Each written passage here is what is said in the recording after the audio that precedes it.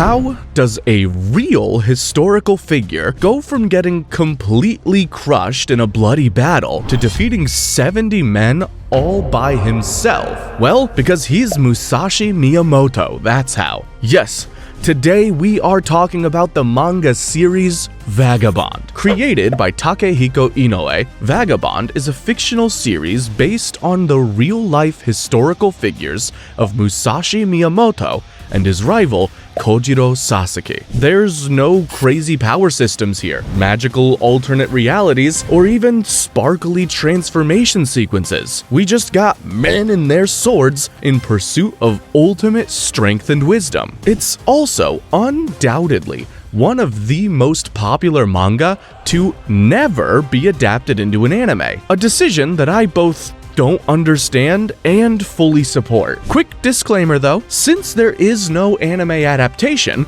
I will be doing my best to pronounce all the names correctly. But if anything sounds off, then please accept my sincerest apologies. Now, without any further ado, let's get into it. A young man named Matahachi wakes up on a battlefield. The Battle of Sekigahara has just ended, and his side lost badly. It looks like he could be the only survivor around. The man, really more a boy at only 17 years old, drags himself on the ground and begs for forgiveness from his family. He left his home to make a name for himself as a warrior, but it doesn't look like that's going all too well. Suddenly, a spear is stabbed into the ground next to his head. Matahachi believes that it's a refugee hunter, a scavenger that has come to plunder the battlefield and finish off any survivors. When he looks up, he sees it's just his friend, Shinmen Takezo, trying to give him a scare. Matahachi is relieved to see that his friend survived as well, and the two leave the battlefield together to try and find a village where they can get medicine. The friends are injured, starving, and feel like complete frauds. They weren't even given the chance to be brave warriors. Takeza and Matahachi were just given machetes and told to clear grass when the enemy slaughtered them. At one point,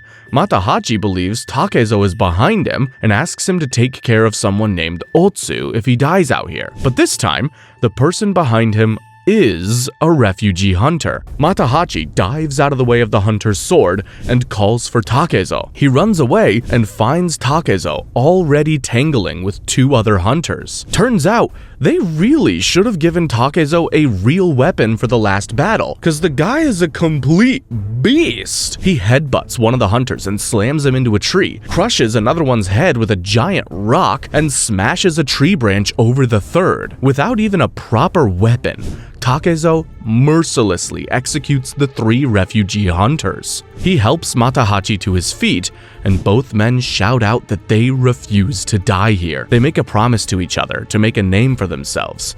But immediately afterwards, Matahachi collapses to the ground. Takezo runs ahead to try and find medicine, but stumbles upon the bloody aftermath of another battle. Just then, his exhaustion finally catches up to him. He falls to his knees and vomits. As Takezo loses consciousness, he sees a woman in a bloody kimono standing over him. Sometime later, Takezo and Matahachi wake up together in a house, relieved to still be alive. A woman named Oko lives here, and she offers the men a drink. Matahachi eagerly accepts, but Takezo says they should leave now that their wounds have healed. Matahachi tells his friend not to be rude. And besides, they're technically refugees now, because their side lost the last battle. Oko says that they can stay as long as they would like, and even suggests that one of them could marry her daughter Akemi and stay there forever. Akemi, by the way, was the one who found them in the forest. Passing out in that forest was the best thing that could have happened to them. They decide to stay for now, and later, Takezo is gathering mushrooms in the forest with Akemi. Akemi asks Takezo how come he hasn't asked her anything about herself. It's pretty rude, man. They start to grow closer, learning from each other that Akemi is 15 and Takezo is 17, though he looks much older. Takezo asks Akemi what she was doing in the forest the night she found them, and she answers truthfully that they are thieves who scavenge weapons and armor from battlefields.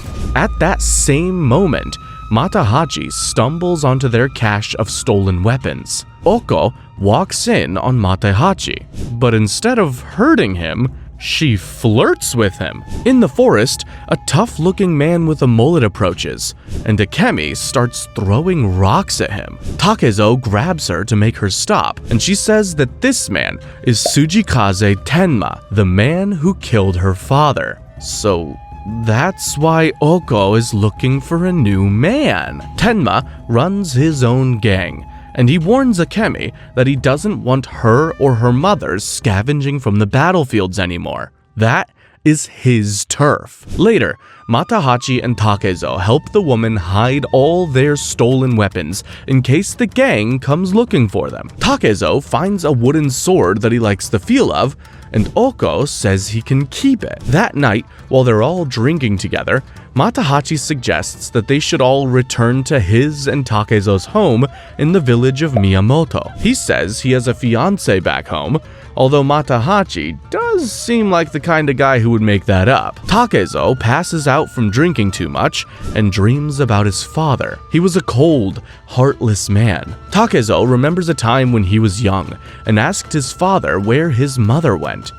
His father told him to not even think of her as his mother anymore. Even at this young age, his father almost seemed frightened of Takezo, telling him he had the eyes of a beast. Takezo wakes up to find himself alone with Oko, and she tries to seduce him. Jesus, control yourself, ma'am. She basically throws herself at him, but Takezo pushes her away. Just then, there's a knock at the door, and the Tsujikaze gang is here. Oko tells Takezo that he has utterly embarrassed her and then goes to answer the door.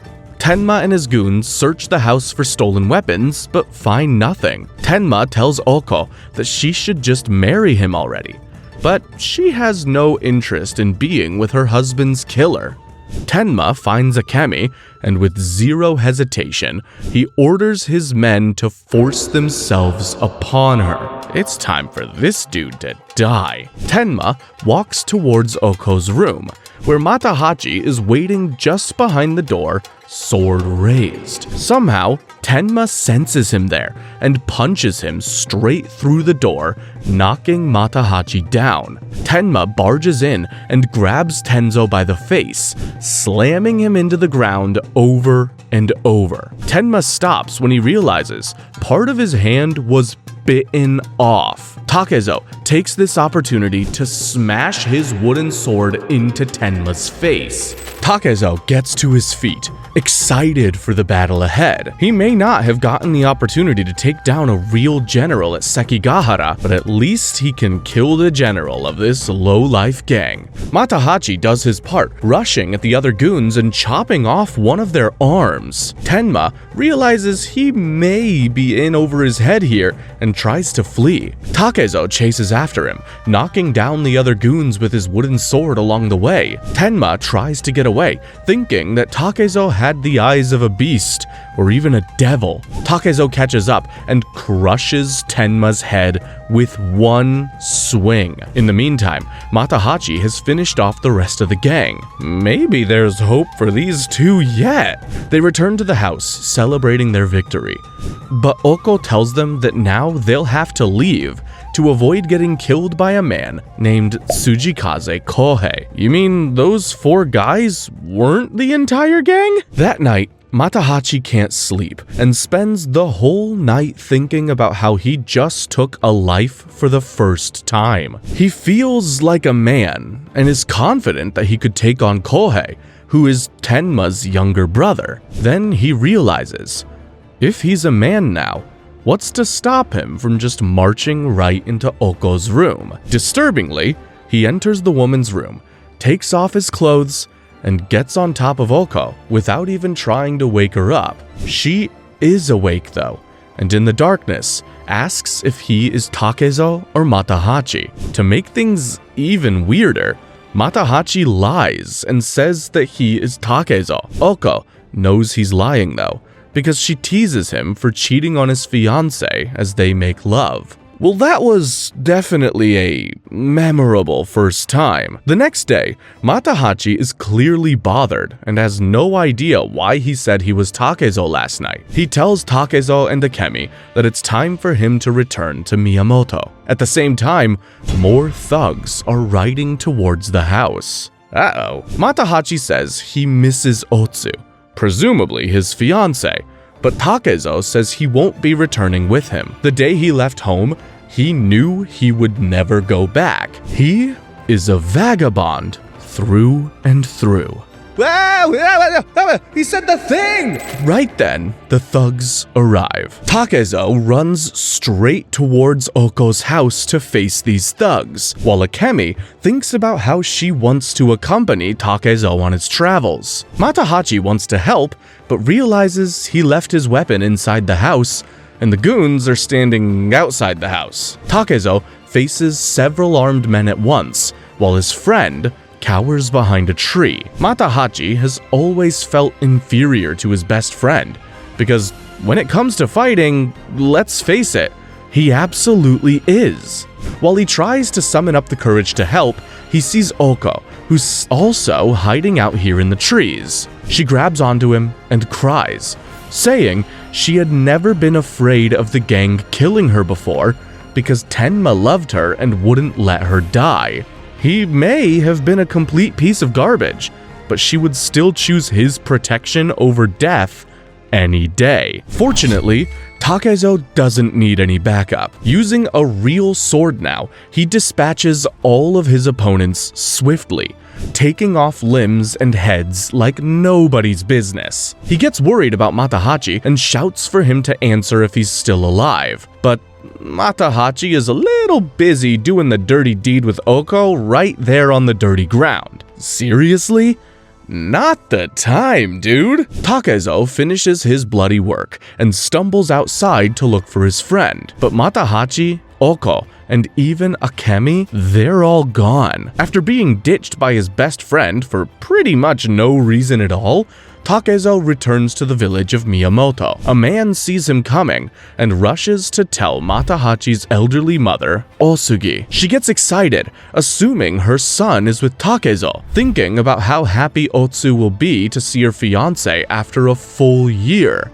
Osugi goes to meet Takezo, but bumps into a group of samurai who are looking for him as well. He's wanted for killing 2 men when he snuck back into the province. When Osugi learns that he was last seen alone, without her precious Matahachi, she falls to the ground. She swears revenge on Takezo for dragging her son off to war, and offers to help the samurai find him. She warns that they won't have an easy time taking him down.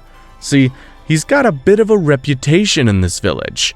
He killed his first man when he was just 13. He beat an experienced martial artist to death when he was barely a teenager. The samurai find one of their comrades dead and know that Takezo must be close by.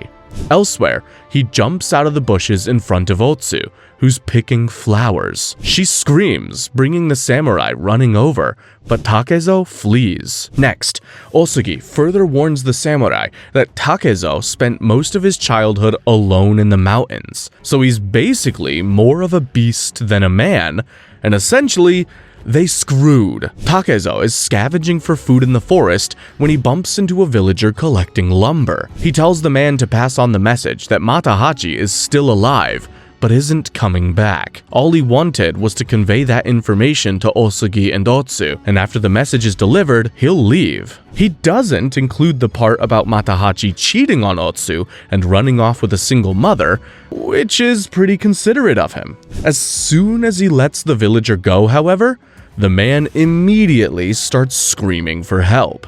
So, I don't think he can be counted on to deliver the message. That night, Takezo appears in front of Osugi to deliver the news in person. At the same time, Otsu is having a drink with the leader of the samurai, Captain Aoki.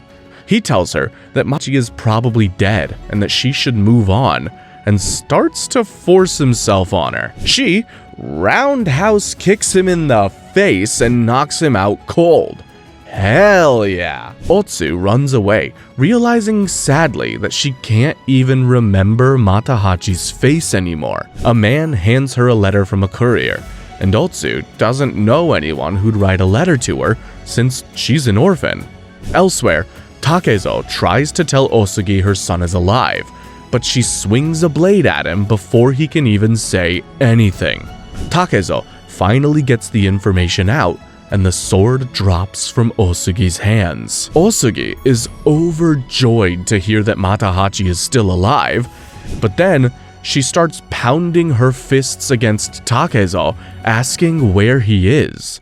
Eventually, he gives up and tells her the truth. At the same time, Otsu is reading the letter, which is from Oko. It says Matahachi is tormented with guilt over his betrayal and asks Otsu kindly to forget about her fiancé. There's a note from Matahachi too that just says, "I'm sorry, forget about me, have a nice life."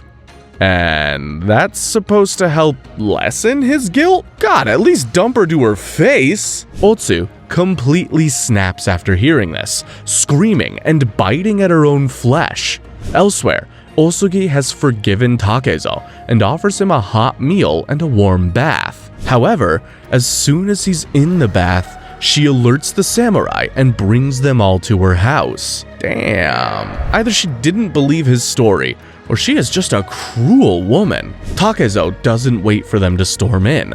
He kicks out the door and stomps outside, still naked and covered in water. He tells them that if they've come to kill him, they better be prepared to get killed. Elsewhere, Otsu is still completely losing it. She's tearing through paper doors, ringing the big village bell for everyone to hear. Damn.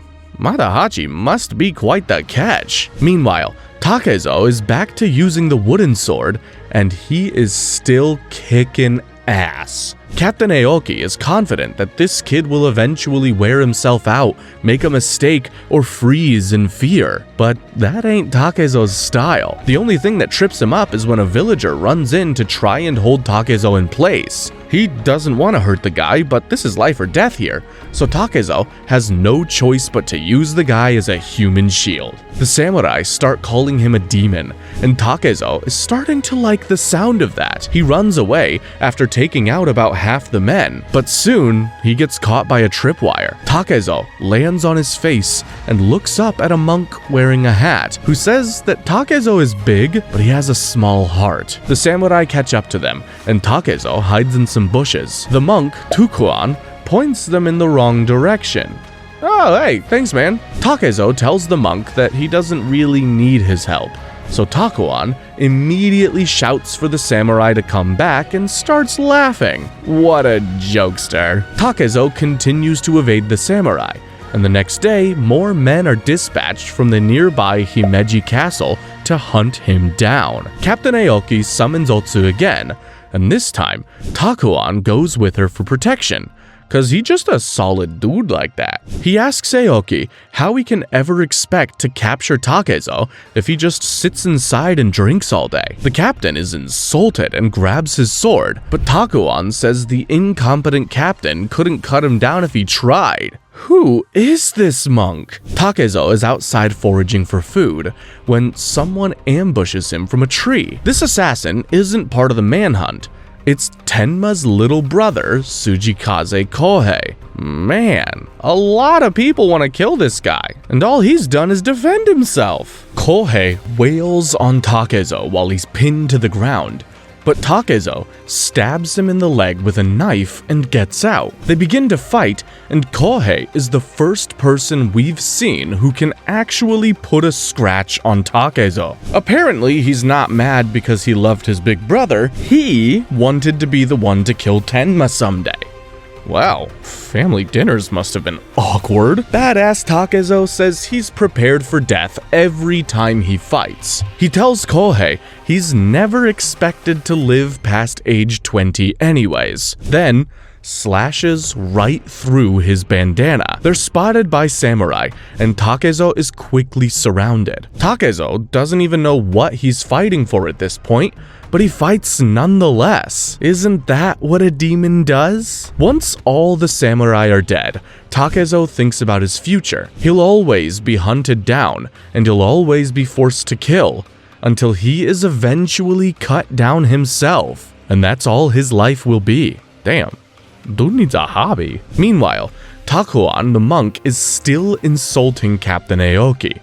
He calls him incompetent over and over right to his face, and then says that even Otsu would do a much better job of capturing Takezo. It'd be better than keeping her here, since she clearly finds the captain so revolting. Aoki finally snaps and swings his sword, but Takuan just calmly sidesteps and laughs. This is when Aoki hears the monk's name for the first time, and realizes he's messing with the wrong guy. Takuan is a close friend of this province's lord. Takuan tells Aoki that he's completely failed as a servant to the lord, and has no choice but to commit seppuku. His only hope at staying alive is if Otsu can capture Takezo and salvage this whole operation. So, now I'm extra rooting for Takezo to get away. Takuan also adds that if he and Otsu can't capture Takezo within 3 days, he'll hang himself publicly. So, everyone's life is on the line here. Otsu and Takuan search through the forest for Takezo, but they only find the corpses he's left behind. At night, they make camp, and Takezo is drawn in by the alluring smell of their soup. Otsu tells Takuan that when they were all kids, everyone was terrified of Takezo. He killed a fighter when he was only 13 just to prove that he could. Matahachi was the only one who wasn't afraid, who actually tried to be friends with Takezo. That was why she admired Matahachi so much. Takuan reveals that he knows Takezo is lurking in the trees and invites him to join them. Takuan makes it clear that they are here to capture him. Takezo is exhausted after days of fighting and scavenging, but he still can't help drawing his weapon. He thinks about all the people he's killed, all the hatred he's faced, and how everyone sees him as a beast. Otsu walks up to him and tearfully asks who Oko is and what she's like. Otsu runs into Takezo's arms and tells him how hurt she was by Matahachi's letter. Finally, Takezo drops his sword. Takuan was considering beating Takezo into submission, but he doesn't need to. The exhaustion finally catches up, and Takezo passes out right there in Otsu's arms. When Takezo wakes up, he's been strung up in a tree by Takuan. He tells Takuan to just get it over with and kill him. Swaying in the breeze is not an honorable fate for a warrior. Takuan refuses to let Otsu see Takezo because he's worried she might free him, and every day, Osugi comes to relish in Takezo's suffering. What is this old lady's problem? Jeez. Takezo thinks about his own mother and how he's always secretly dreamed of finding her and showing her how much he's grown. He wants to become so strong that he never needs to rely on anyone else. He wants to be invincible. Otsu tries to bring Takezo food at night so he doesn't starve while hanging there, but he refuses to eat. Later, Osugi demands that Otsu come and live with her as her daughter-in-law, which is kinda crazy considering her fiancé's nowhere to be seen, but it sounds like the old bag just wants a free housemaid. Otsu refuses and says she could never join Osugi's family because she hates Matahachi for betraying her. The next time Takuan goes outside, Takezo thrashes and screams for the monk to kill him, but still, he leaves him hanging there. Otsu brings him food again, and this time, he opens his mouth, but she accidentally smushes it into his eyes. Should have brought a backup rice ball. Next, Takuan explains to Takezo why they won't grant him a warrior's death. Takezo killed so many people and cut all their ambitions short, so why should Takezo get to choose the way he dies? Takezo feels surrounded, suffocated by the ghosts of everyone he has killed. Days go by. Takezo keeps swinging, thinking about his dreams of being invincible. He remembers a time when he was just a boy and his father challenged him to a fight. His dad said there could only be one man who was invincible under the sun. His father, Shinmen Munisai, said Takezo would one day be a threat to him, and he might as well kill him now. He swung his sword and sliced Takezo's hair, but the boy didn't even flinch. In the present, Takezo gets a visitor in his tree. Kohei is back, and his target is completely helpless. Kohei says that they're not so different. They're both murderers destined for hell, so the least he can do is give Takezo a warrior's death to send him on his way. He cuts Takezo down and is about to skewer him on the ground when Takuan steps outside. Kohei flees immediately. He had a vision of Takuan cutting him down just like that. Basically, Takuan is so powerful that Kohei was able to see just how quickly Takuan could kill him if he wanted to. When Osugi comes to laugh at Takezo, she's furious to find he isn't hanging from the tree anymore. Takuan's friend tells her that Takezo has finally died, and Takuan took his body up to Himeji Castle. Osugi doesn't buy that story for a second. She won't believe Takezo is dead until she sees the body herself. Meanwhile, Takuan is carrying Takezo on his back in the forest and tells him he can choose where he would like to die. Takezo chooses a beautiful spot up on a mountain with a view of the entire village. Takezo keeps asking Takuan to kill him, but Takuan just smacks him around instead. He says that if Takezo is so proud of his strength, proud of the way he killed everyone in his path, he should announce it proudly to the world. But Takuan can tell that's not who Takezo really is. That's just who the world forced him to be.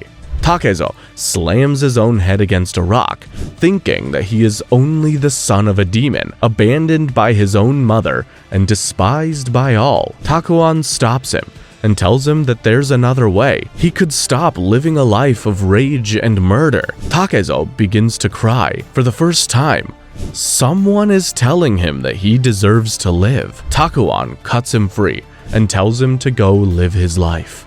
If he's brave enough to face the shadows, brightness will come his way.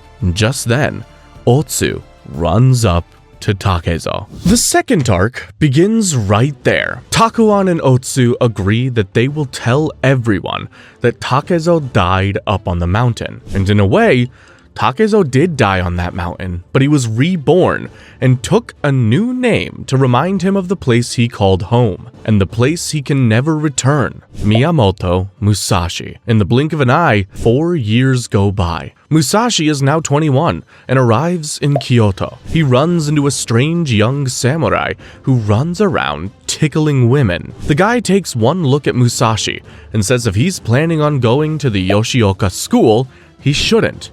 They would kill him. Musashi says he's prepared to die, but that doesn't mean he'll throw his life away. In the blink of an eye, the young samurai has a blade pointed at Musashi's throat. Later, we see that this samurai has a crush on a local girl, and her name just happens to be Akemi. I'm sure it's just a coincidence. Despite everyone warning him how brutal they are, Musashi heads to the Yoshioka school and challenges the master, Yoshioka Seijuro, to a fight with just his iconic wooden sword. The master isn't there right now, so the other students will test Musashi to see if he's even worth the master's time. They warn him, lots of people die trying to enter this school. Musashi confidently just says that if he dies, they can toss his body in a river. Meanwhile, the young samurai from earlier is spending time with Akemi at the pleasure house. And yeah, it's definitely Oko's daughter Akemi. The samurai turns out to be Seijuro, the master of the Yoshioka school. But he's so young. Oko is working at the pleasure house as well when Matahachi storms in. He hasn't exactly blossomed into a great man. He grabs Oko's arm and tells her she's humiliating him by working here. So she pushes back and tells him he's just a drunk bum who's been mooching off of her ever since they found him 4 years ago. Damn! Matahachi is miserable and can only think about what his life would have been if he'd gone back to Otsu. Yeah, you done effed up big time there. The guy Oko was with at the pleasure house was from the Yoshioka school too. So, Matahachi marches over there to burn the place down. When he gets close, he hears the sound of intense fighting inside. Musashi has already taken down about half the students in there. Musashi is genuinely surprised at how weak some of these guys are. One guy swaggers up to him, boasting and swinging loudly, but with a single blow to the head, Musashi kills him. Everyone knows death is a risk in this business, and now they're getting serious. Another student steps up next, and everyone whispers about how he's using that technique. But whatever it was, it doesn't stop Musashi from taking him down in about 2 seconds. Outside, Matahachi is frozen in fear when he's approached by Yoshioka Denshichiro, the younger brother of Seijiro, who strangely looks about 20 years older than him. Matahachi says he just happened to be walking by, but when he mentions that Seijiro is at the pleasure house, little bro smacks Matahachi into the dirt. Denshichiro does not approve of how laid back and depraved his older brother can be. Inside, Musashi is ready to move up a level to fight a confident man named Ryohei Ueda. Ueda is one of the school's leaders, and he asks Musashi who he trained under. He says he doesn't have any formal training, but technically his father, Shinmen Munisai, is responsible for whipping him into shape. Ueda hesitates for a second when he hears that name. Also, Musashi, didn't you fake your death, man? Should you really be telling people who your actual dad is? Ueda steps forward to fight, while the students around whisper that he's allegedly just as good as the Yoshioka brothers. Ueda is impressed with Musashi's strength and speed after just one swing, and Musashi asks Ueda how many people are stronger than him in this town. He wants to know how many people he needs to beat after this to become invincible under the sun. Suddenly, Denshichiro stops in and interrupts the fight. He doesn't care for this random hick's arrogance and announces he will take Musashi down himself. Denshichiro says that he is the master of the school, but a cool guy with a scar named Gion Toji exposes the lie. Just then, the real master, Seijiro, returns. Musashi's heart starts racing, realizing that the master is the same guy who actually managed to take him by surprise on the street earlier. Inside, Seijiro offers Musashi a bottle of fancy sake, telling him to just take it and leave. Musashi smashes the bottle with his wooden sword, saying he's just a hick who can't appreciate good sake. Even though he's shaking with fear, Musashi will never back down. Matahachi hears all this from outside, and he's so inspired by the man's bravery that he resolves to become a strong man. He thinks about how he ditched his best friend Takezo, and knows he needs to make up for that cowardly act. Seijiro actually starts drinking the sake that's spilled on the ground, which pisses off Denshichiro even more. He reaches for his sword to cut down Musashi himself, but before he can even draw, Seijiro has sliced Musashi's wooden sword in half and cut his forehead. That's why he's the master. Musashi can instantly understand the massive skill gap between them. He humbly thanks Sojiro for showing him his moves and bows down, but he still wants to challenge the guy to a duel. Seijiro just says that he doesn't wanna. He'd rather go back to the pleasure district, and he always follows his gut, so bye! The badass scar guy, Toji, says that Seijiro was the only one here stronger than him, so he's leaving too. But if Musashi manages to leave this school alive, Toji will gladly take him on. Matahachi thinks this guy is screwed if he's facing Denshichiro and Ueda together, and thinks about barging in to help. Musashi keeps saying he's only interested in fighting the strongest around, but one of the students arrives with the official death count. Musashi has killed 5 other students already. They ain't letting him leave. Denshichiro steps forward and he's crying. The guy genuinely loves his students. You know what? I like this guy, so I'm gonna give him a nickname. He's Denny now. And no, it's not just because I don't want to keep saying Denshichiro. Denny tells his students to give Musashi a real sword, but they don't even want to give the guy a fighting chance. Musashi just wraps a bandana around his bloody forehead and says, fine, he can win with 2 broken chunks of wood. Matahachi is psyching himself up to run inside and help, but he freezes when he actually sees the fighting. He doesn't recognize his old friend yet, but he can tell that this guy doesn't need saving. Musashi throws one of the sword pieces at Denny and smacks him on the shoulder, then picks up an unbroken wood sword. Musashi feels like he's found his true path, not killing for killing's sake, but becoming the strongest there is. He matches Denny blow for blow. Denny says Musashi's only confident because he's never faced true strength, but Musashi just wants to let their weapons do the talking. In all the fighting, Musashi knocks a dude aside where he almost lands on top of Matahachi. Matahachi scrambles under the building to hide, upset that he's still just as cowardly as ever. But then, he finds a stash of fancy sake and decides to just drink a bunch of that instead of feeling sorry for himself. Matahachi, you weak man. Musashi is surprised that such a large opponent is able to swiftly dodge his blows. Kenny says he's dedicated his whole life to the blade, and he's able to see right through Musashi's sword. He steps forward and slashes Musashi across the chest. Matahachi is getting completely wasted in the basement, telling himself that it's his way of sticking to the Yoshioka school. Sure it is. He passes out on the floor, muttering that as long as he stays alive, he still has a chance at a happy future. Upstairs, Musashi is bleeding, but he stepped back just enough to avoid a fatal blow. It shouldn't be too surprising he's doing well, because according to Ueda, Musashi's father was the only man who ever defeated the school's founder, Master Kempo. Both warriors begin to realize they may have underestimated their opponent. Downstairs, Matahachi wakes up to realize that somehow he did the very thing he originally set out to do. He set the whole place on fire. The students start to smell smoke and run out of the building. Matahachi flees, but they see someone jumping over the wall and give chase. Inside, the fight isn't over.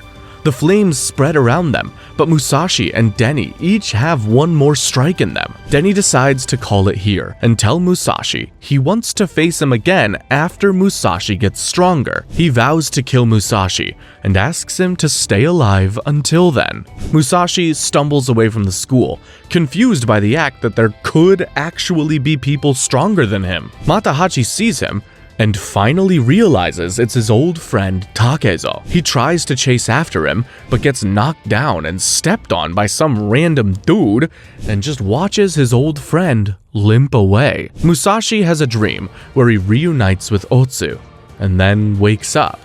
Once again, he's been taken in and treated by kind strangers. Only this is no stranger. It's just Takuan, now with a beard and long hair. Plus, some kid he's hanging out with named Jotaro. Takuan tells Musashi he basically threw his life away by challenging the Yoshioka masters like that. But Jotaro respects it. He says he wants to be just like Musashi when he grows up. Apparently, after Musashi passed out, he was carried here by Matahachi, but he never gave his name.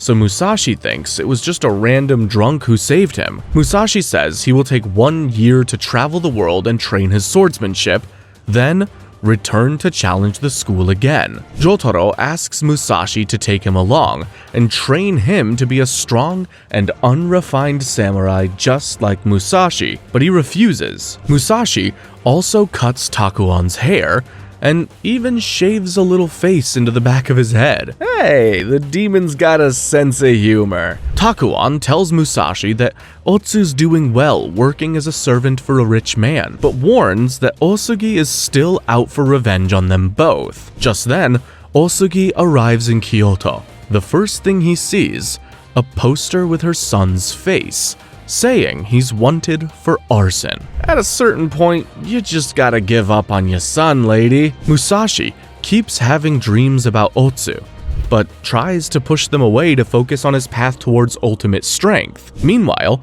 the Yoshioka family is not doing too well. The building that's been in their school's home for generations is now just a pile of ash. Seijiro just acts unbothered, and Denny says he's gonna take the opportunity to go learn from a man named Yagyu Sekishisai. Meanwhile, Toji is going around town asking if anyone knows where Musashi went. He declares that he is now an assassin on behalf of his school, and he won't let Musashi escape. Toji learns that Musashi was headed for Nara, and thinks that if he just checks out every sword school along the way, he'll find Musashi for sure. Takuan walks Musashi out of town, but they have to run the whole way just to stop Jotaro from tagging along. Sorry kid, but it's probably for the best. Takuan reminds him of the day he took on his new identity as Musashi. Otsu asked to come with him, but Musashi just said she would get in the way of his training. He acts tough, but Takuan sees right through it. Musashi refuses to let people travel with them for their own safety. Meanwhile, Matahachi learns that he's wanted for burning down the school and rushes to tell Oko. He also mentions that Takezo is still alive, which brings Akemi out of her room, crying with relief. She's always had a thing for that bad boy Takezo. In the forest, Musashi asks Takuan how he can stop thinking about Otsu and focus on getting stronger. Takuan tosses him a branch and proposes a friendly duel. Musashi feels confident that he could kill Takuan now in a real fight, but before he can even move, Takuan smashes a branch over his head. Musashi is about to say it's unfair, but he realizes everything is fair in a true fight to the death. He stomps off, furious at this losing streak he's on, and jumps into a freezing river, because he feels that's what a spineless loser like him deserves. Back in town, Oko throws Matahachi out on his face and tells him never to come back. She's not letting him drag her down just because his dumbass accidentally pissed off the strongest dudes in town. Matahachi wanders through town crying, wondering where he'll go next and thinking about his mother. At that moment, his mother is about to commit seppuku after seeing her son is a criminal. Her brother, Matahachi's uncle Gon, stops her and says it must be a mistake. A coward like Matahachi would never burn down the school of famous martial artists. It was probably this Musashi guy that they've been hearing about. Come to think of it, he has the same name as their village. Osugi and Gon realize at that same moment that Musashi must be Takezo, and once again, he is blamed for Matahachi's stupidity. Meanwhile, Takuan tells Musashi that in order to be truly strong, he needs to stop running from his feelings. He must find Otsu and unburden himself, and only then can he become the strongest. Takuan tells Musashi that Otsu is working for the Yagyu clan, the same guys that Denny is going to train with. I like where this is going. As the next arc starts, Takuan says he happens to be going to visit the Yagyu clan next, and asks if Musashi will come with him or find a different path.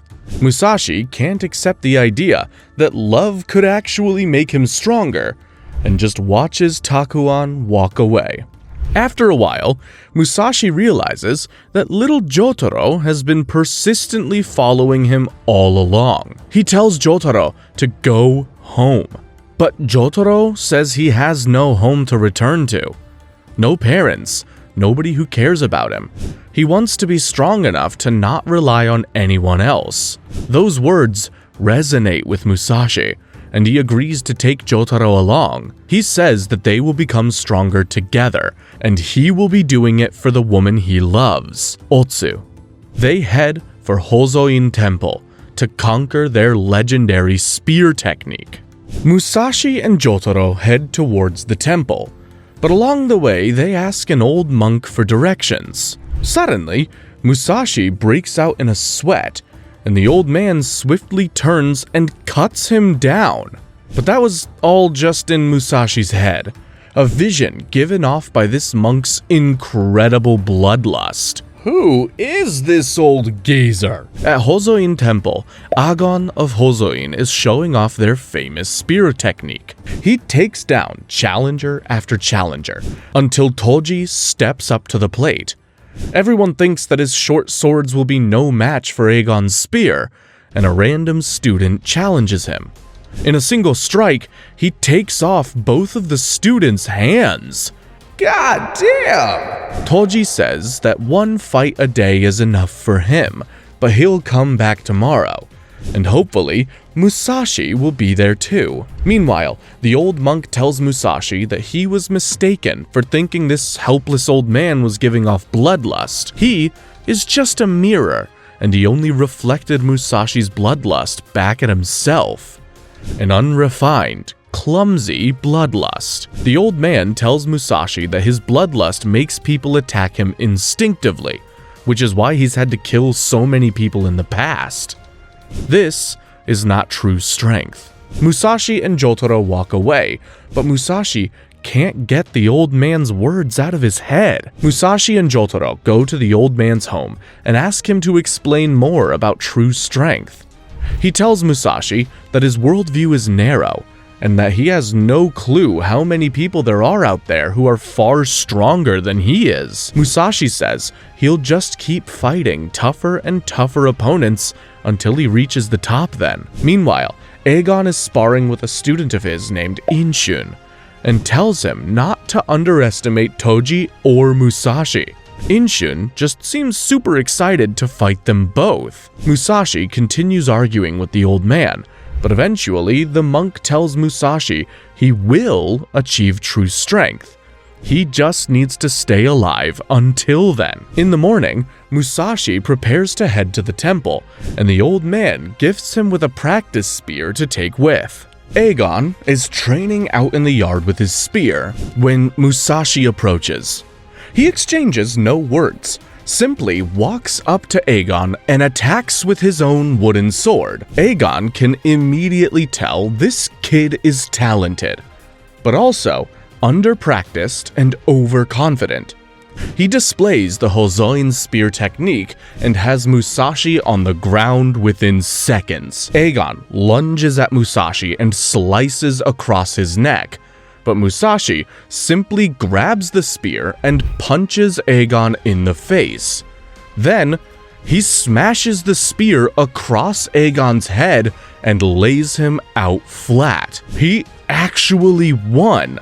Just like that. Right then, who comes out from the mist, sarcastically clapping, but Toji. Musashi says he doesn't know why an assassin from the Yoshioka school would be after him, since all he did was challenge them fair and square, but he'll gladly take on any challenge. Toji says he's not really doing this for his school's honor or anything like that. He just thought a fight with Musashi would be interesting. He's 100% sure that he'll win, but at least it'll be fun. Musashi swings first, but leaves himself open for Toji's faster draw. Musashi barely steps back in time to avoid a slash. They cross weapons when Inshun runs outside and smacks them both with a spear. He makes sure that Aegon is still alive and introduces himself as the second-generation Hozoin master. Turns out, Aegon was his student, not his master. First, Inshun must challenge the man who defeated Aegon. Musashi and Inshun prepare to duel, while all the other Hozoin students gather around. Inshun says he's probably stronger than Aegon, but to be fair, that dude's 80 years old. The only person Inshun considers his equal is Seijuro, which makes Toji laugh out loud. Musashi draws his blade, but Inshun is casually laying on the ground before the sword can sweep over him. Just looking at Inshun, Musashi can tell he's in for a major beatdown. But he lets out a primal scream as if to reject his own fate. This is the strongest opponent Musashi has ever faced. The Hozoin students cheer, while Inshun batters Musashi around with his spear. Toji is disappointed. Musashi's greatest strength was fighting without fear, but in the face of an overwhelming opponent, he's suddenly freezing up. Then, out of nowhere, Musashi smacks himself in the head with his sword. He just needed to loosen up a little by literally knocking the nerves right out of his skull. He grabs some sand to improve his grip and attacks Inshun again. This time, he's actually putting some pressure on the guy. Musashi asks if he beats Inshun, would he be considered strong? Inshun says if that happens, he can consider himself the strongest there is. And that is all Musashi needed to hear. Elsewhere, Jotaro wakes up. He completely overslept at the old man's house and is missing all the action. The old man tells him there's no rush. Musashi's probably already dead if he's fighting Inshun. They originally came to fight the great Ine, but the old man says that man's retired, and he is in a whole league of his own anyways. But Inshun is no slouch either. Jotaro says it's impossible for Musashi to lose, and the old man acknowledges Musashi's strong. I feel like there's a but coming though. Jotaro books it to the temple and sees the fight is still going on. Musashi forces Inshun to a ledge and knocks him off. He's bringing it to Inshun, and Inshun can sense Musashi is putting his entire soul behind every attack. His power is unmatched, but the old man knows Inshun is skilled enough to cut that power down. Jotaro believes his master is truly invincible, but then Musashi takes a hit. In Musashi's mind, the fight's going very differently from how it looks. Despite how much he's been on the offensive, he hasn't landed a single clean hit, and Inshun has hit him 4 times. Inshun is done playing around now. He begins attacking so fast that Musashi can't even see it coming. Inshun knocks him down and offers to let him surrender, but he just gets back up, becoming enraged. Toji warns him that he's wide open, and Inshun jabs the practice spear into Musashi's chest. Musashi falls to his knees, and everyone believes the fight is over. But it's not over. He's still alive, ain't he? Musashi feels a demon inside himself and gets back to his feet. Even when he's already lost, he refuses to let himself feel fear. He launches at Inshun again, redoubles his efforts, but Inshun fends him off again. Inshun says he can tell Musashi will never back down, so he has no choice but to kill him now. He thanks Musashi for giving him the opportunity to grow stronger, and walks towards him. Inshun knows that if he could learn the fearlessness and power that Musashi has and combine it with his incredible skill, he would be literally unstoppable. He toys with Musashi, striking him with blows that he can just barely dodge to stay alive. Jotaro begins to cry, knowing his master will die here, but also notices that Toji got bored and left at some point. Musashi knows that he can't beat Inshun's superior range and speed and begins to black out. Inshun jabs Musashi again, but just like against Dagon, he grabs the spear and then he headbutts Inshun and takes control of the weapon. He swings at Inshun, but the guy nimbly leaps over and kicks Musashi away.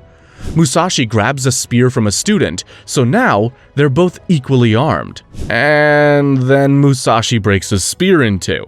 Guess he really prefers shorter weapons. Musashi charges at Inshun again, refusing to back down even the slightest bit. Inshun understands the stakes are deadly serious now. If he doesn't kill Musashi, he will die. Musashi does his classic trick, throwing one of his sticks as a distraction and charging in with a final strike. Inshun stays calm, deflects the attack, and knocks Musashi to the ground again. He thanks Musashi for teaching him an important lesson about life. Now for a little detour. Denny arrives at the Yagyu family estate and is greeted by their servant Otsu. Yagyu Sekishusai is an elderly man who seems like a nice fella that genuinely enjoys Otsu's company, although he always flips the board over when he beats him at Go. Next, Musashi wakes up in the old monk's house, completely covered in bandages. He can barely remember the fight, and every movement is complete agony. Jotaro enters the room and announces that he will no longer be Musashi's apprentice. He doesn't need to learn how to run from a fight. With complete horror, Musashi remembers how the fight ended. In the face of certain death, he didn't accept it as a warrior. He desperately slapped away Inshun's spear and ran away, screaming. Massive aura loss. The old monk finally introduces himself. He is the great Inei, founder of the Hozoin spear technique. Musashi thinks back on all the boasts he made and feels incredibly small. This isn't even Musashi's lowest point yet. He feels like a total fraud. No better than that scumbag Tenma who ran away from a fight he couldn't win. He asks why Inei is treating his wounds when he's Inshun's master, but Inei says Musashi isn't Inshun's enemy. He was an opportunity for Inshun to reach even greater strength. Musashi's wounds heal over time, but his depression and anger towards Inshun only grow stronger. Meanwhile, Otsu is writing a letter to Musashi, telling him how funny it is that the legendary Master Yagyu is such a sore loser.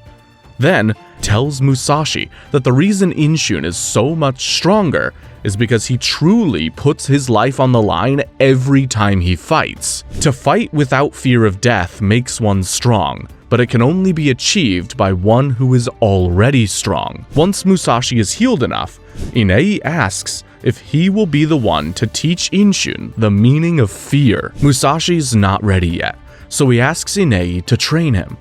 And they start with some classic Yoda-style piggyback riding. Inei tells Musashi that he can't win until he understands why he lost, and takes the same stance that Inshun had. The Hozoin spear technique. Musashi feels exactly like he's fighting Inshun again, and is quickly knocked into a river over a waterfall. Inei tells him to try meditating under the freezing waterfall if he wants to become truly aware that standing under a waterfall can't magically make him stronger. Nice one, old man. Inei turns to go back home, but tells Musashi he is staying here. The mountains are the only teacher he's ever had. This is where he will find the secret to overcoming fear. Musashi grabs some eggs from a nest full of baby birds for a snack, or he grabs the baby birds themselves to chow down on? Maybe. It's not exactly clear. He thinks more about his father. Munisai literally slept with his spear, prepared to be ambushed even in the dead of night. His whole life was a battle. But other than how harsh and cruel he was, Musashi barely knows a thing about the man. Out here in the woods, Musashi finally begins to accept his own immaturity and overconfidence. When Inei returns the next morning, he finds Musashi meditating under the waterfall, even though he was told it wouldn't do any good. He spends the whole day getting beaten by Inei, knowing he can't move forward until he beats Inshun. He thinks of Otsu, and wishes she was here to tell him everything will be alright. Musashi spends days living in the mountains and sparring with the old master. No matter what he tries, he can't get past the Hozoin technique. He begins to realize why he lost. He was so focused on his own strength, comparing it against that of his opponent, that he couldn't truly see Inshun at all. Then, one day, Musashi is looking for more tasty birds up in a tree when he spots Inshun down below. He is paralyzed by fear, worried that Inshun has come to finish him off. Apparently, Inshun just came to stab this tree a couple of times, but Musashi watches him, and this time, he truly sees him. We then jump over to the construction of the enormous Fushimi Castle. Matahachi is working as a builder now, attempting to start over as an honest man. It's tough work, and he still curses the day he met Oko and messed up his life. But he's only 22, plenty of time for a fresh start. He hears men sharing stories about Miyamoto Musashi and swears that in 5 years he'll be strong enough to beat his old friend. Maybe start with a more attainable goal, man. A samurai with a scarred face offers Matahachi some medicine to help with his heat exhaustion. Another samurai comes up behind that one and accuses him of being a spy from Osaka. The accused samurai is killed, and Matahachi just cowers in fear the whole time. He was pretty tough though, and managed to take 5 samurai with him. After the man is dead, Matahachi searches his body and finds a scroll. He opens it up and he learns Shadow Clone Jutsu. Nah, just kidding. It contains the secret techniques of the Chujo swordsmanship styles. And if there's anyone who can put secret sword moves to good use, it's definitely not Matahachi. The scroll also has the name of the murdered samurai, Sasaki Kojiro. Matahachi sees this scroll as a certificate of Kojiro's achievement and vows to track down his parents to deliver it. What do you want to bet Matahachi gives up on this mission halfway through? I got $5 on it. He also found a bag of gold on Kojiro's body, and he'll deliver that to the parents too. We all believe you. 2 seconds later, Matahachi is spending the dead man's gold on food. Someone overhears that Matahachi is looking for the master of the Chujo sword style and tells him to go find a man named Toda Mondonosho in Osaka Castle. Matahachi makes a long journey there and learns the guy he's looking for retired to a faraway village. His search continues, bringing him all over Japan. But as always, he eventually just moves on, goes back to drinking, and decides that this is where he'll start being a real man. At a tavern, he meets a ronin named Akakabe Yasoma. Wanting to look cool in front of his new drinking buddy, he pretends that he is Kojiro, student of the Chujo style. Surprisingly, Yasoma immediately bows before him. Apparently, Kojiro was a legend among swordsmen, and Yasoma says he can help such an accomplished warrior find a job here in Osaka easily. He brings Matahachi to the estate of a lord named Susukira Kanesuke, and Yasoma asks for all the rest of Matahachi's gold as a finder's fee. Of course, as soon as he's hired, Matahachi will be making many times that amount. Yasome tells Matahachi he'll meet him at the tavern tomorrow, and Matahachi justifies stealing a dead man's identity to himself. After 3 days, Yasoma hasn't shown back up to the tavern. The owner has to slowly explain to the oblivious Matahachi he's been scammed. He goes out to look for Yasoma, but gets in trouble with some local tough guys. He tells them he's Kojiro, but they don't seem that impressed. Matahachi wildly draws his sword and cuts one of their legs, then sees Yasoma and begins chasing after him. Yasoma turns and stands his ground. He says he might just kill the mighty Sasaki Kojiro and then steal his identity for himself. You monster! Who would do that? They draw their weapons and Yasoma sees Matahachi trembling. So he asks if this is really Kojiro he's facing. Yasoma figures out what's happening and laughs at the irony of the situation. But his plan hasn't changed. Yasoma charges and breaks Matahachi's sword with one swing. Shaking, Matahachi draws his short sword, hoping today is the day he stops being a complete failure. He thinks back on his childhood, sparring with Takezo. He never beat him a single time, but he was the only one with the guts to actually take him on. He used to be brave.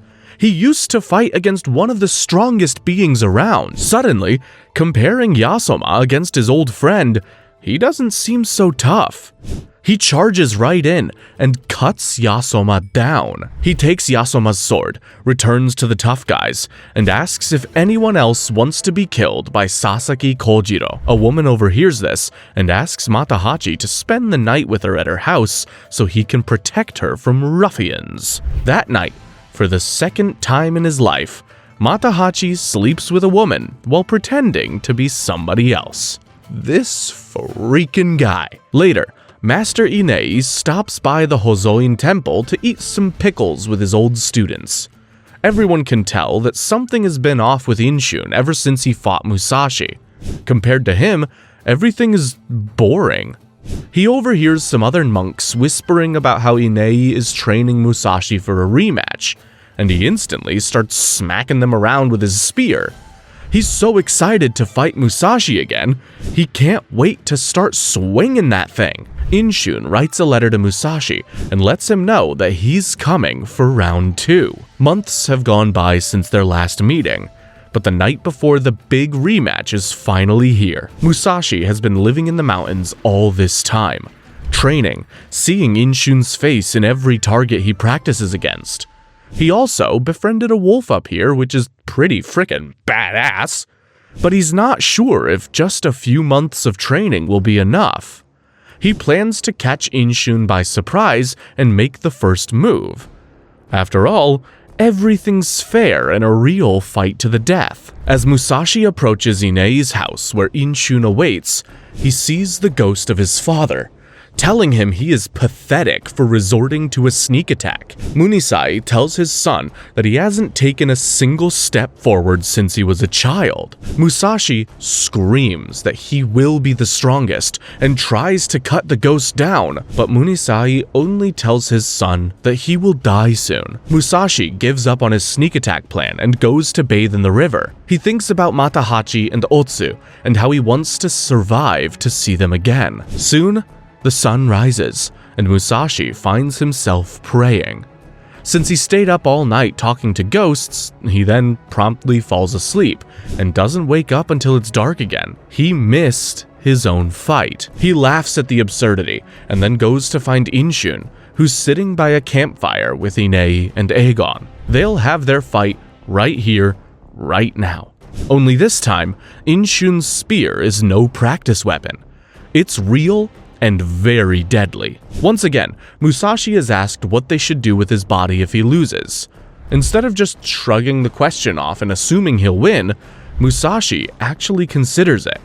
He tells them to bury him in this exact spot if he dies. The fight begins, and Master Inei is impressed to notice that Musashi's clumsy, uncontainable bloodlust is gone. From Inshun's perspective, Musashi looks different, larger and more imposing than he was before. Inei tells Aegon not to blink.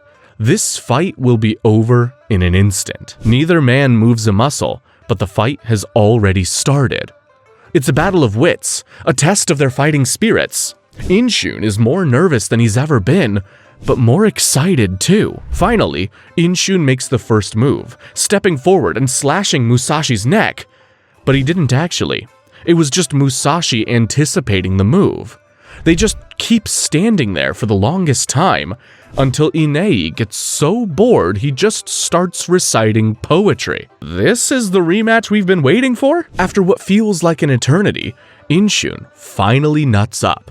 This is exactly what he wanted, an opponent who can truly challenge him, who can actually put him at risk of death. This is the last obstacle in his path towards ultimate strength. He steps forward and freezes again. Come on. There's something about Musashi that just isn't right. He's too calm. He's leaving himself completely vulnerable. Yet Inshun can tell there isn't a single opening he could take advantage of. Aegon asks Inei why he took Musashi on as a student, and Inei basically says it was to help Inshun grow stronger. He's taught Inshun the Hozoin spear technique, but he hasn't passed down the most important thing a warrior needs. While Musashi and Inshun just keep staring at each other, we jump over to the Yagyu estate, where Otsu is hanging with her master. Suddenly, Toji appears in the darkness. He says that when he saw Inshun and Musashi fight, he instinctively knew that Inshun completely outclassed him, and his confidence as a swordsman was shattered. Now, he pretty much just wants to be killed fighting Master Yagyu, one of the most legendary fighters in the world. Toji charges forward, but somehow, in the blink of a falcon's eye, Toji is on his knees, seemingly uncut. Yagyu tells Toji that if he lost, he should return to his own master, and Yagyu's guards toss Toji out. Next, Otsu tells Yagyu that all the fighting she's seen was full of anger and violence. Seeing Master Yagyu's style, where he remained completely at peace while instantly taking down a skilled opponent, it makes her want to cry and hug the old man. After a quick check-in on Musashi and Inshun's staring contest, Yagyu asks Otsu to tell him about this warrior named Musashi that he's been hearing about. Apparently, Yagyu used to be a lot like Musashi until he met his master Kamiizumi Ise no Kami Hidetsuna. Let's just call him Kami. When Yagyu met Kami, the master was already 50 years old, so young Yagyu thought he could take him down easily. The fight went pretty much the same way it did when Toji attacked Yagyu just now. Kami was completely calm and disarmed Yagyu before he could even realize what was happening. As soon as Yagyu was defeated, a young Inei arrived to challenge Kami next. The same thing. Kami just calmly took Inei's spear and forced him to concede. For days and days, Yagyu continued to challenge the old master, but it always went the same way. He focused too much on himself and couldn't even see his opponent. This was the lesson that Kami passed down to both Yagyu and Inei. The story continues, being told by both old Inei and old Yagyu at the same time. Master Kami taught them that they were only fighting for themselves, but the way of the sword is not so arrogant. Kami's sword was one with heaven and earth. He could fight with or without his sword. It made literally no difference. Damn, that is exactly what a guy like him would say. In the present, Musashi starts to win the battle of wills. Inshun slowly steps backwards and makes one clumsy swing before returning to his defensive position.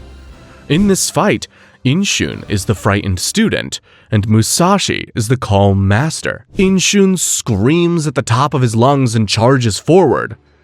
Ironically, Inshun is saved by his own fear. Musashi was expecting a more calm and collected opponent, and is thrown off by Inshun's clumsiness. Still, Inei remarks that if Musashi had a real sword, Inshun would already be dead. Inshun jabs at Musashi, but he evades every strike. He can truly see his foe this time. Musashi tells Inshun to step forward again for this life and death battle, but this time, it's Inshun's life that is on the line. Inshun doesn't understand what could be happening. This was the fight he wanted. Why is he so afraid? What could Inei have possibly taught him, and why didn't he teach it to Inshun? Inshun desperately attacks again, just like the old master predicted. Once they've started for real, the fight is over in an instant. Inshun gets in one slash, but Musashi slams his wooden sword into Inshun's face and lays him out flat. Musashi smacks Inshun's body again and again, proclaiming his own strength, until Inshun's ghost straight up floats out of his body. Jesus. Bro beat him so badly he turned this into a supernatural manga. Aegon rushes to Inshun's side, and the ghost doesn't even realize what's happening. He doesn't even know he's been beaten. Aegon mournfully reflects on Inshun's legacy, how he was the strongest fighter the temple had ever seen, but also incredibly isolated from all the other students. Finally, Inshun's ghost looks down and sees himself on the ground. He thinks back to the day Master Inei took him in, when he was just a child wandering the beach. He was never able to remember anything from his life before that day, but in death, it finally comes to him. He has a memory of 2 men and a woman, all dead on the ground. Before he became Inshun, his name was Shinosuke, and his father was one of Inei's students. One day, he was out in the forest with his mother when a random man attacked them. Inshun tried to protect his mother by biting the man, but he just knocked little Inshun aside and pinned his mother to the ground. She stabbed the man in the eye with her hairpin, causing him to stab her to death in return. Inshun's father arrived at that exact moment and attacked the man. After a single exchange of blows, both men were on the ground, dead.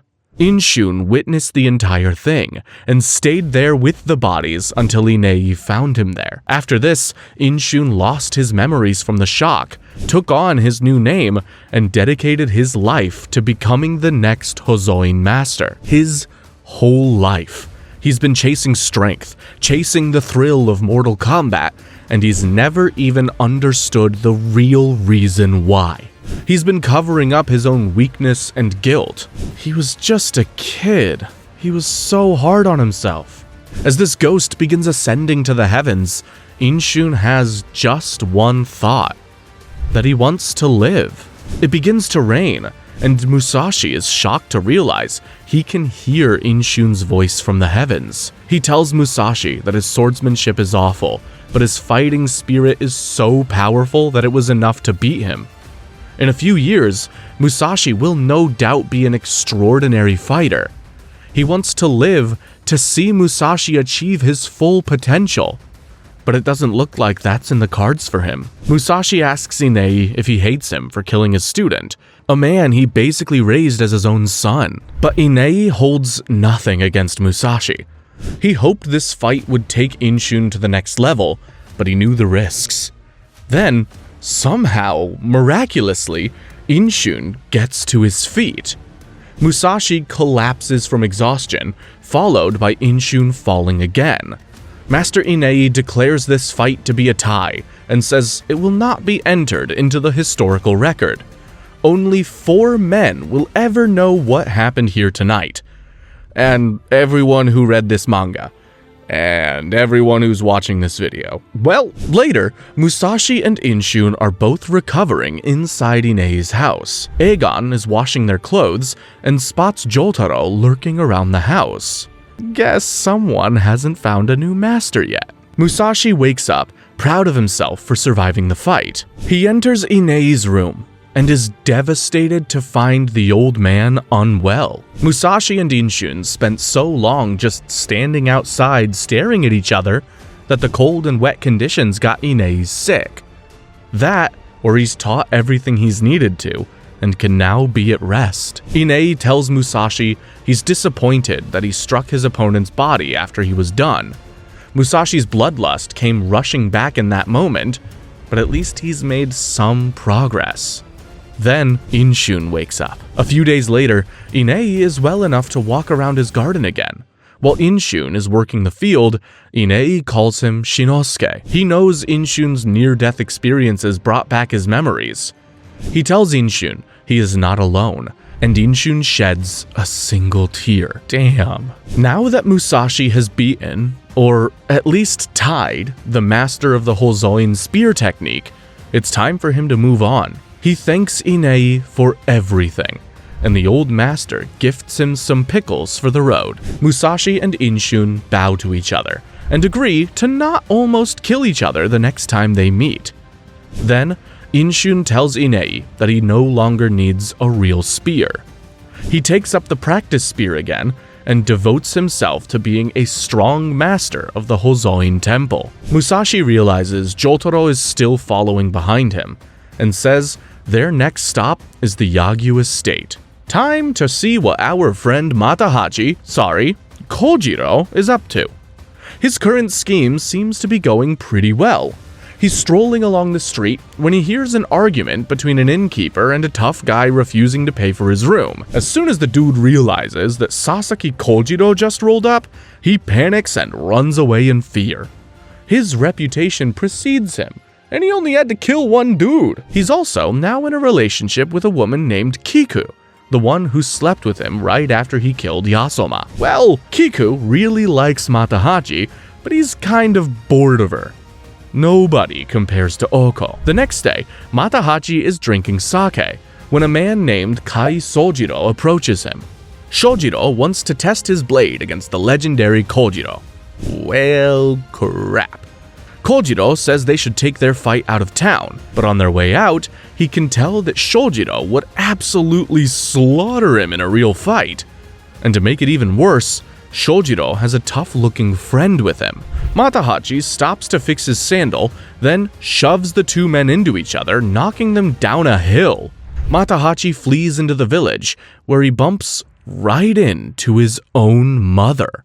Osugi howls with relief at seeing her son again, but Matahachi just turns and runs. He's never been a mama's boy. Osugi shouts that he's a thief, causing some men to tackle him, but then she tells them to let him go. Osugi slaps her son around and asks him why he never came home. To his credit, he tells her the whole truth, right up until the whole identity theft part. Osugi tells him he's ruined the family name, but really, she just seems happy to see him. Funny, you were a lot less forgiving with Takezo. Matahachi tells his mom he's a successful warrior now, and proudly shows off his certificate. But she notices immediately that it has somebody else's name on it. Matahachi says it's just a fake name he's using so he doesn't disgrace his ancestors any further. All is forgiven. And that night, Osugi, Matahachi, and Uncle Gon all celebrate together. Things turn dark when Osugi tells her son that Otsu ran away from the village with Takezo. Even if Takezo didn't do anything to Matahachi, Osugi still wants revenge on both Takezo and Otsu for their betrayal. Some nearby men hear them talking about Musashi and say they just heard that he beat the legendary Inshun. His reputation is really growing, and some people call him the Ascending Dragon. Matahachi is furious that the best friend he abandoned might be sleeping with the fiancé he abandoned.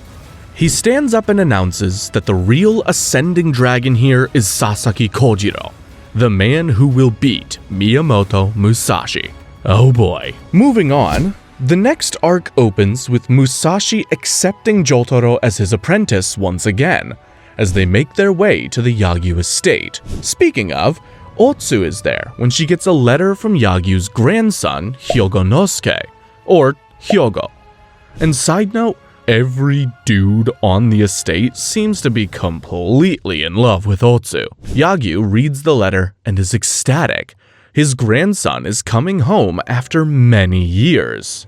Next, we visit the Yagyu school, where a representative from a wealthy clan is looking for a new samurai to hire. He sees the 4 top students of the school, Murata, Debuchi, Kimura, and Shoda, and wants to hire each one of them. But all 4 would rather stay here to fight Hyogo when he returns. After all, he is the one Yagyu chose to be the next master of his sword style. Musashi and Jotaro reach the estate, and it seems like as much as he learns, some things about Musashi will never change. He immediately wants to take on the big guy himself, Master Yagyu. However, Musashi doesn't want a full repeat of what happened at Hozoin Temple, so he decides to come up with a better plan than barging right in. He and Jotaro look for somewhere to get some food and rest for now. Meanwhile, Hyogo stops at a bathhouse on his way home, and Yagyu gushes to Otsu about how great his grandson is. He is incredibly strong, and you can really tell how proud the old guy is. Also, we learn that Denny is still hanging around here. Master Yagyu has asked his disciples to get rid of him, but Denny keeps insisting that he won't leave until he meets the master. Yagyu asks Otsu to try to persuade him to leave using her charms. Before she leaves, she suddenly starts crying. She tells Yagyu that she envies Hyogo. He has a home to come back to and a grandfather who loves him. Yagyu embraces Otsu and tells him she will always have a home here. Aww. Meanwhile, Musashi and Jotaro decide to hit up a bathhouse too. They run right into Hyogo with their things out. Despite the fact that Musashi and Hyogo have zero history together, there's obvious tension between them. They discover that they both dislike bathing, and Hyogo says it's because men like them live their lives constantly prepared for an attack, and they don't like how vulnerable they are while bathing. Maybe they could be friends after all. Then, while Otsu is riding to go talk with Denny, she sees Jotaro walking along the road with Musashi's wooden sword. She recognizes the sword immediately and asks him about it. He says it belongs to his master, and coincidentally, they're staying at the same inn as Denny. Jotaro guides Otsu there, and she first meets Denny, bringing a letter of dismissal from Yagyu. Denny is pissed, but he doesn't want to act rude in front of a lady, so he calmly accepts the master's decision. Then, Otsu offers him a flower from Yagyu, but he turns it down. Otsu walks through the hallway and gives the flower to a servant, unaware that Musashi is just on the other side of the wall. Next, Hyogo officially returns to the Yagyu's school's dojo. Nobody wastes any time, and he's immediately challenged by every dude there. They all want to see how much he's grown in his 3 years away. The difference is clear. Everyone can tell just by his stance, he's grown even more powerful than before. Back at the inn, Musashi asks the servant if he can have the flower. His Otsu senses are tingling hard. The flower is too long for a vase, so Musashi slashes it while the servant is holding it, causing her to run away screaming. Over at the dojo, Hyogo has utterly destroyed every challenger, and Grandpa is real happy about that. That night, Master Yagyu sits down with his grandson and divulges all the secrets of their Shinkage style. The Yagyu legacy and title of master has officially been passed on. It is a powerful moment, powerful enough that Hyogo is able to see the ghost of Master Kami standing behind his grandfather. Then, they celebrate with a sick drum solo from Yagyu. The whole time, Musashi is just fiddling with the flower stem. There's just something about it. The next day, Jotaro sneaks into the Yagyu estate by claiming to be Otsu's little brother. He brings a letter from Musashi, but he immediately gets turned down, just like everybody else, by Shoda. Jotaro says he would rather have them kill him here than to return to his master empty-handed, and Shoda finally agrees to pass on the message. The letter also included the flower stem, and Shoda shows it to his other students. There's just something about it! Meanwhile, Musashi is also still thinking about the flower stem. The way it was cut stood out to him. Not the cut he made, but the other side where it was cut off the plant. There was something absolutely beautiful about that cut. The letter he had Jotaro bring doesn't even ask for a duel or anything. He only wanted to know who made that cut. Shoda and the other students are confused until they realize it was Master Yagyu who cut the flower. If Musashi was able to recognize the master's work from just a tiny flower stem, he must be very special indeed. Jotaro is outside waiting for their response to the message when he's randomly attacked by a vicious dog. Tough luck. Then, as Denny is leaving town, he bumps into Musashi with a bouquet of flowers on the road. Denny's men reach for their weapons, but the big guy tells them to stand down. Denny tells Musashi he's wasting his time, and Yagyu will never agree to see him. Then, reaffirms their promise to fight again next spring. Musashi throws a flower at Denny, and the guy slices it. But there was nothing beautiful about his cut. Moving on, Yagyu asks his grandson what he plans to do next. Hyogo says he will continue traveling the world in search of greater strength. Yagyu asks his grandson if he's thought about marriage at all. And right then, Otsu shows up. I think Yagyu's playing matchmaker. The two hit it off immediately. Hyogo reminds Otsu of Musashi, but with the gentleness of his grandfather. Then, tragedy strikes. They turn to see Master Yagyu collapsed on the floor, his head in a pool of blood from hitting the ground. Even the greatest warriors can't fight off death forever. That night, Musashi gets a response to his letter. It invites him to drink and talk with the top students the next day, but they might have to take a rain check. Yagyu is still alive, but he's in rough condition. Otsu tells Hyogo how proud of him Yagyu was, and tells him all the wonderful things he told her about his grandson. And Hyogo cries hearing his praise. The next day, Musashi arrives at the estate, vowing to do whatever it takes to reach the master. He meets with the top 4 students, but Shoda makes it clear that they are only here to talk with him. They don't give out sword lessons for free. They confirm that the master was the one who cut the flower, and ask how he could tell the cut was special. Musashi says he can't explain it. It was just a feeling. The only way he could possibly make them understand is through an actual fight. Musashi recognizes that Murata is the easiest one to provoke and plans to draw him into a fight first. Meanwhile, Jotaro, face still scratched up from the random dog attack, is looking for revenge. He finds the dog again and prepares for round 2. Like master, like apprentice. Musashi chats with the students for a while longer and then begins his taunting in earnest. He calls the Yagyu school pitiful for turning away everyone looking for a fight. Real men use their weapons, not their words. Murata almost takes the bait, especially because Musashi keeps getting his name wrong.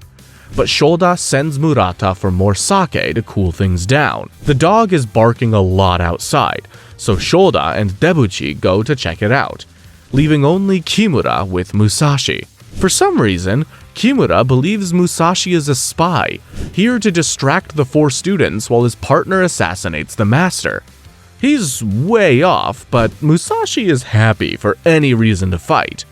Outside, Jotaro has killed the dog. But it turns out that you really can't just kill people's dogs like that, and he's in big trouble with the men who live on the estate. Fortunately, Musashi remembers the scratches on Jotaro's face that morning, puts 2 and 2 together, and runs outside to protect his apprentice. But first, he wants to just watch a while and see what Jotaro can do on his own. The men surrounding Jotaro call him a demon child, just like people did to Musashi when he was young.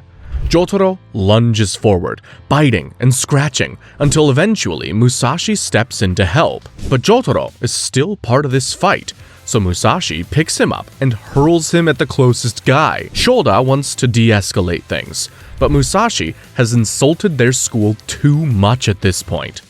It's on. Murata finally returns with more sake, and finds that everyone is gone. Poor dude. Musashi is charged at by 4 guys at once, but he takes them all down easily. Shoda shouts for everyone to stop, and says the top students will take care of this personally. As all the other men disperse, the top students finally see Musashi for what he is. A brave fool who believes he can take on this entire school at once. Murata charges in from nowhere, and is the first to clash weapons with Musashi. They cross swords, but Musashi forces Murata back with a mighty push. The 4 students finally accept the challenge and agree to stop holding back. Elsewhere, Otsu is giving Yagyu his medicine, and he asks her to play the flute for him. Apparently, Otsu was abandoned as a child and was found holding this flute. So she doesn't play it much due to the bad memories. Jeez, not even at a dying old man's request? Outside, Murata slashes Musashi's cheek, moving faster than Jotaro can even see. But Musashi can see through it, thanks to Inei's training. He thanks his teacher and Inshun, and feels confident that he can hold his own against all 4. He feels as though he could close his eyes and fight just as well. But you know, he's not gonna do that because that would be insane. Musashi knows it won't be an easy fight though. Usually when he's outnumbered, his enemies get overconfident and sloppy. Not these men. They're all treating this as seriously as if it was one-on-one. Jotaro runs away to find Otsu, while Musashi draws a real sword to go with his wooden one. One weapon wouldn't be enough for all these dudes. Meanwhile, Otsu is thinking about the night before Matahachi and Takezo left the village all those years ago. That was one of the last time Otsu played her flute for anyone. And even back then, you could tell that Takezo was the one she cared more deeply for. Back in the present, Kimura sees Musashi's second sword and charges in. He believes that Musashi cannot use 2 swords as effectively as one, and this is his chance for a quick win. But Musashi simply jabs Kimura in the ear to knock him back, then slashes Murata's shirt. Debuchi throws a ninja star that barely misses Musashi's head. Hey, is that allowed? Musashi grabs the shuriken and throws it back, lodging it in Debuchi's hand. One of the men grapples with Musashi and snaps one of his fingers, but Musashi just cracks it back into place. There's nothing he can't adapt to. Musashi retreats to a bridge so that the men will be forced to take him on one at a time. Shoda, as the strongest student, will go first. Musashi waits for Shoda to come to him. He calmly dodges all his attacks, then, with one hand, slices through Shoda's sword like butter. Shoda is absolutely shook by this, and can't stop shaking with fear. He even sees a little of Master Yagyu in Musashi. He asks Musashi how he got to be this strong, but it was only a distraction for Kimura and Murata to surround Musashi on the bridge railings. Shoda tells his men to take down Musashi, even if they have to cut through Shoda's body to do it. Musashi is still able to hold off all 4 fighters. He realizes they're nervous about something, so he must be getting closer to the master's house. He knocks Debuchi into the water and slashes Kimura's eye. Meanwhile, Otsu is depressed, knowing that Yagyu will die soon. She decides to play her flute for him one last time after all. On the other side of the estate, Musashi freezes the second he hears the flute. Musashi recognizes the tune immediately. He knows it is Otsu playing. Unfortunately, that's not great for helping him stay focused on the fight. Murata grabs Musashi's ankle from underneath the bridge, holding him in place for Shoda to attack. Musashi then throws himself backwards off the bridge to avoid the blow. He begins to run straight towards the sound of the flute, ignoring the 4 men viciously chasing after him. He can only think about Otsu, and it seems Otsu can only think about Musashi. Suddenly, the flute stops. Musashi is left wondering if it was even real or just his imagination. He's lost his pursuers, but this time he wasn't a coward running away. He just made a tactical retreat. Otsu is preparing for bed when she hears someone rustling around in the trees outside. Worried that it's an assassin, she grabs a sword and goes to check it out. She immediately finds herself face to face with her beloved Takezo and bursts into tears. Musashi blurts out how beautiful Otsu has become, surprising even himself. The woman he loves is right in front of him. But then, so is the legendary swordmaster that he swore he would defeat. Musashi tells Otsu to step aside so he can confront Yagyu. In his defense, he doesn't know the guy is already on the brink of death. When he sees Otsu shaking in fear, Musashi puts his weapon down and puts her on his back. She tells him that the master has just retired and is now bedridden. It doesn't change things for Musashi. He still wants to beat the master. The 4 students arrive, took them long enough, but they find only Otsu sitting at Yagyu's side. They warn her that Musashi could be around, but Shoda tells her she's probably fine because Musashi doesn't seem like the type of guy who would hurt a woman. Otsu just lights up when she hears that. Shoda sits at his master's side to watch over him, while Musashi is hiding in the ceiling above. Musashi waits until Shoda is gone, then he silently drops down next to the sleeping master and draws his sword. He's not quite sure what to do though. He thinks about all the times he tried to kill his father in his sleep, and how he got his ass kicked every time. Then, Musashi notices movement under Yagyu's blanket. This dude is itching his crotch with a back scratcher. Musashi thinks he could easily kill this geezer right now, but the master suddenly stops Musashi's blade with his crotch scratcher. Musashi brushes it off as an involuntary reflex, yet still, it feels like this old guy is completely aware of what's going on, even though he's incredibly vulnerable. Musashi swings down his sword, but is blocked by himself? Musashi looks into the old man's eyes, and suddenly finds himself in a vast forest, then floating in space. Did this guy just expand his domain or something? He then hears the voice of his father, telling him he is the son of the invincible. He has a vision of his father boasting about his title, Invincible Under the Sun, which the shogun gave to him after he defeated the Yoshioka master. Musashi is forced to ask himself why it is that he's obsessed with becoming invincible.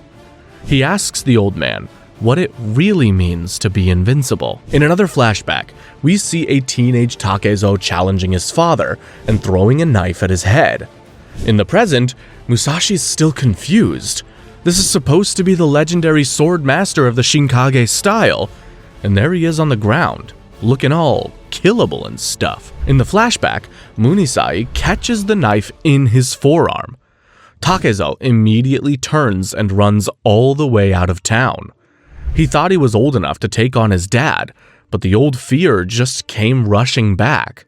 Munisai chased after his son, and when he couldn't find him, he started chopping random trees in anger. Musashi realized that despite how strong he was, his father lived his whole life in fear. He was completely terrified that somebody would eventually beat him, and he would lose his invincible status. This led to him closing off everybody in his life, including his own son. This is exactly what Inei was talking about when he told Musashi that his bloodlust would turn everybody into his enemies. Just looking at an old man scratching his balls was enough to give him this powerful revelation. That is the power of a true master. None of this changes the fact that Musashi wants to defeat the strongest opponents he can find, even if they're sleeping old men. He prepares to stab Yagyu again, but realizes the back scratcher is gone. Suddenly, it lands on Musashi's head, bringing him to his knees. The master announces that he is actually in the prime of his life, and that his sword is one with heaven and earth. Musashi feels like he's being crushed by an immense pressure, but also wants to stay here with this man forever. Yagyu, with his vision failing, has mistaken this man for his grandson. He thinks this was just a classic grandson prank, where you pretend you're gonna stab your grandpa in the middle of the night. Yagyu grabs his sword for a little prank of his own. The old man simply waves his sword at Musashi, but it feels like the deadliest blow of all time is coming right at him. He stumbles back, and his reaction gives away the fact that he is not Hyogo. Musashi immediately gets on his knees and vows that he will return when he was stronger. He thought he was making progress towards being the strongest, but in the face of a real master, he realizes how foolish that was. Yagyu asks his name, and immediately realizes this is the man Otsu is in love with. As for what being invincible means, Yagyu says it's nothing more than a word.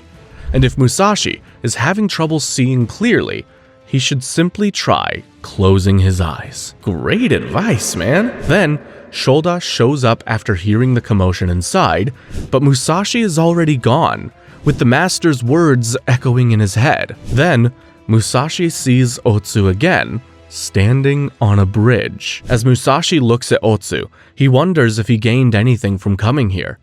The master seems wise, but he didn't really give any practical advice on how to get stronger. A good cardio routine would have helped more than these riddles. Musashi realizes that Otsu has packed her things and is waiting for him so they can travel together. This makes Musashi's heart soar with hope. Then he pushes that feeling away. It's too dangerous to take her along, no matter what his heart wants. She'll be much happier here at this estate. Also, Otsu finds Jotaro, and he's fallen down an old dried-up well in the ground. Kid's got the worst luck. The next morning, Hyogo rides towards the dojo and encounters Musashi walking away from it. The men recognize each other, and Musashi pieces it together that this is the Hyogo that Yagyu mistook him for. But he just lets the man pass by unchallenged. Takuan arrives at the estate too. Turns out he's an old friend of Yagyu, and he came as soon as he heard of the illness. Yagyu tells Takuan and Hyogo about his encounter with Musashi the night before, which makes Takuan proud of the young vagabond, and makes Hyogo want to fight him. A while later, Hyogo departed to travel the world some more, and Takuan left to continue his fascinating life as a wandering monk. Before he leaves, Yagyu gives Takuan a letter from Otsu. She too has left the estate, though nobody knows for where. The letter thanks Takuan for introducing her to Yagyu, and thanks Yagyu for welcoming her into his family. As everyone leaves, Master Yagyu makes plans to plant flower seeds in his garden so they'll bloom next spring. I wouldn't be surprised if the dude lives 20 more years. Otsu and Jotaro are together on the road, hoping to bump into Musashi. Jotaro taunts Otsu for being in love with his master, and she asks if he's mad at Musashi for abandoning him. He says Musashi didn't leave him behind. He just didn't have enough time to come back for him. Cope harder, Jotaro. And then he bursts into tears. Oh, he didn't cope hard enough. They enter a nearby tavern and find a tough-looking man swearing he will kill Miyamoto Musashi. To kick off the next arc, Jotaro charges right in to defend his master's honor and gets picked up right off the ground. One of the tough guy's friends grabs Otsu, but the old man Yagyu taught her a few tricks. She grabs his arm, twists it, and throws him on the ground. The men see that Otsu is carrying a weapon with the Yagyu crest, and assumes she must be a member of the family. She tells them that she's the master's granddaughter, and that she was sent to track down Musashi to get justice for his intrusion. Next, it's Matahachi time again. Kojiro and his family have been visiting random villages by trying to find Musashi to get their revenge. What they plan to do when they find him, it's not exactly clear. Matahachi's getting kinda bored, and he honestly doesn't care about getting revenge all that much. Now, he just misses his life with Kiku, except when he was with Kiku, he just missed Oko. I think the problem might be you, buddy. Uncle Gon is getting kinda suspicious, because he hasn't seen Matahachi train even once. He offers to help by sparring with his nephew, but Matahachi says it wouldn't be safe. He can't hold back, even when sparring. It's an obvious load of crap, and his uncle calls him out on it. Gon calls Matahachi a fraud, and basically says there's no way the Matahachi he knew could ever earn such a fearsome reputation. Matahachi does what he always does and just runs away. He soon gets lost in the forest and spots a young girl hunting birds. Then, with unbelievably bad luck, he bumps into Shojiro. You remember, the guy who challenged Kojiro and then got pushed down a hill with his buddy? He seems to have moved on though, and tells Kojiro that they must be on this mountain for the same reason: to challenge the legendary chain sickle user Torajiro. Matahachi says, yeah, I'm here for Torajiro, but then Shojiro says the chain and sickle wielder is actually named Shishiko Baiken. Matahachi is busted, and Shojiro tells the imposter to draw his weapon. Of course, you know who is already on his way to this same mountain to challenge Biken himself. Man, what are the odds they all keep heading to the same place like this? Next, we see some of Musashi's travels as a true lone wolf vagabond. He found a sword school practicing by the river and challenged 7 men at once to fight. He beat them all with only the sheath of his sword. He found another school and did it again and again. Everyone fell to his sheath. Then, he steps on a nail, which kinda sucks. But anyways, no matter how many opponents he finds, none match up to Master Yagyu. Nobody could exude the sheer bloodlust the old man put out in that one single moment. Musashi finds himself at the base of a mountain and sees Yagyu at the top. He vows to reach that peak. Metaphorically, of course, but also literally. He gon' climb this damn mountain. Musashi tries to climb the mountain, but has difficulty thanks to his foot injury. His left foot is swollen and throbbing from stepping on that nail, but that's no excuse. An invincible warrior must be able to step on a nail or 100 of them and keep fighting. Musashi drags himself up the mountain, wondering the meaning of Yagyu's words. Ultimately, he decides to just stop thinking and focus on reaching the peak. When he finally reaches the top, the view is absolutely gorgeous. But there are other mountains all around him, towering even higher into the heavens. Musashi sees these greater peaks and knows he has a long way to go. But he also knows that one day he can get there. Meanwhile, Uncle Gon has followed Matahachi into the woods and sees him facing Shojiro. Matahachi draws his sword, trembling in fear. He's distracted by an intrusive thought of Takezo and Otsu together, then realizes he's laughing for some reason. He screams and charges forward, swinging wildly at Shojiro.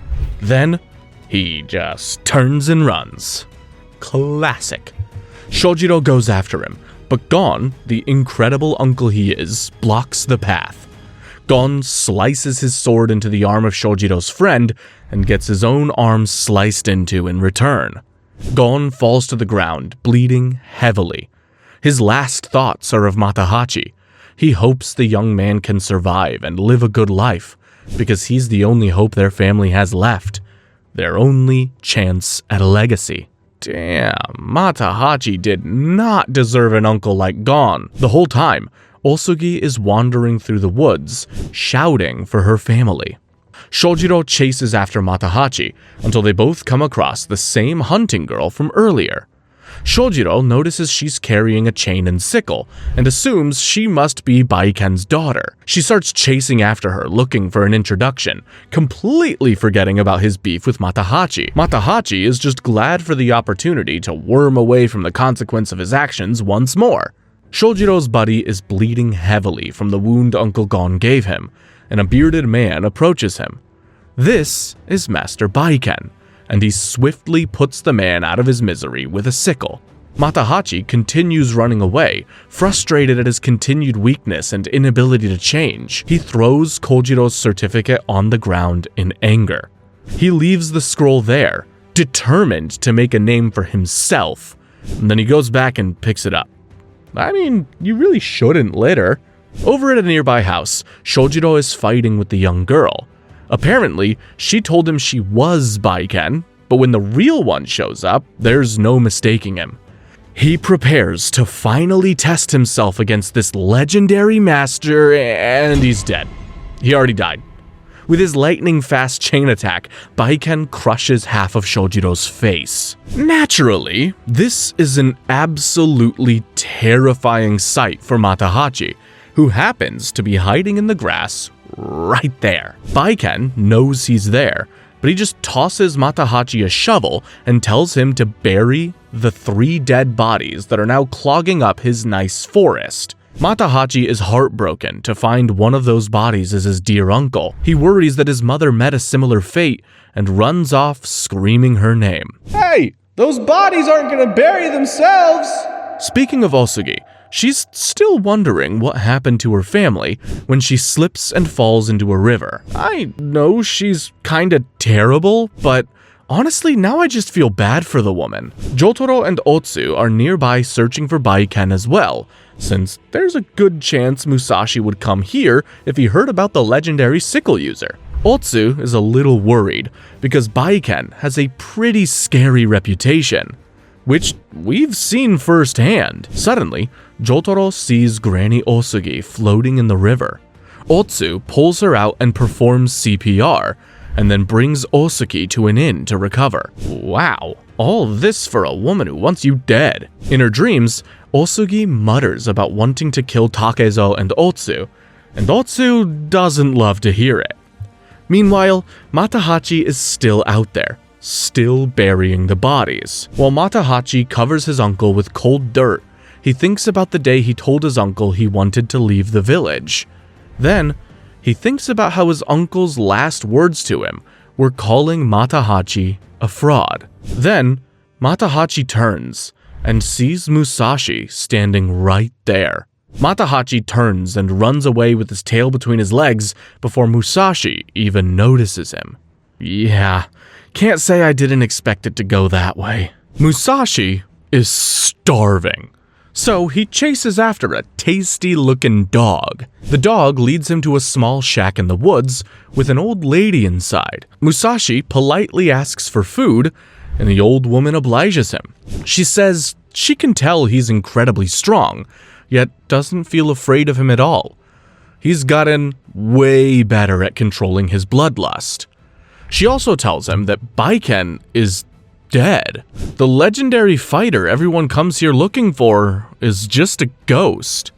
I don't think it was a ghost that just slimed Shojiro. Then, we jump over to the alleged Baiken and the young girl. She practices throwing a weight at the end of a chain and just hangs out with the man who definitely looks like her father. Then, Musashi arrives at the house. Musashi enters the home calling out for Baiken and gets a huge surprise. The man refers to him as Takezo. He realizes he knows this guy. It's Tsujikaze Kohei, the younger brother of that thug Musashi killed. Baiken suggests that they go fight outside. The young girl, Rindo, swings her weight at Musashi's head, but he easily ducks it. Baiken tells her to stand down. Musashi is an old friend. They're gonna fight, but not to the death. Biken is gonna show off the power of the chain and sickle. On one end of the chain is the weight. On the other is the sickle. Musashi is astounded by how quickly the weight swings towards his head, nearly breaking his nose. Musashi realizes that just like when he stepped on that nail, he's made himself vulnerable. If Baiken wanted to kill him right now with this incredible weapon, he probably could. Musashi struggles to see through the chain's movement, but it's almost like a living creature writhing in the air. Musashi asks how Baiken became so proficient with the weapon. Baiken says it's all thanks to his master, and points at Rindo. While Rindo watches the fight, she thinks about the day she met Baiken. Well, this Baiken. See, the original Baiken was the leader of a bandit gang that roamed these woods, and he wasn't really anything special. One day, Kohei showed up and slaughtered them all, only muttering the word death over and over. After they were all dead, Rindo attacked him, and Kohei assumed she was Baiken's daughter. Then, Kohei took Baiken's identity, and they began a strange relationship. They started living together, and in some ways it seems like he became a new father figure. But she trained him in the ways of the chain and sickle. And who taught her? Hard to say, but she really doesn't talk much. In the present, Baiken puts more pressure onto Musashi. Before long, Baiken has his chain wrapped around Musashi's throat. Musashi knows he could lose his life at any moment, and he really let his guard down here. But that doesn't mean he's giving up. He throws the chain off of himself with pure strength and forces Baiken back. Rindo jumps in to help her new papa, but Musashi freezes her with just his bloodlust. Baiken uses the distraction to throw out his weight again, which almost connects. Something has reawakened inside of Baiken during this fight.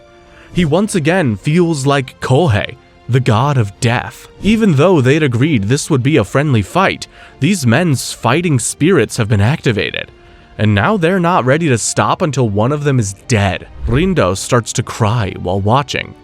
First, this guy Kohei came and killed her dad. Then, Kohei decided to become her new dad for some reason and even took his name. But now, she can tell Baiken's parenting days are behind him. Musashi brought out the fighter in him, and there's no going back. Musashi realizes he's been so focused on the chain, he hasn't been seeing the fight as a whole. He draws a second sword and prepares to try something new. And of course, Matahachi is watching the whole fight from the grass. Musashi steps forward, seemingly unafraid. Baiken says the reason he wants to kill Musashi now isn't to get revenge for his older brother, but rather because they are the same. They are both demons who turn everyone into enemies with their uncontrollable bloodlust. But Musashi doesn't want to be like that anymore. He doesn't want to be like his father anymore. He walks right up to Baiken without any hate and swings his sword. Musashi slices straight through 4 of Baiken's fingers, making him drop the sickle on the ground. Rindo watches in horror and thinks back on her training with Baiken. They barely ever exchanged any words. Kohei just silently became her father and started obliterating any challengers who came to the mountain. But now, at the hands of this beast, Rindo has seen him lose for the first time. Baiken falls to the ground, and Rindo hurls a sickle at Musashi. It gets intercepted by Matahachi, who's wearing a mask to hide his face from his old friend. Musashi yells at him for interrupting their fight and asks who he is. Matahachi considers revealing himself, but Rindo throws a knife into his back. In return, he throws the sickle right back at her, but Baiken jumps in and takes the hit for his daughter. Matahachi runs away like the coward he is, and Baiken is left wondering why he did that for this random forest girl.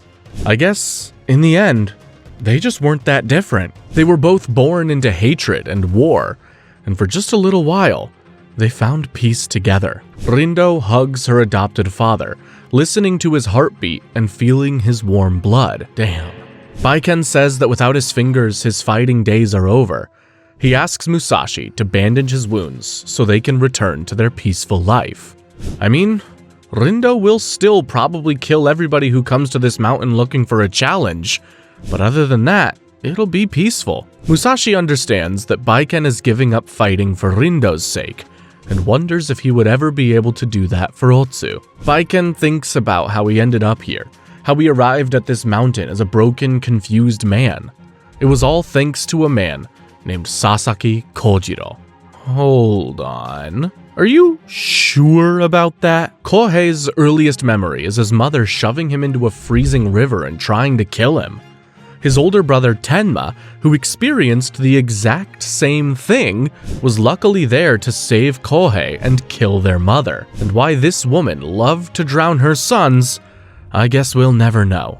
Kohei joined his older brother's gang, but he never felt much affection for anybody. He killed anyone who messed with him and would have gladly done the same to Tenma. And Tenma wasn't much better. He saved his little brother not out of compassion, but out of possessiveness. It also very strongly hinted that Tenma did some absolutely unspeakable acts to his younger brother. One day, Tenma caught his younger brother trying to force himself on a woman. Tenma pushed Kohei off, then simply reached down and crushed his brother's you-know-whats. My God! By the time he was 12 years old, Kohei had already decided life was not worth living. Kohei's life was pure misery. He spent his days looking for opportunities to kill his brother, and every night he had a nightmare where his body was eaten by wolves and birds. He was thrown into confinement by Tenma, and he stayed there for 7 years. Finally, after the Battle of Sekigahara, Kohei was freed. He immediately started searching for Tenma again so he could kill him, but it was too late. Takezo had already beaten him to it. And now, for a very hard pivot, I hope you're excited to learn more about the man Matahachi is pretending to be. Welcome to the Kojiro arc. 17 years before the Battle of Sekigahara, when Musashi was only a baby, an old man reads a letter by the ocean. The letter says that Kitanosho Castle has fallen to enemy forces. So for his safety, the author of the letter has sent his baby son Kojiro to live with this man, Kanemaki Jisai. Jisai received the letter a few days ago, but Kojiro hasn't arrived yet. See, Jisai used to teach Kojiro's father, Sukeyasu.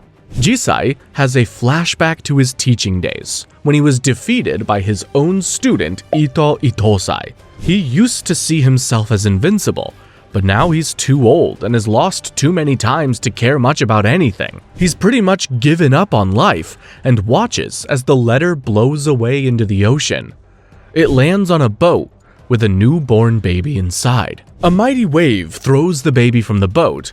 Jisai screams Kojiro's name and bravely dives into the choppy water to save him. He found 2 other bodies, belonging to Kojiro's mother and sibling, but they didn't survive the voyage. There was also a long sword on the boat, and it was the only thing that could make baby Kojiro stop crying. Jisai knew absolutely nothing about raising a child, but this was his chance to make his life mean something. He decided to keep living for the child's sake. Jisai walks straight into a random couple's house, looking for a woman to nurse baby Kojiro. He makes 2 graves for Kojiro's family and starts to doubt his ability to raise a child. That night, he abandons the baby with the random couple and throws the longsword into the ocean. Then, he changes his mind, dives in after the sword, and gets Kojiro back from the couple. I'm sure every parent has had days like that. That wasn't the last time Jisai abandoned Kojiro and then changed his mind. But all in all, he did a pretty good job keeping the child alive and well. 3 years later, Kojiro is walking on his own, but still hasn't spoken a word yet.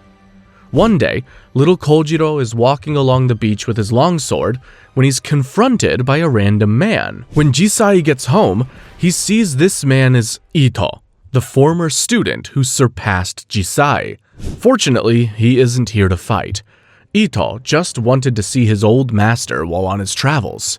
He also helpfully mentions that his son Kojiro is clearly deaf. Jisai brings Kojiro to the ocean and screams in his ears to test this, but Kojiro has no reaction. He can't hear a thing. Frustrated that he completely missed this, Jisai starts swinging his sword wildly in the ocean. Kojiro watches the man swing and attempts to copy him. You don't need hearing to swing a sword. Once again, Jisai nearly gives up completely.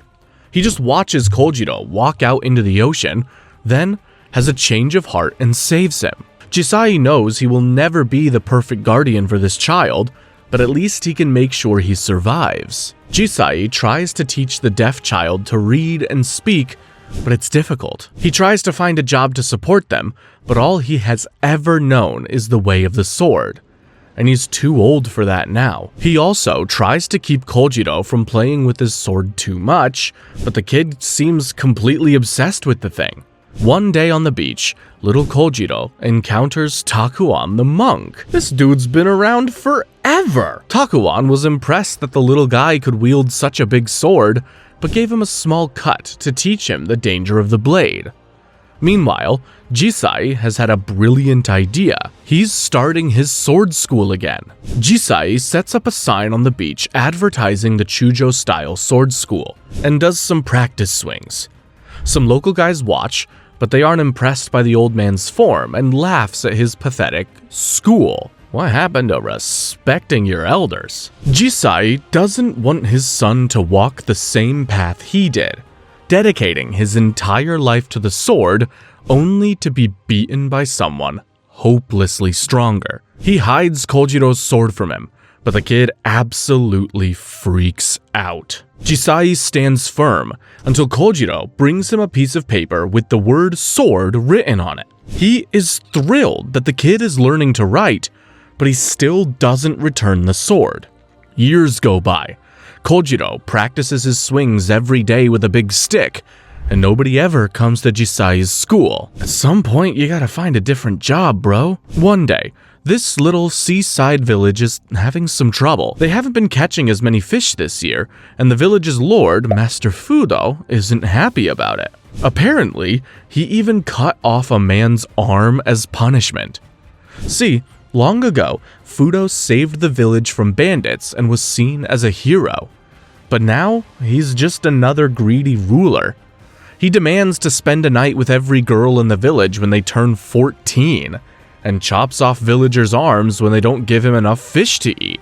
Jeez. One of the village elders says that it's finally time to fight back against him, but they'll need someone who can stand up to the powerful Fudo.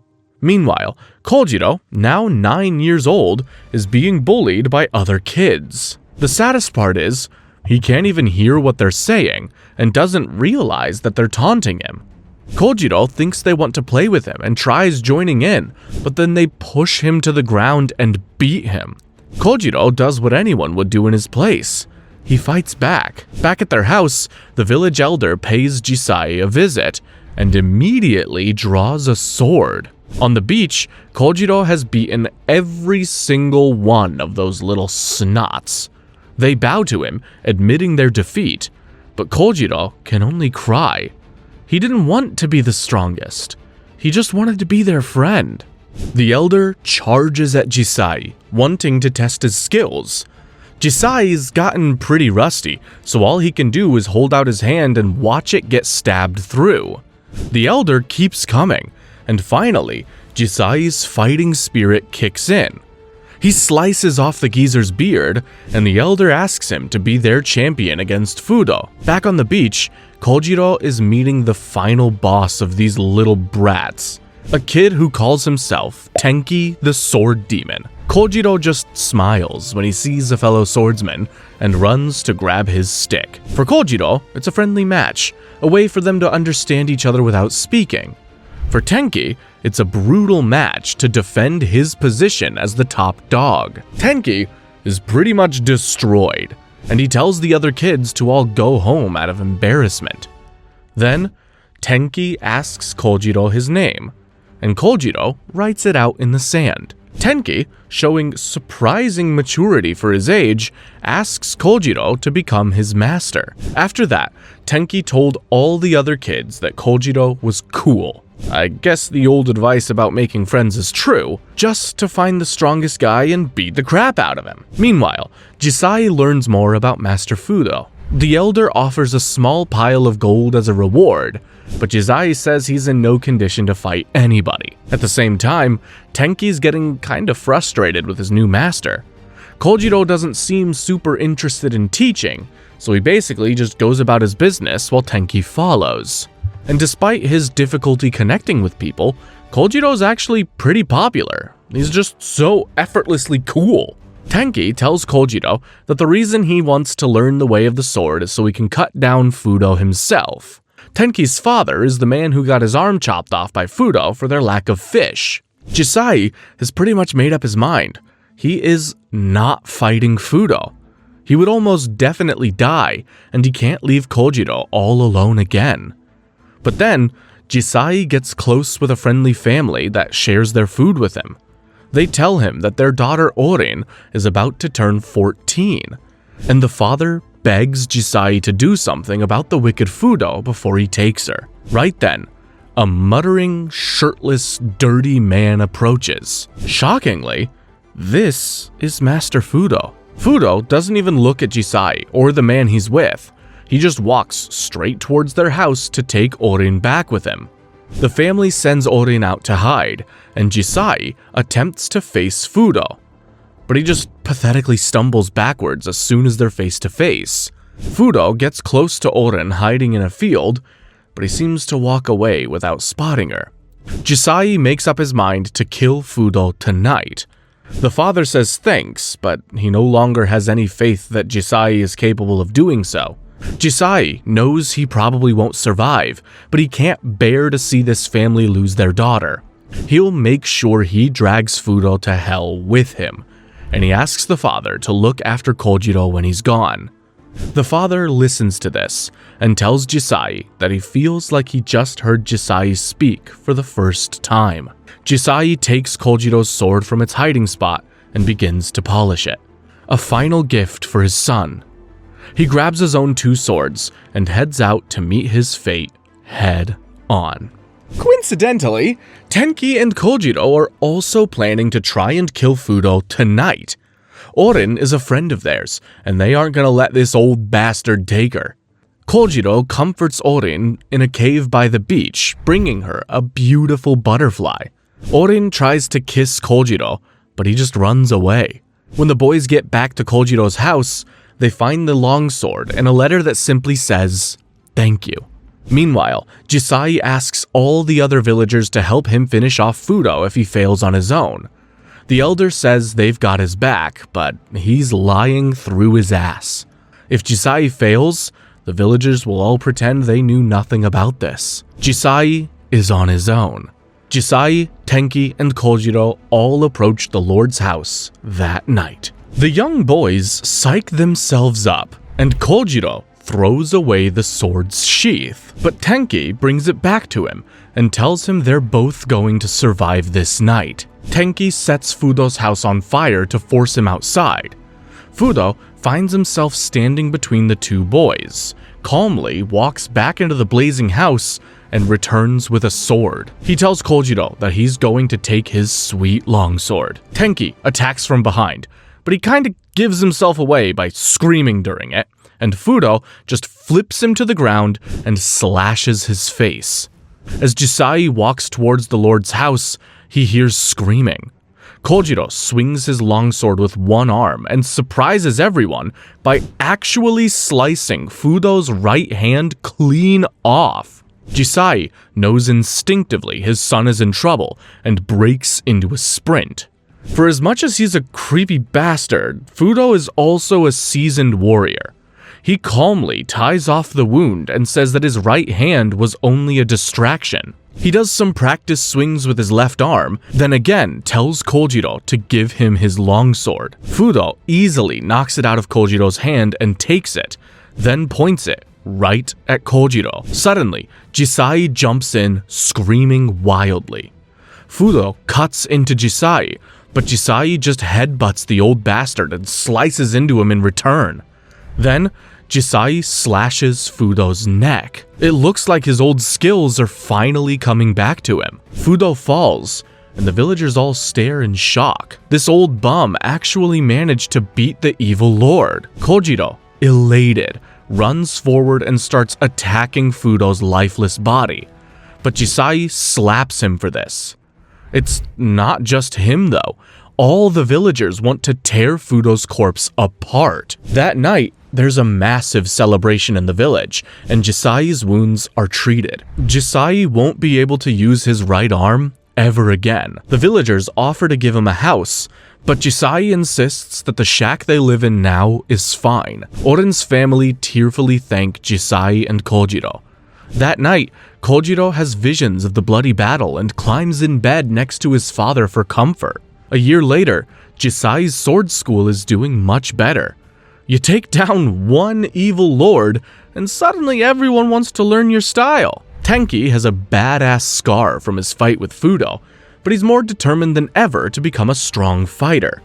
He spars with Kojiro every day, but Kojiro is just built different. He stays calm and wins every fight, even against the adults. Kojiro asks his father to train him every day, but Jisai always refuses. He says that he saw a beast inside of Kojiro when he attacked Fudo's body, and he doesn't want to let that beast out. He focuses on continuing Kojiro's studies in reading and writing, but Kojiro practices by himself every night and can't get the fight with Fudo out of his head. Life goes on like this for a couple more years.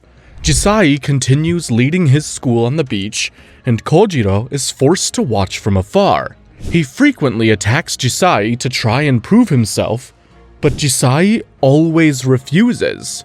Years later, Kojiro is 17, and Jisai is now a very old man. One day, the village gets word that a big civil war is brewing. None of it really affects the people here very much, but Tenki is determined to become a soldier and make a name for himself. Jisai hasn't had any problem training him all these years. He's become Jisai's top student, and he was still never as good as Kojiro.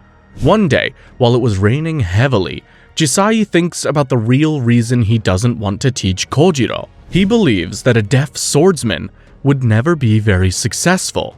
He would inevitably be killed by an attack that he couldn't hear coming. For him, every fight is like fighting in the pouring rain times 10. And yet, here, in the rain, Kojiro somehow detects Jisai standing behind him. His senses have sharpened beyond relying on his hearing, but still, Jisai refuses to teach him. What if he lost his other senses during a fight?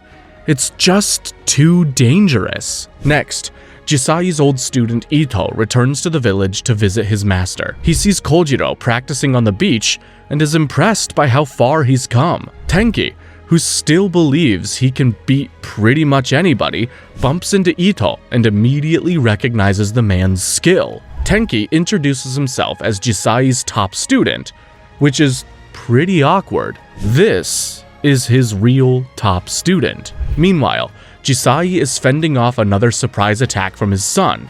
He tricks Kojiro into stepping in a hole and leaves himself open, proving once again it's just too dangerous. Ito sees the whole fight and tells his old master it's good to see him. Ito tells Jisai that Kojiro is clearly a tiger like him, and he shouldn't prevent the boy from following the path of a warrior if that's what he wants. Jisai basically tells Ito to mind his own business and go away. Ito marches right up to Kojiro, slaps him, and reveals something he figured out just by watching the fight. Not once has Kojiro ever used his full strength against his father. Kojiro shows his real strength by now tackling Ito to the ground. Jisai tells Ito to go away again, but Ito sticks around the house. That night on the beach, a group of men approach Ito, and Kojiro just happens to be there too. The men run into Kojiro first and demand to know who he is. Ito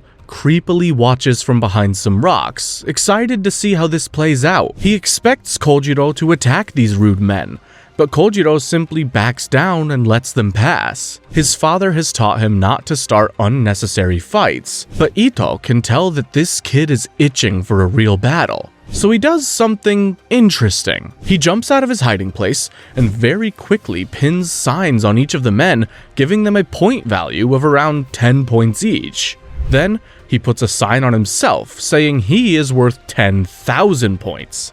Of course, Kojiro's never played Tetris, so does he even know what points are? Ito tells Kojiro that it's a big world, and he shouldn't give up before he's even played the game. One of the men is pissed off that Ito didn't even bother giving him a point value, and obviously, it's a younger Yoshioka Denny. The men explain that they are simply a group of traveling swordsmen who want to challenge worthy opponents. The student from Yoshioka's school is there too. Ito shoves his fingers up Denny's nose and draws blood, then laughs right in his face. He's not scared of any of these guys. In just a couple of seconds, he proves that he's better than any of them. His aura makes it clear that they wouldn't stand a chance. Ito calmly sits on a rock and tells the men to all cut each other down, and they just do it. Soon, the first man goes down, and Kojiro was the one to take him out. The remaining men all turn to face Kojiro together. Ito thinks the boy's talented, but too reckless to stay alive for long. Kojiro calmly takes out 2 more men with a smile on his face. Soon, only Denny is left, and he is terrified. Denny's confused. How can these boys be taking out all these experienced fighters and not show any emotion other than vague curiosity and excitement? Then, for some reason, Kojiro throws away his sword. Denny is too scared to even do anything as Kojiro walks up and grabs one of the big man's swords as his own. Suddenly, Ito jumps in and swiftly stabs Kojiro's leg. Then, straight up decapitates a man that Kojiro left wounded on the ground. Ito turns back to Kojiro and gives him his first lesson in fear. As tough as you are, there is always someone tougher. Being completely fearless will only lead to defeat. Be afraid, don't be afraid, make up your damn minds, swordmasters. He tells Kojiro to remember this fear and use it to get back in the fight. Denny thinks back on when his father, the great Master Kempo, died. Seijiro was nowhere to be found at the funeral. Denny finally found him, drinking and training alone, with tears in his eyes. After that day, Denny set out on a journey to get stronger, which brought him to this beach. Looking at Kojiro's leg injury, Denny tries to end the fight, but Kojiro is just getting warmed up. Denny tries to figure out what's missing, what it is that makes people like Seijiro and Kojiro fight so much stronger than him. Even with his injury, even knowing what fear feels like, Kojiro still dominates the bigger man. He considers aiming for Kojiro's injured leg, but that's what Seijiro would do. Denny wants to be different. He then decides to stab his own leg to prove he's an honorable fighter. Bro, you were already losing! Ueda watches the fight, knowing that Denny can't win. He just doesn't have a killer's instinct like his brother. Despite how he acts, He's a gentle man at heart. He stabbed himself to try and awaken his inner tiger, and it seems to work. He and Kojiro now appear to be evenly matched. Ito shouts at Kojiro that he isn't using the sword correctly. He's so used to training with a stick, he's basically using the sword as a blunt instrument. Kojiro redoubles his efforts and throws himself at Denny again, smiling the whole time. Denny knows that he has underestimated his opponent, but he plans to kill Kojiro with one final strike. Jisai hears the fighting and runs onto the beach just in time to catch the end of the fight. Denny's swing slashes Kojiro's arm. His next one bites Kojiro in the shoulder. Denny is outmatched, but his passion and endurance are unmatched. He is fighting to prove that he is the rightful master of the Yoshioka school. Both men have lost a lot of blood and are barely standing up. Kojiro begins singing along wordlessly with the rhythm of the crashing waves. Jisai sees his son singing amidst a pile of corpses and begins to cry. Kojiro then brings Denny down with one final strike. Afterwards, Denny is brought into the village by Ueda to recover. He reflects on the fight, and even though he never exchanged a single word with Kojiro, he feels like they had a full conversation, and that they promised to meet again someday. While Jisai bandages up Kojiro, he cries, feeling like he's failed to protect the only person in the world that matters to him. But there was no going back for Kojiro after he got a taste of real combat. He left the village with Ito in search of more fights to satisfy his hunger. On his way out, Kojiro attempted to say Jisai's name one final time and shed a tear for the man who became his father. Jisai wasn't a stepfather. He was a father who stepped up. Fortunately, they didn't leave on bad terms. Jisai gave Kojiro his blessing to leave before he went, and told him that he had a vast amount of potential as a fighter. Kojiro leaves his long sword behind, and the next day, Jisai sits on a rock with the sword, looking out at the ocean. This sword was the only thing left that Kojiro had of his real parents, and now, he's found something to replace even that. Jisai throws it into the ocean. He reflects on his life, on all the times he sparred with his son while trying to convince him not to go down the warrior's path. He finally realizes that his entire life, all those years he spent dedicated to the sword, they weren't a waste. They allowed him to create an incredible swordsman and leave behind a powerful legacy. Sasaki Kojiro. That night, Jisai begins writing down his entire life story, including all the years he spent with Kojiro. After Kojiro is gone, Jisai created the certificate that entrusted all the secrets of the Chujo school to his son. He gives it to Tenki and makes him promise that one day he will find Kojiro and deliver the certificate. Oh, now I see where this is going. Takehiko, you freaking genius. The man Matahachi stole the certificate from wasn't Kojiro, but Tenki. Meaning, in the present, the real Kojiro is still alive out there? Maybe? We'll have to wait and see. Kojiro begins his travels with Ito, and soon gets the chance to fight again when 3 thugs try to rob him. Kojiro doesn't kill the men, but he shows them just how easily he could. As the thugs run away, Ito shouts after them to spread the name Kasaki Kojiro far and wide. Realizing that Kojiro will never be able to announce his own name, Ito helps him make a banner reading, "Invincible Swordsman under the Heavens, Sasaki Kojiro." He also comes up with a name for Kojiro's style, Ganryu, meaning rock. Funnily enough, it's only a few minutes before they bump into another guy carrying an almost identical banner, named Muso Gonosuke. Gonosuke's banner says he is the #1 martial artist under the heavens, but his face paint makes him look like an overeager child. Clearly, someone who cares more about branding than actual fighting. Gonosuke mistakes Kojiro for a servant since he's the one carrying the banner. So Ito grabs Gonosuke's banner and smashes him over the head with it. They leave him laying there, but Gonosuke chases after them and challenges Kojiro to a rematch. Kojiro basically just toys with him for a bit, then decides this isn't even worth his time, falls to his knees. Devastated. This is not good for the brand. Gorosuke continues following after the two men, now wanting to learn from them instead of fighting them. When he learns Ito's name, he's even more starstruck than before. So apparently, Ito's kind of a big deal. Mostly though, Gorosuke is just annoyed that Kojiro won't respond to anything he says. What a rude guy. Next, a big tough-looking dude steps into the tavern they're hanging at to challenge Kojiro. He saw the banner outside and wants to see if the words on it are true. He thinks that he is the invincible one. They step outside and the big guy swings first, but when his blade comes down, Kojiro has vanished from where he was standing. He's already slashed the man's neck.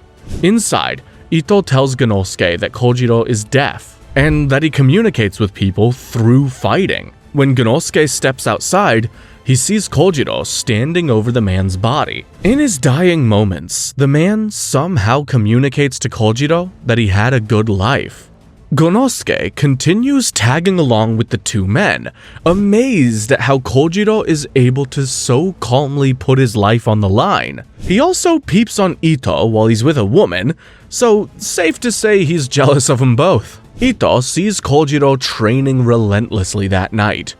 Gorosuke offers to be his sparring partner, but Kojiro just walks right past him. Gorosuke attempts a sneak attack on the deaf man, but fails horribly. Gorosuke wakes up the next morning and learns that Ito and Kojiro have already left without him to go watch the Battle of Sekigahara. He chases after them, and by the time all three get there, the battle is already over. They see only one man standing amidst a sea of corpses. It's Takezo, and he's walking straight towards them. Takezo asks the men which side they're on.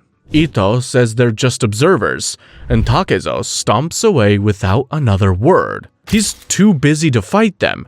He has got to go star in the acts we've already read. As Kojiro looks around, Ito remarks that almost all the soldiers here were killed by guns or arrows. The way of the sword is becoming more obsolete every day. Suddenly, a group of soldiers on horseback come charging at the trio. Ito loudly declares they are the enemy, and Kojiro grins in anticipation of the fight. But before he even gets his chance, Takezo leaps over his head and takes on the soldiers himself. Everyone gets pulled into the fighting.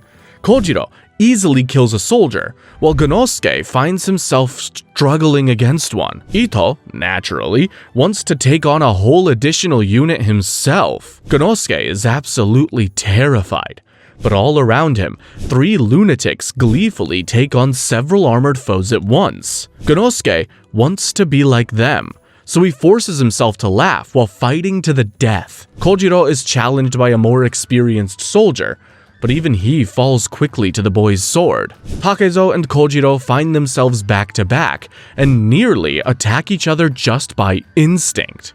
But there's an unspoken respect between them that keeps them from fighting each other. For now. Between Takezo, Kojiro, Ito, and I guess Gorosuke is there too, the battlefield is complete carnage once again, like a miniature reenactment of the battle that was just fought here hours ago. They cut down everyone in their path, until the only one left is a general on his horse. He's the type that would prefer giving orders from the back, but as he watches his men fall one by one, he grows increasingly terrified. Then, someone in the sidelines pulls out a gun and shoots Takezo in the leg. Ito just walks over and chops the rifleman's arms off. For some reason, Ito lets the general go, and they realize that Takezo is nowhere to be seen.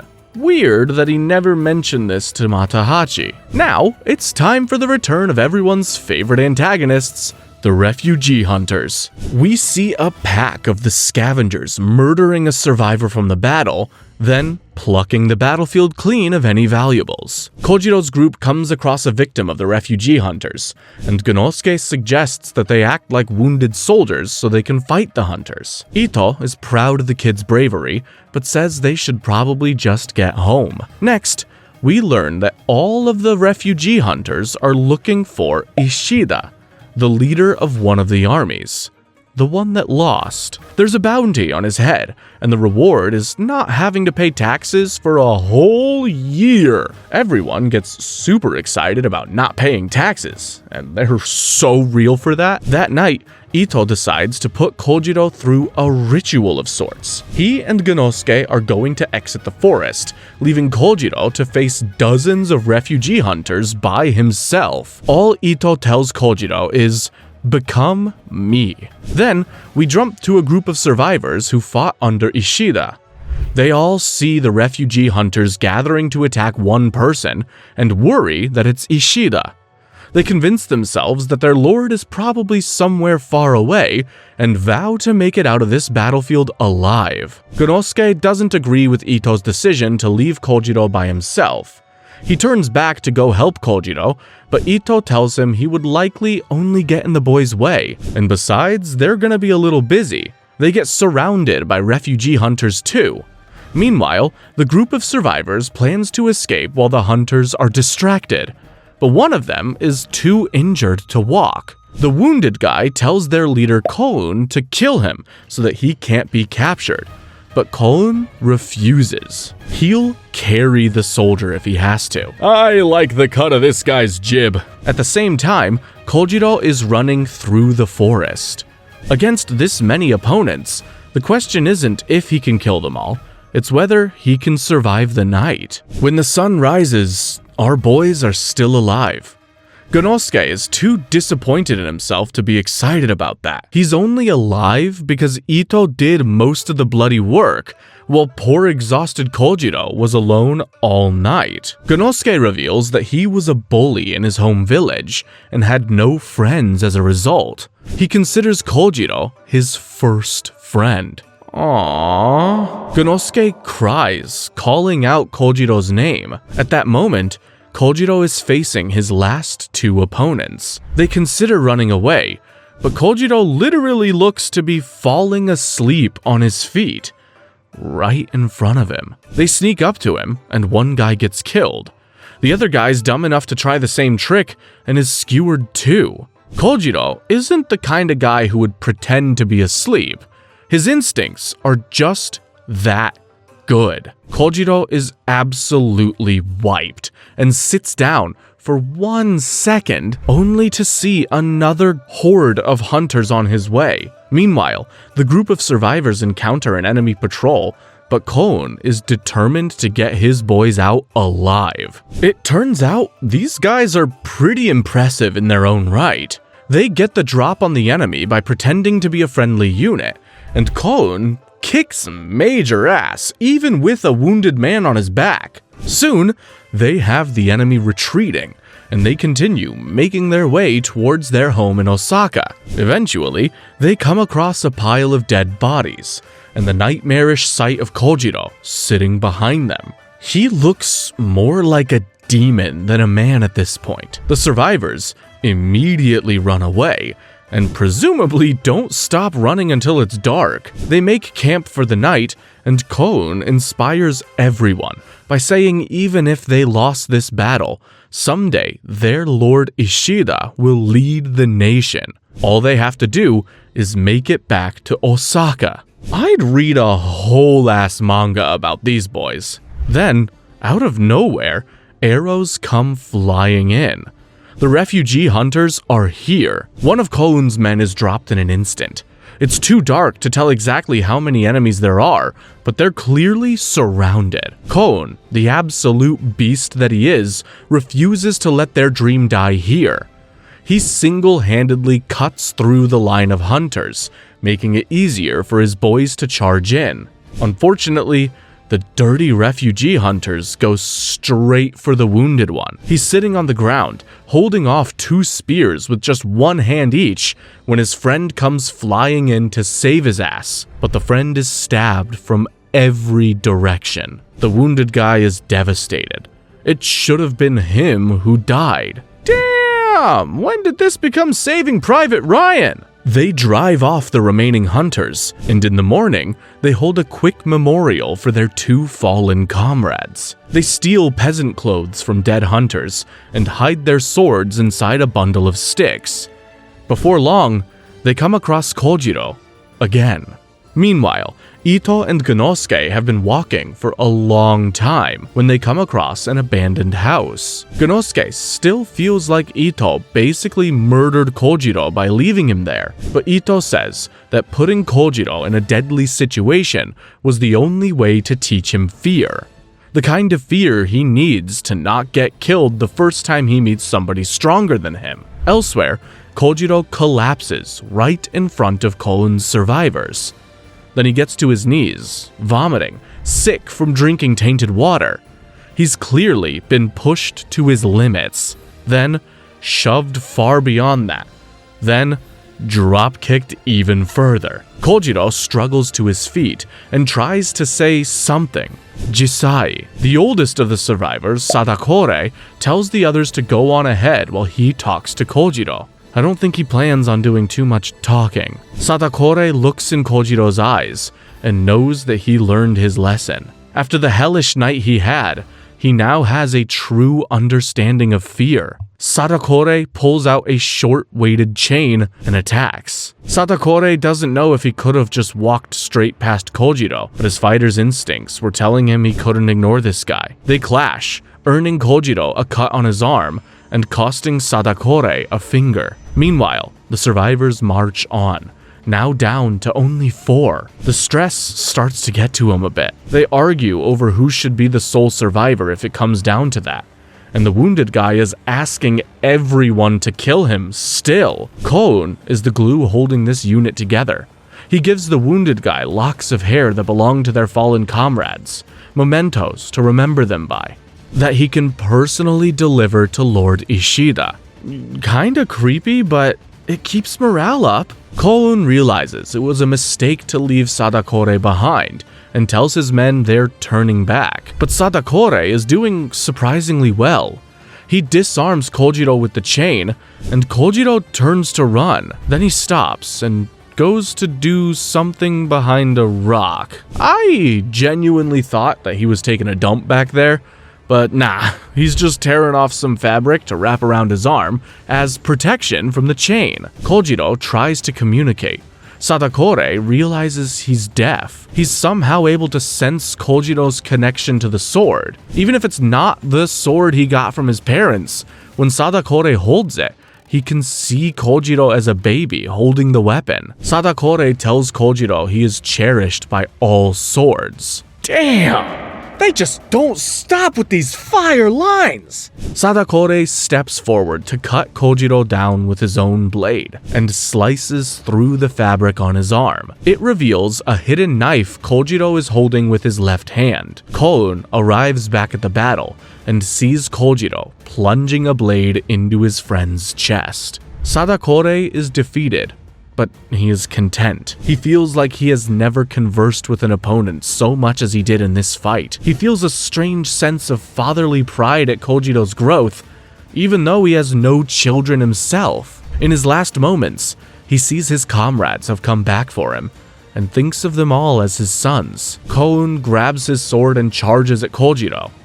And in Kojiro's current state, Koun may actually win this. He charges forward, slashes Kojiro, and breaks his sword at the hilt. He tells Kojiro that he had better not be weak. The man that killed Sadakore must be the strongest man there is. Damn, I'm kinda rooting for them both here. Kojiro is bewildered.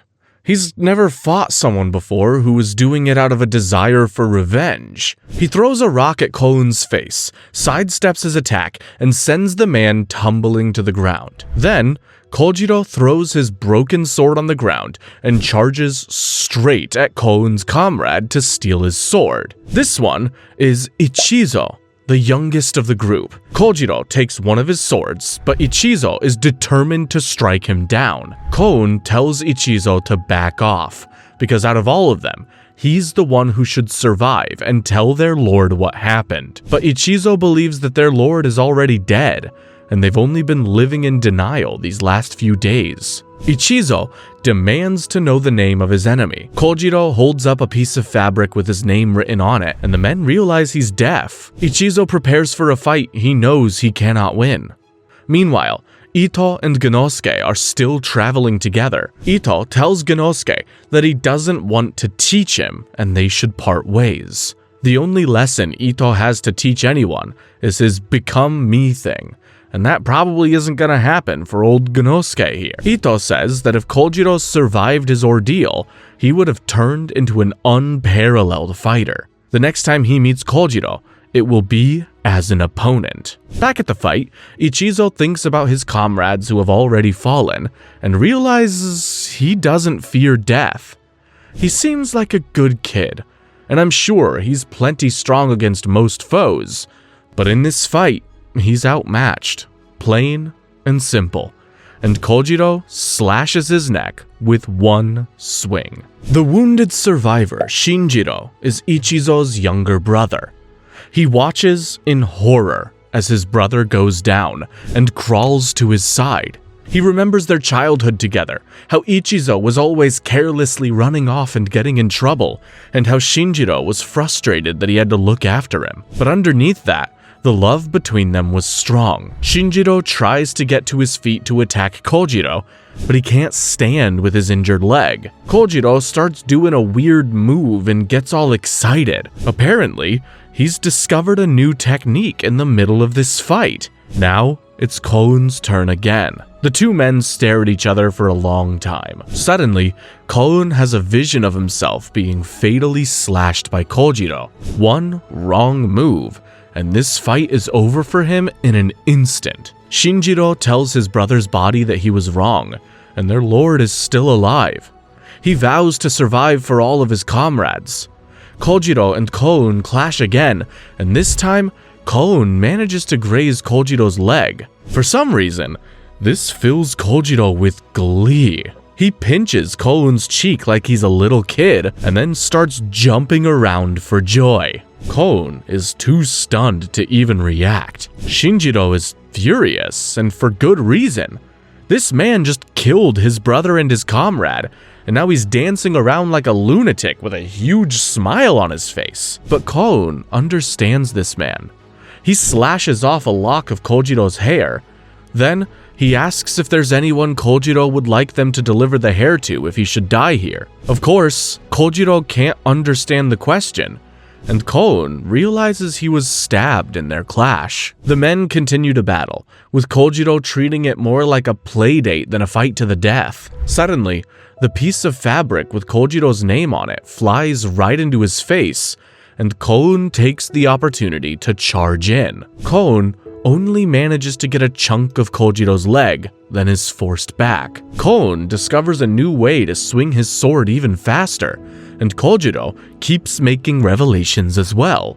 Now, back to Musashi. When we last saw him, he had just defeated Baiken, and then Baiken started telling some long story, so I can only assume Musashi got bored and left, because now we see him standing in the snow, cutting down Denshichiro. Then, we jump back 10 days earlier to see how we got here, and it's pretty straightforward. Everyone is back in Kyoto, where Denny challenges Musashi to a duel. He puts the challenge on a signpost in town for everyone to see. When Musashi first sees the sign, he also encounters Seijuro and is on guard immediately. He remembers how Seijuro gave him his iconic forehead scar. Seijuro just walks away, but Musashi tells him how he's coming for him next after he takes down Denny. Musashi slaps his handprint onto the sign, formally accepting Denny's challenge. Then we see Matahachi, who seems to have moved on from the unfortunate incident with his uncle. He's still pretending to be Kojiro, and he's gotten so good at the con that he's accusing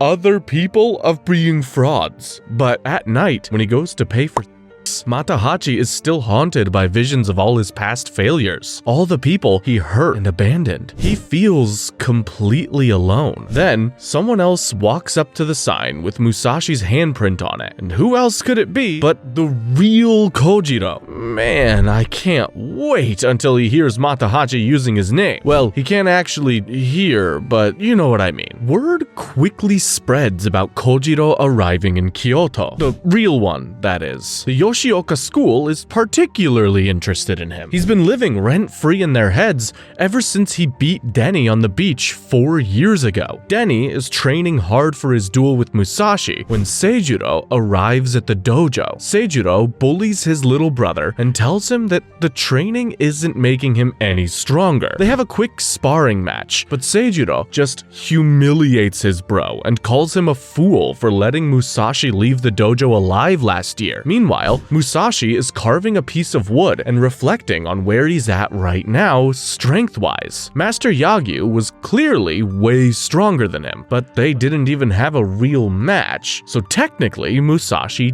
didn't lose. Sure, buddy. He thinks that years of experience is the only thing standing between him and the old masters, but part of him knows that there's something greater that Yagyu possesses, something he hasn't found yet. He finishes his wood carving, a beautiful yet terrifying demon statue. Musashi suddenly feels Seijuro's eyes on his back. He turns to see him. They lock eyes. Then Seijuro just turns and leaves. Next, we're checking on how good old Oko and Akemi are doing here in Kyoto. Oko is still working at the pleasure house, but she's keeping innocent Akemi away from that kind of life. Her dream is to have Akemi marry into the Yoshioka family someday, and it looks like that might not be such an unrealistic dream, because Akemi has been spending her nights with Seijuro. Elsewhere, Matahachi is going through it. He randomly remembers a moment in his childhood where a woman told him that Osugi wasn't his real mother. He's not even really sure if that happened or if it's just his imagination. He feels completely and utterly alone. Otsu prefers Takezo over him. His uncle is dead. His mom might not even be his mom. He wants to find someone who truly knows him as Matahachi, not as Kojiro. Also in Kyoto, Musashi is bathing at an inn, but he still feels like he's being watched. Musashi suddenly decides to leave the inn in the middle of the night, and they make him take all his cool demon statues with them since they're kinda creepy. Also, turns out it's New Year's Eve. Who knew? Musashi goes back to the signpost where Denny issued the challenge. The duel is just 9 days away now. He goes to do some practice sword swings in a field and thinks more about what it truly means to be strong. This guy does a lot of that. He thinks that maybe the key to being invincible is to believe that he's won every fight before it even starts. But then is there even a point to having the fight? This is getting complicated. All around Japan, Musashi, Otsu, and Matahachi all look up at the first moon of the new year, feeling very alone. Speaking of Otsu, when we last saw her, she and Jotaro had just saved Osugi from drowning. Then, they learn of the old woman's intense hatred for Otsu and Musashi. Well, apparently, as soon as Otsu heard that, she started choking out Osugi. Jotaro pulled Otsu away, and they fled from that house until they ran into Takuan. The three of them have been hanging out ever since. Right now, Otsu is feeling depressed about pretty much everything, and tells Takuan that she wants to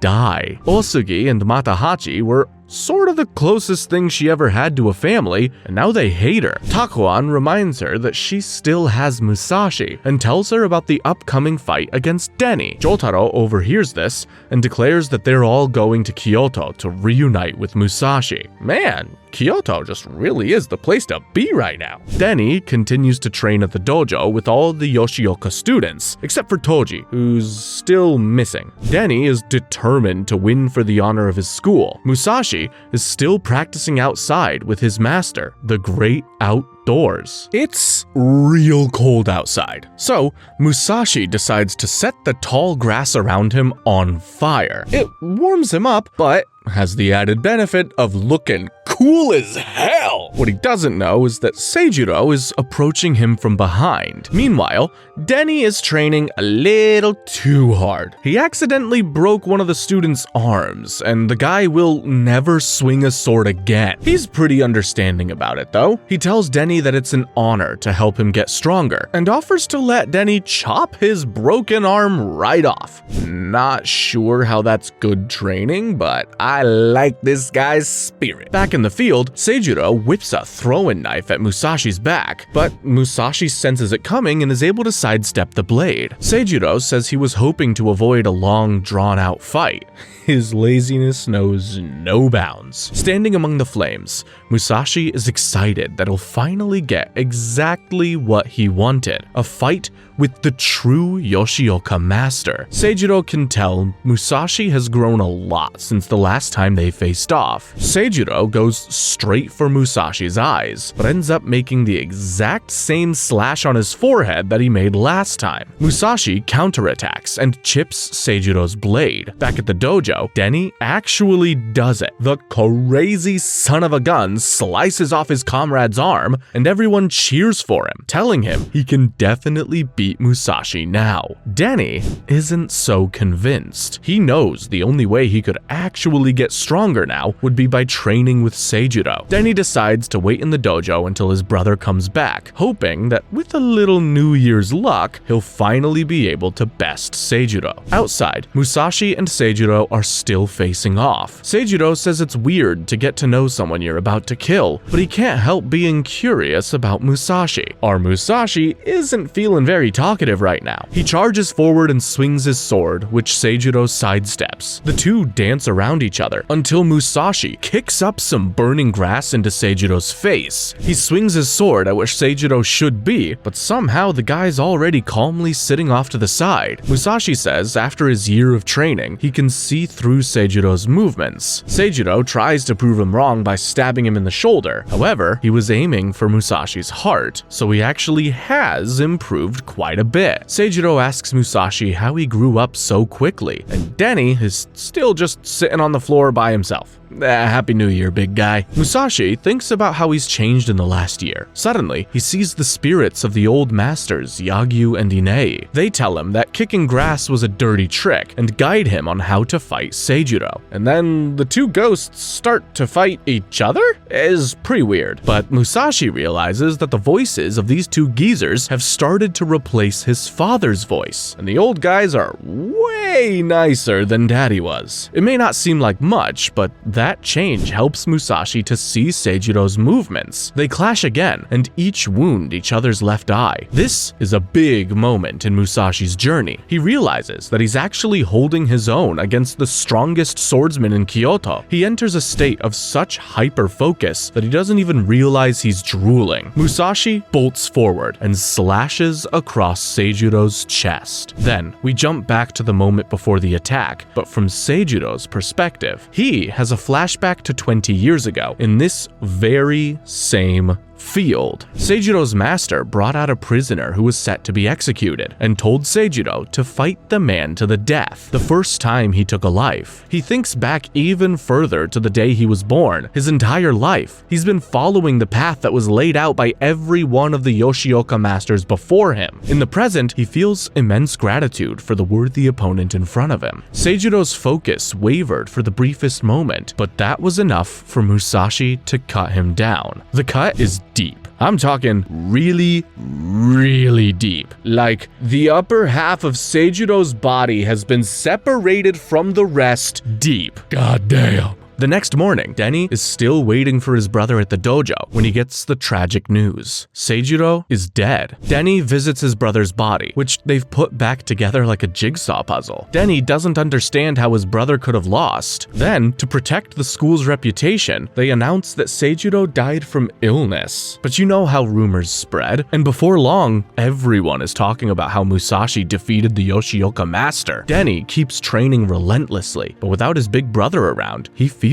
completely lost. A bit earlier, Musashi left a note at the dojo telling them where to find Seijiro's body. Then, he went to a river to wash up and clean his eye wound. He runs into a friendly villager and asks the man if he has anywhere for Musashi to rest for a while. Wow, he's actually getting friendlier. Musashi rests in the man's house and thinks back on the fight. Strangely, he can't even remember exactly how he was able to cut Seijiro down like that. He just remembers feeling like his sword and his arm had both fully disappeared. In the morning, Musashi starts to write something on a piece of paper. He thinks about how he's beaten the best swordsman in Kyoto and thought he'd feel much happier about that fact. As word spread about Musashi killing Seijiro, wandering samurai begin to arrive in Kyoto. They're looking to become famous by killing the man who killed Seijiro. Let's see how well that plan works out for them. One samurai starts shouting about how far the Yoshioka school has fallen and learns the hard way that he is out of his depth. One of the Yoshioka students just takes this chump to a field and cuts him down. The students realize they need to do something about these rumors before the school's reputation is completely destroyed. Meanwhile, the man who took Musashi in, Koetsu, is sharpening a sword. Apparently, that's his job, and he is so good at it that he's always getting requests from famous samurai to sharpen their blades. Then, Koetsu learns from his mother that Seijiro has died, and he connects the dots that the guy crashing with him is the killer. Koetsu and his mom know that the Yoshioka school is looking to kill Musashi, but they agree to keep him hidden. People were so nice in the Sengoku era. He's not the only fugitive they're harboring from the Yoshioka either. Kojiro is here too, and Koetsu's mom has been teaching him to read even more. What a sweetie! A few days later, Musashi thanks Koetsu for letting him recover here. Koetsu tells Musashi that he knows exactly who he is and all about his beef with Yoshioka. Denny has been training non-stop, but he's too distracted by his grief. His students are able to beat him in sparring matches without too much trouble, and his official match with Musashi is only 5 days away. That night, Denny goes home very late, checks on his sleeping son, and falls into his wife's lap, weeping. Poor fella. Ueda and the other Yoshioka students meet to discuss this problem. They consider ambushing Musashi before the fight, but that would be like admitting that they don't think Denny can win, which would hurt their rep even more. Ueda says they can't make a decision until they know where Musashi is, and orders the students to search every inn. Matahachi happens to be at an inn when the students show up, and he assumes they're still searching for him for burning down their school. When he learns the truth, that his old pal Takezo has already surpassed the greatest fighter in Kyoto, it makes him feel even smaller. And I didn't think Matahachi could get any smaller. Nobody is happier to hear about Musashi's victory than Jotaro. He wants to tell the whole world that Musashi is his master, but Otsu warns him to stay quiet unless he wants to get them both killed. Otsu randomly recalls a memory from her childhood of Musashi catching fish with his mouth. He really is more beast than man. Jotaro and Otsu see more signs from samurai challenging Musashi. Otsu can't help but admire Musashi. His whole life, people have hated him and wanted to kill him, but he just keeps forging ahead on his own path. Well, except that time he had to fake his death and all that. Back at Koetsu's house, the sword sharpener asks to see Musashi's blade. Koetsu says he's pretty much retired now, but there's something about Musashi that makes Koetsu desperately want to watch him fight. Musashi says he wants to go back to the place where he fought Seijiro last year, but Koetsu warns him that everyone wants to kill him. Ah, dude, that's just gonna make him want to go more. Musashi makes his way to the temple, which has been fully rebuilt. Along the way, he's recognized by numerous samurai, who all follow behind him, cause I guess they must all have serious death wishes. 6 men stand behind Musashi, ready to take him on and claim their glory. But the second he turns around, all their bravado shrivels up, and they step aside to let him pass. Best decision of their lives. Meanwhile, Matahachi is listening to rumors about Musashi when he hears another interesting rumor, one about Kojiro and how he's deaf. So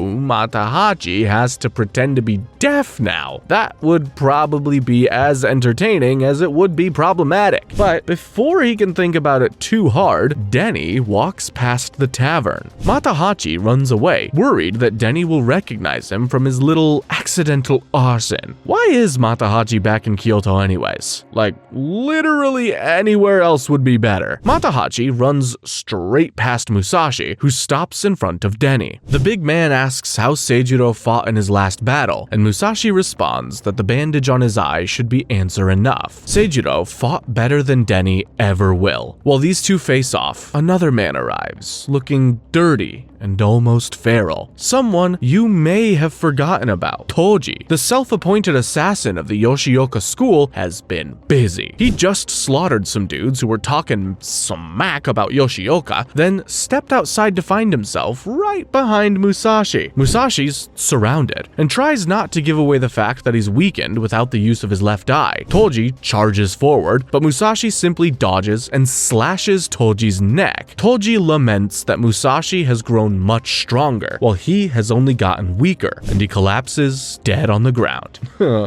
Well, so much for his triumphant return to the series. Musashi tells Denny that if he and Toji had attacked at the same time, he couldn't have seen both attacks coming. And something tells me Denny was fully aware of that, but his honor prevented him from taking advantage of it. Musashi walks away, and Denny just lets him go. The time of their fight is already set. Ueda and the students are even more worried now. They didn't especially like Toji, but Musashi is tearing through the Yoshioka school like they're wet paper, and Denny doesn't stand a chance. Ueda has one idea. They could hire somebody else to fight Musashi for them. Someone else Denny doesn't stand a chance against. Kojiro. Ueda describes the baby-faced Kojiro to his comrades and tells them to go find him. Someone arrives with the info of Musashi's location, and when Ueda learns he's staying with Koetsu, he says it might be possible to ambush him. At Koetsu's house, Musashi is continuing his side hustle as an artist. He paints something that he says is a pumpkin, but to me it looks more like Otsu standing on a bridge. Koetsu talks to Musashi about him killing Toji and suggests that maybe the feud with Yoshioka has gotten out of control. Musashi says he just needs to beat Denny in a few days and it'll all be over. Then they hear a commotion. Apparently, Kojiro hooked up with a girl from town and Koetsu's mom is chasing her out. Good for him. Meanwhile, Matahachi is kind of freaking out. He keeps trying to reassure himself that the real Kojiro must be dead, and the best way to do that is to get wasted. He starts drunkenly shouting about how Sasaki Kojiro will defeat Musashi. Some Yoshioka students show up, and that's exactly what they were hoping to hear. The students ask Matahachi to come with them, but Matahachi tries to get out of it by saying that he spells his name differently from the real Kojiro. He's just Sasaki Kojiro, a completely different guy. One of the students recognizes him as the guy that burnt down their school, and they drag him out into a field. The man starts beating Matahachi and demanding to know where the real Kojiro is. And speak of the devil, Kojiro appears right in front of them. The students feel like they need proof that this is the real Kojiro. After all, it could just be another tall, baby-faced, deaf swordsman with long hair. Matahachi suddenly puts it all together in his brain. The man he took the certificate from wasn't Kojiro, but someone trying to deliver the certificate to Kojiro. Suddenly, Matahachi sees Kojiro as some kind of guardian angel. He silently asks him to cut down these students for what they did to him. Realistically, Kojiro likely has no clue that anyone has been using his name. One of the students, named Mike, steps forward. He only intends to gauge Kojiro's strength to prove he's the real deal, but he finds himself unable to back down. He feels like his entire life's purpose has been to fight this man, which of course means that he's dead 3 seconds later. Back at the dojo, Ueda tells Denny about their idea of hiring Kojiro, and lil bro snaps.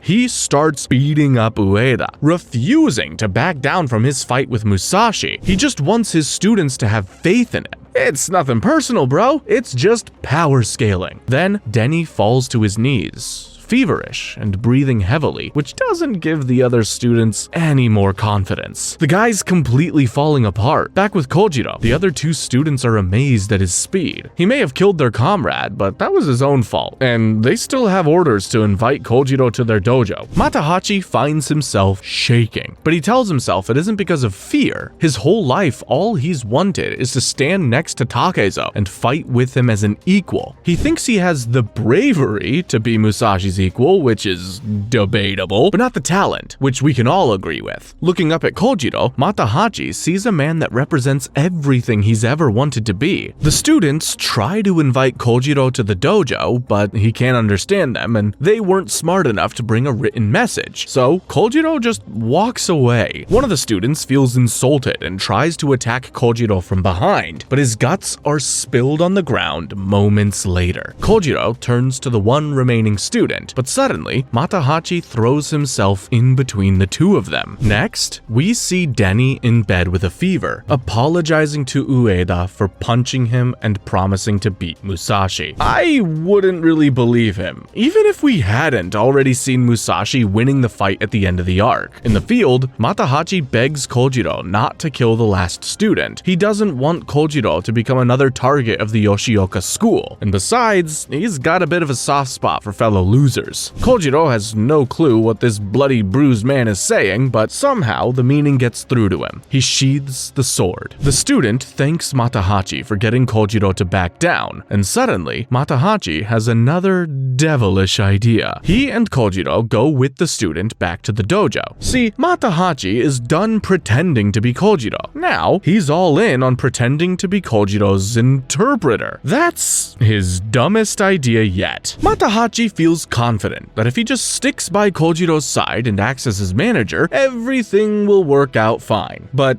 shouldn't you have asked Kojiro how he feels about this little arrangement first? Matahachi, a man who constantly swings between manic depression and delusions of grandeur, is on an upswing. He's confident that with Kojiro at his side, he'll surpass Musashi in no time. But he forgot one thing. Everyone here knows that he burned down their school. The students attack Matahachi, but Ueda tells them to stop. If Matahachi can truly translate for Kojiro, it's worth letting him live. Some of the students rebel and say that this is all an insult to the school's name, but Ueda overrules them. He drops to his knees in front of Kojiro. He will do whatever it takes to ensure the head of their school stays alive. Ueda tells both Kojiro and Kojiro that they're honored guests at this school. Matahachi says that they forgive the other students' rudeness, but that he and Kojiro are a package deal. The students ask for a demonstration of how Matahachi is able to communicate with Kojiro. Yeah, Matahachi, how do you do that? He could have used writing, tried to fake sign language, or something, but instead, he chooses the most ridiculous thing possible. He tells the students that he can talk to Kojiro with his mind. Genius. He just stares at Kojiro, trying to get the deaf man to nod up and down. That'll save this performance. Matahachi turns back to the students and tells them that Kojiro doesn't want anything to do with their crummy little school. Matahachi tells Kojiro they should leave, but inside he's hoping the students beg them to reconsider and stay. Instead of leaving, Kojiro grabs a sword off the wall and places it in front of Ueda, who's still on his knees. He can tell Ueda is the strongest one here and wants to fight. Ueda places his forehead on the ground and asks Kojiro to wait just a couple of days until Denny's fight has passed. Then he'll gladly accept the challenge. Matahachi tells the students that if they want Kojiro to consider working with them, they should bring him food, sake, and women. Kojiro loves all that stuff. While Kojiro and Matahachi enjoy their feast, Ueda tells the other students that they only have to put up with this for 2 more days. After Kojiro kills Musashi for them, they can do whatever they want to Matahachi and Kojiro. Back with Musashi, Koetsu agrees to sharpen his sword for the upcoming fight. Why is this dude so dang nice? Suddenly, Musashi has a memory of the day he defeated Baiken. Baiken seemed relieved to be defeated and said that he could finally escape the spiral of death and killing. While Koetsu sharpens Musashi's sword, the kind man asks how many people have been cut down with this blade. He's lost count. Well, more accurately, he never started counting in the first place. Koetsu says countless people have been killed by swords he sharpened, so he's in no place to judge. Musashi asks the sword sharpener why he's helping out some wandering samurai like him. Meanwhile, Matahachi is having a lot of fun drinking with Kojiro. It's just like hanging out with Takezo again, except now he can't talk back. Kojiro goes to the bathroom, and Matahachi realizes this is the perfect opportunity for him to deliver the certificate to its rightful owner. He pulls it out, but then hides it again before Kojiro can see it. Matahachi can't even do a single nice thing for the disabled man he's taking advantage of. Matahachi steps outside, and one of the students fills him in on what it is they actually want Kojiro to do for them. oh yeah, hey, that's kinda important. When he learns that they want Kojiro to fight Musashi in just about 24 hours, Matahachi is stunned. Back with Koetsu, the old man explains that he spent 50 years of his life dedicated to creating the perfect blades. Now, he sees that all the swords are the same, just tools made to cut and kill. He says the only way to make a sword truly beautiful is for it to stop being a sword. Suddenly, Musashi has an image in his mind of Master Yagyu's crotch scratcher. Now that was a beautiful sword. Koetsu no longer sees beauty in the swords, but rather in the men who wield them. And in Musashi, he sees something special, but the exact same can be said about Kojiro. After this talk, Musashi decides to build a snowman. Seriously, his true passion is clearly sculpting. Elsewhere, Matahachi is now trying to find a way to get him and his new best friend out of this mess. He's pretty sure that regardless whoever survives the fight, the Yoshioka school will all gang up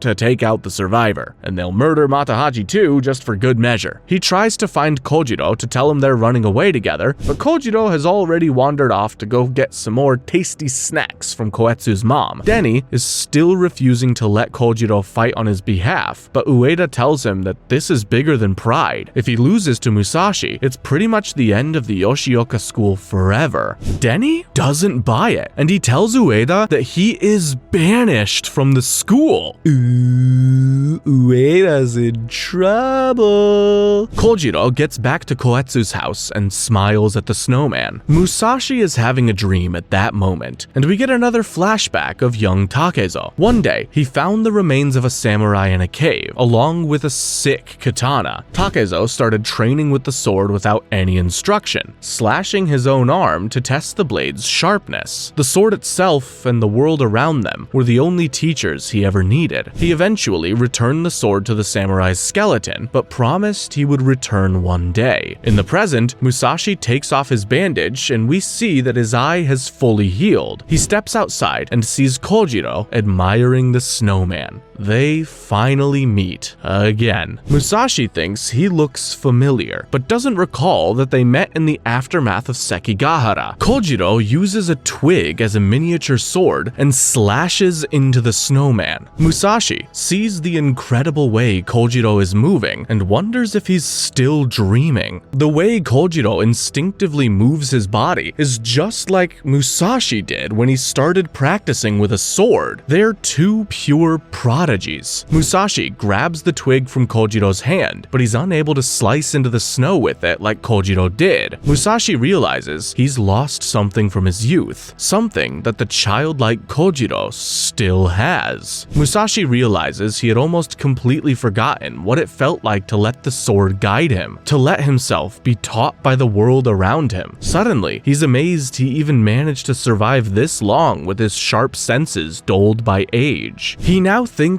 that he's only won every fight up to this point through pure luck. At first, he blames everyone who has despised him for sanding away his focus, but then he realizes he did it to himself. He let himself be filled with rage and closed himself off to the world around him. Just one good look at Kojiro was enough to give Musashi this massive breakthrough. So, can they be best friends now? Unfortunately, they start fighting over the stick. Or are they just playing? They dance around each other, swinging sticks wildly. Musashi loses a hand, Kojiro's stomach is sliced open, but that's only Koetsu's imagination of what would have happened if they were using real swords. Suddenly, Kojiro stops. Koetsu's mom is here, and Kojiro has forgotten about everything but his precious snacks. Musashi says he wishes Kojiro had drawn his blade for real, but he had a good idea who would have won the fight. I'm thinking it's not the guy who just got humbled by someone cutting a snowman with a stick. The two men eat together and exchange introductions by writing their names down. Kojiro immediately falls asleep after eating, and Musashi is amazed that such a talented fighter could leave himself so defenseless. That night, Denny has dinner with his wife and child, knowing that it may well be their final meal together. Matahachi has run away from the Yoshioka school on his own, but now he's broke and starving. He's at another low point, but he can go lower. 2 Yoshioka students find him, beat him up, and drag him back to the dojo. Then, all the students gather around Denny while he stares at a giant boulder behind the dojo. This boulder has been here for generations, and every Yoshioka master has struck it countless times. Denny hopes the boulder can provide some insight on what lies ahead for him. He strikes the boulder with a wooden sword with all his might, and it splits right in half. For a moment, his students are swayed. He might actually win this. As the sun rises, Denny's students cheer for him, and Musashi collects his sharpened sword from Koetsu. He thanks the man and his mother for everything, and tells them that he'll be leaving Kyoto immediately if he survives. Then, Musashi has a wordless goodbye with Kojiro, where the deaf man literally pinches his cheek like a child. They're basically brothers already. Nobody is more excited for this match than Granny Osugi, who came here for the sole purpose of watching Musashi die. I think she'll be sorely disappointed. On the way to the temple, where he'll fight Denny, Musashi runs into Ueda, who points a gun right at Musashi's face. When Ueda said that he would do anything to protect his master, he meant it. Even the scariest beast is defenseless against overwhelming firepower. At the temple, Denny is waiting, and a huge crowd has gathered to watch the fight. Osugi is there, as well as Otsu and Jotaro, and even Takuan the monk. A lot of people will be very disappointed if the show doesn't go on, but Ueda doesn't give a crap. He tells Musashi he'll shoot him unless he turns around and leaves Kyoto. Some people see this interaction and start talking about how underhanded the Yoshioka school is, but Ueda doesn't care about reputation anymore. All he wants is for his school to survive. Musashi leaps forward in the blink of an eye and presses his own body against the muzzle of the gun. He's putting himself in the most vulnerable position, while still clearly demonstrating that this puny gun couldn't kill him. Ueda throws the gun down and resorts to asking nicely. It doesn't work. Musashi forges ahead until he reaches the temple, but he has trouble getting through the crowd because they don't realize he's one of the fighters. When Otsu sees Musashi again, her eyes fill with tears of relief. Musashi finally makes his way to the front of the crowd and takes his position opposite Denny. Meanwhile, some Yoshioka students drag a bloodied and bruised Matahachi out of the cage they've been keeping him in. Since it's the day of the fight and Kojiro is nowhere to be seen, Matahachi is in even deeper trouble than he was before. Matahachi tells the students that they must be real losers if they're on guard duty during the big fight, which earns him even more beating. Matahachi keeps getting to his feet, telling these 3 students that he could kill them if he wanted to, but they just keep beating him more and more. They seem intent on beating him to death, and Matahachi seems to be encouraging it. Back at the match, it begins to snow.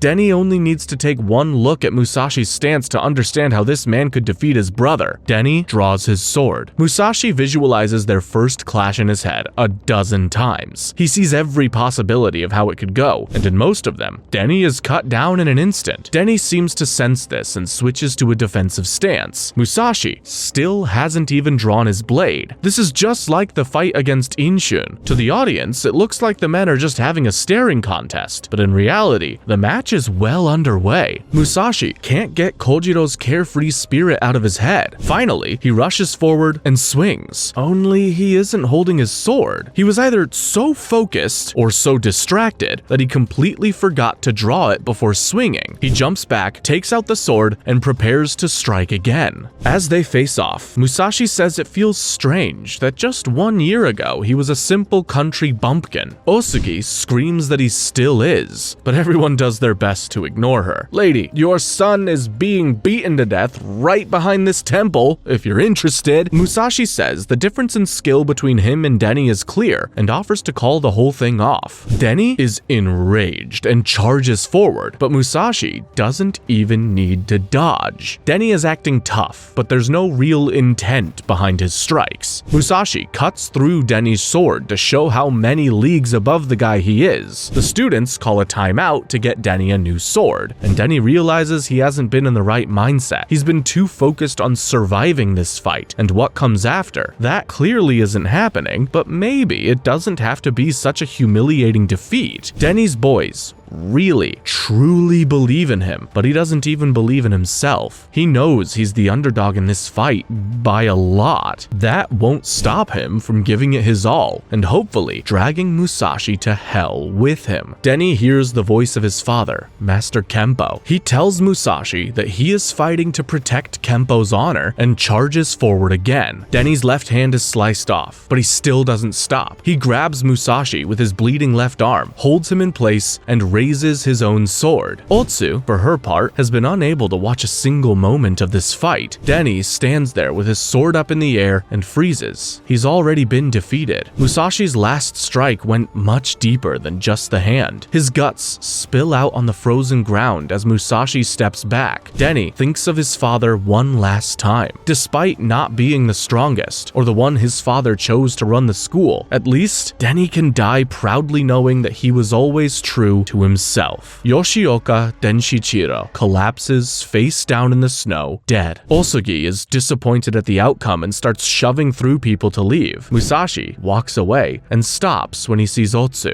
only for a second, and then he keeps walking. Jotaro tells Otsu to go after him, but she replies that she's fine where she is. Why do they keep doing this to themselves? Then we see Ueda reading a message by the river. It's his banishment from the Yoshioka school. Denny added a condition that the banishment would only last for as long as Denny was alive. That beautiful son of a gun. He truly loved this school. Not only that, but Denny chose Ueda to be the next master of the Yoshioka school after he died. The Yoshioka students cover their master's body with a sheet and mourn him. They scream up at the heavens and think about how big of a heart the man had. Well, everything about him was big, to be fair. The fight is over, but now the Yoshioka are more determined than ever to kill Musashi before he can leave Kyoto. That night, Musashi is confronted by some of the remaining students. The students deliver a challenge from Ueda. They're really not giving him a choice. These fools are really gonna force Musashi to wipe the entire Yoshioka school off the face of the earth, one by one. Musashi realizes he's trapped in a spiral of killing, the same one Baiken was so relieved to escape, but this is the path he chose. You're probably wondering what happened to Matahachi during all this. Well, some pretty nasty stuff happened off screen. That's what. The students cut off his left thumb, broke an arm and a leg, and tossed him into a freezing river. He's almost certainly dead. At least, that's what they tell Ueda. Our slimy boy wouldn't go down that easily. He somehow managed to escape, and the students are too embarrassed to admit it. Matahachi enters a tavern, looking like death warmed over. This time, when he hears people talking about Musashi, he doesn't pretend to be anything he's not. He says that Musashi is an incredible man, and an old friend of his from back home. He's at another rock bottom. His guardian angel Kojiro ditched him, almost as if he never understood a single word Matahachi said to him. What about their special bond? And when he feels he couldn't go any lower, Matahachi finds himself facing his old friend. Musashi recognizes his old pal Matahachi immediately and seems pleased to see him. Matahachi, as you can probably guess, just turns and runs away. Musashi catches up to him in a second and sits him down to talk. The two men get a drink together, and before long they're talking and laughing like no time has passed at all. It probably helps that Musashi doesn't know about the Jupiter-sized inferiority complex Matahachi has regarding him. Matahachi tells Musashi how cool it was to hear that his old pal Takezo has become one of the strongest fighters in the country. He almost mentions the fact that he watched Musashi fight both Seijiro and Baiken, but decides not to because it would really make him sound like a stalker. Meanwhile, Ueda and the students are plotting. When Musashi shows up to duel Ueda, all 70 of the remaining students will attack him at once. I mean, there's no way Musashi could kill 70 men in a single night, right? And there's no way Musashi himself is already up in the trees listening to this plot, right? He is. I don't know how he got there so fast, but he is. Apparently, this is the next day, and last night at the bar, things got sad. Matahachi started crying and was about to finally apologize for ditching Musashi all those years ago when he was interrupted. Musashi played down his own achievements, saying that he wasn't all that strong and still had a long way to go. Just like that, any part of Matahachi that felt like making amends was gone. The fact that Musashi is still gonna get even stronger and leave his old pal in the dust even more enraged Matahachi. He threw his drink at Musashi Musashi and started yelling at him, saying that Sasaki Kojiro could kill him easily, but Musashi already knew that. He frolicked in the snow with that guy. The bar owner kicked them out, and Musashi tried to guide a wasted Matahachi home. Matahachi accused Musashi of stealing Otsu from him and started making lewd comments about her.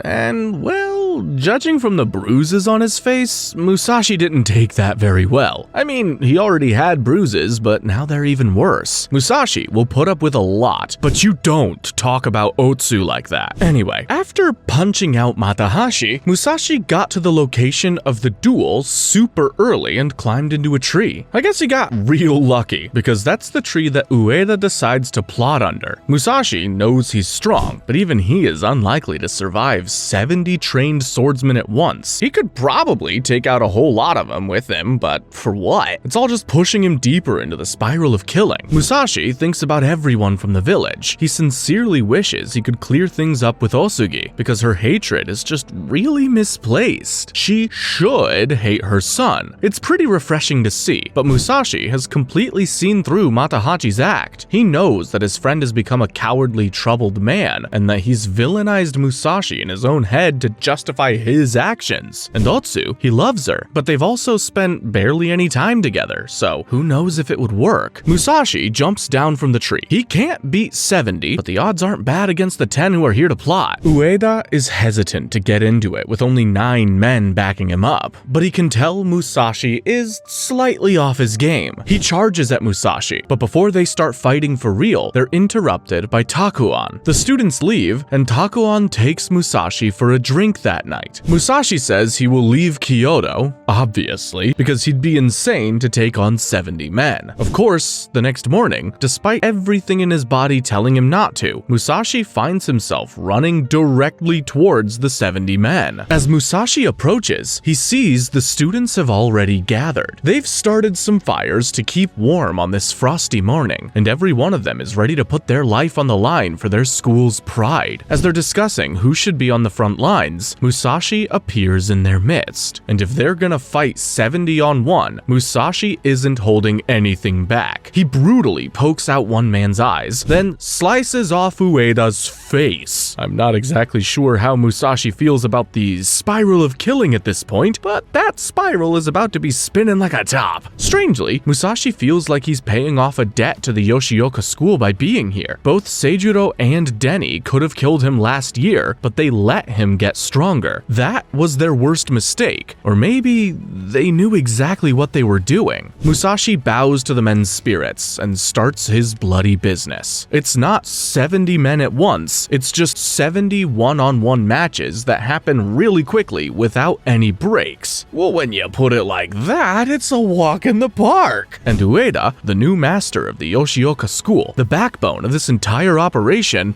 well, he's already dead, and that can't be good for school spirit. Now, I could describe what happens in the next chapter, or I could let these gorgeous, violent panels speak from themselves. Look what he does to that guy. Oh god, not that dude. Damn, I loved that mustache guy. Yeah, it's not going well for the Yoshioka school. I mean, it really isn't even fair. These are all fodder level fighters. He's already taken out everyone with aura. Eventually, the students realize their only chance is to wait until Musashi is as tired as possible, then literally all pile onto him at the last second. Turns out, Ueda might still be alive on the ground, but his eyeball's being pecked by a crow, so that's not great. One student actually lands a hit on Musashi, and everyone thinks he might have sliced his jaw off, but it was a shallow cut. And then the guy that made it is dead. Apparently, that did actually happen to the real-life Musashi. Sort of. He took on the entire Yoshioka school, killed their strongest 6 or 7 guys, then ran away. Still pretty impressive. That part of history is not super well documented though, so take it with a grain of salt. I prefer to imagine it happened exactly like this, but everyone survived and they all ate pancakes together afterwards. The battle just keeps on going on and on and on, deeper into the spiral of killing. He's gotta be almost halfway done, right? Musashi's sword is on fire now, which I think just naturally happens when you hit a 25-man kill streak. 2 of these students are they're brothers, and one of them charges in to try to save the other one. But guess what? They're both crow food now. Elsewhere, Takuan reads a scroll, but he's reading it in Japanese, so I don't know what it says. Prayer, maybe? Doesn't he know this is the English translation? Throughout Kyoto, everyone is enjoying a peaceful, chilly morning, unaware that 70 of their citizens are getting absolutely massacred in the forest. Just going off pure instinct, Musashi cuts down every single opponent that comes his way. Finally, the students decide it's time. He's exhausted. If they all jump on him at once, they can't possibly lose. Or not. Honestly, this strategy doesn't look all that different from what they've been doing. Musashi just keeps cutting him down, just faster now. Part of him knows this is wrong. He's slaughtering dozens of husbands and fathers, and for what? He can see the spirits of Inei and Yagyu laughing at him, but he also knows if he loses focus here for even a moment, he's dead. He has the briefest out-of-body experience, but it creates enough of an opening for one student to bite Musashi on the shoulder. I would have used my sword, but sure. Musashi kills that guy, and there aren't many students left now. The ones remaining consider fleeing, but that would be an insult to everyone who's died so far. The least they can do is throw themselves into the meat grinder as well. Again, they swarm Musashi, biting and scratching, throwing blood in his eyes. There's nothing honorable about this. It is pure survival. Away from the battle, one student finds Ueda leaning against a tree and smoking a pipe. Fortunately, it was only part of his face that got sliced off, so he's fine, right? Back at Koetsu's house, Kojiro asks where his friend Musashi has gone. Apparently, Kojiro has lost all interest in bringing girls back to this house. He only wants to see Musashi again. Aww. Meanwhile, Musashi just unlocked a new ability. If you can believe it, he begins to see his opponents in different colors. Those who aren't prepared to put their life on the line are gray and transparent, as if they're barely there at all. Musashi tells these men they can leave if they want, but if they come near him, they'll die instantly. And well, they don't take him up on his kind offer. Fools. As the students fall one by one, they think about the lives they've led. Decades dedicated to the study of the blade, and they don't regret it one bit. I mean, it might not have done them too much good in the long run, but the fact that a fighter like Musashi could exist proves that it was a worthwhile pursuit. Finally, the unimaginable happens. Musashi is knocked off balance and pinned to the ground. The student on top of him tells his comrades to stab right through him to kill Musashi. What does Musashi do? He grabs the back of the guy's bandana and snaps his neck.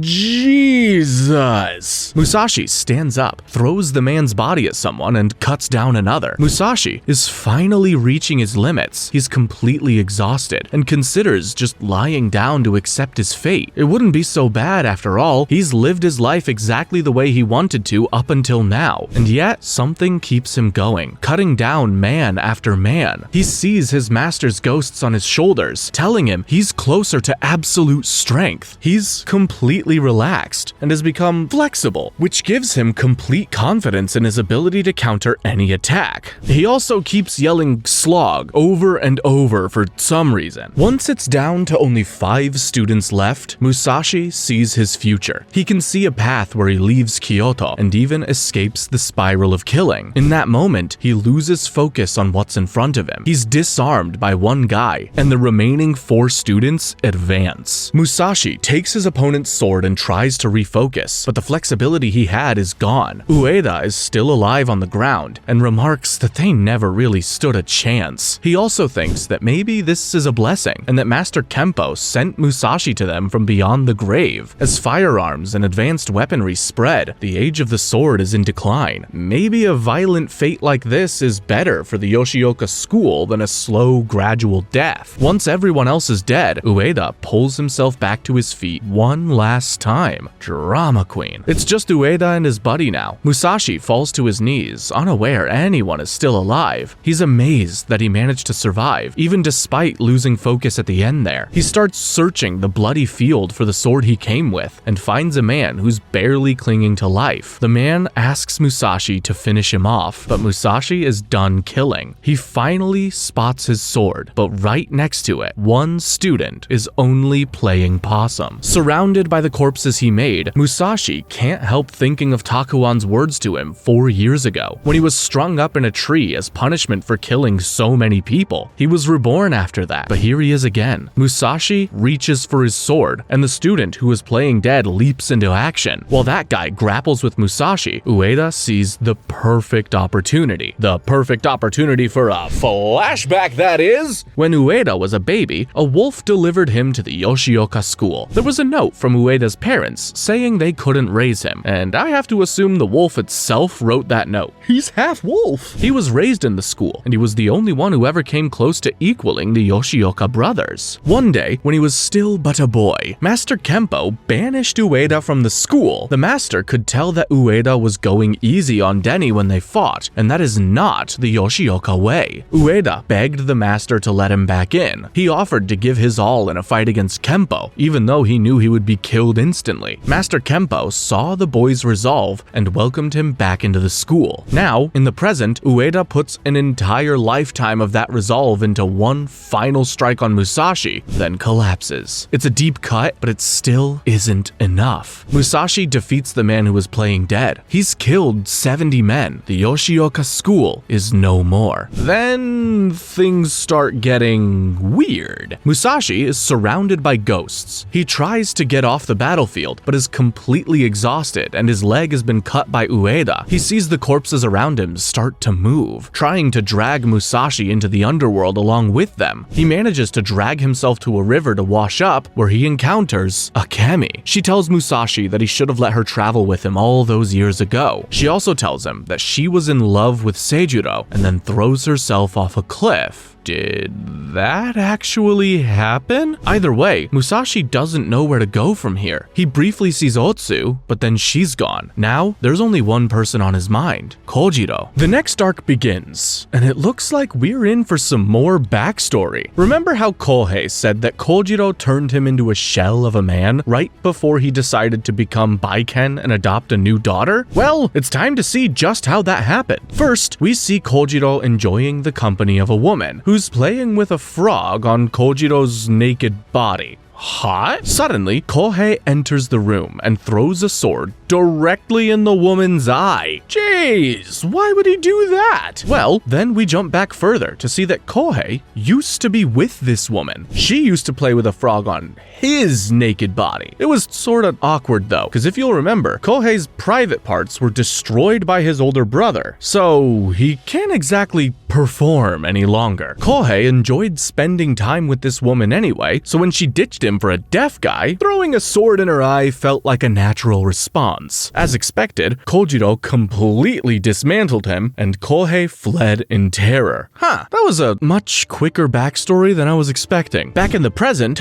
Musashi wakes up, and is this heaven? Jotaro and Otsu are there, plus Takuan the monk. His injuries have healed, and it feels like he hasn't slept for weeks. He doesn't even know what's reality anymore. Is this a dream? Was the whole battle a dream? Seeing Akemi and Otsu, did any of that happen? Takuan tells him that the man who brought him here was Matahachi. For the second time, Matahachi carried his old friend's unconscious body to safety, and this time, he didn't flee immediately afterwards. He was there when Otsu and Jotaro showed up. The whole gang's back together. The second Matahachi lays eyes on his ex-fiancée, his love is reignited. She'd only become more beautiful over time. He squeaks out that they should spend their lives together, but Otsu just pushes him out of the way to check on Musashi. Ouch. Without even saying a word to him, Otsu forces Matahachi out of the room so she can be alone with Musashi, and Jotaro keeps guard at the door. Double ouch. If it makes him feel any better,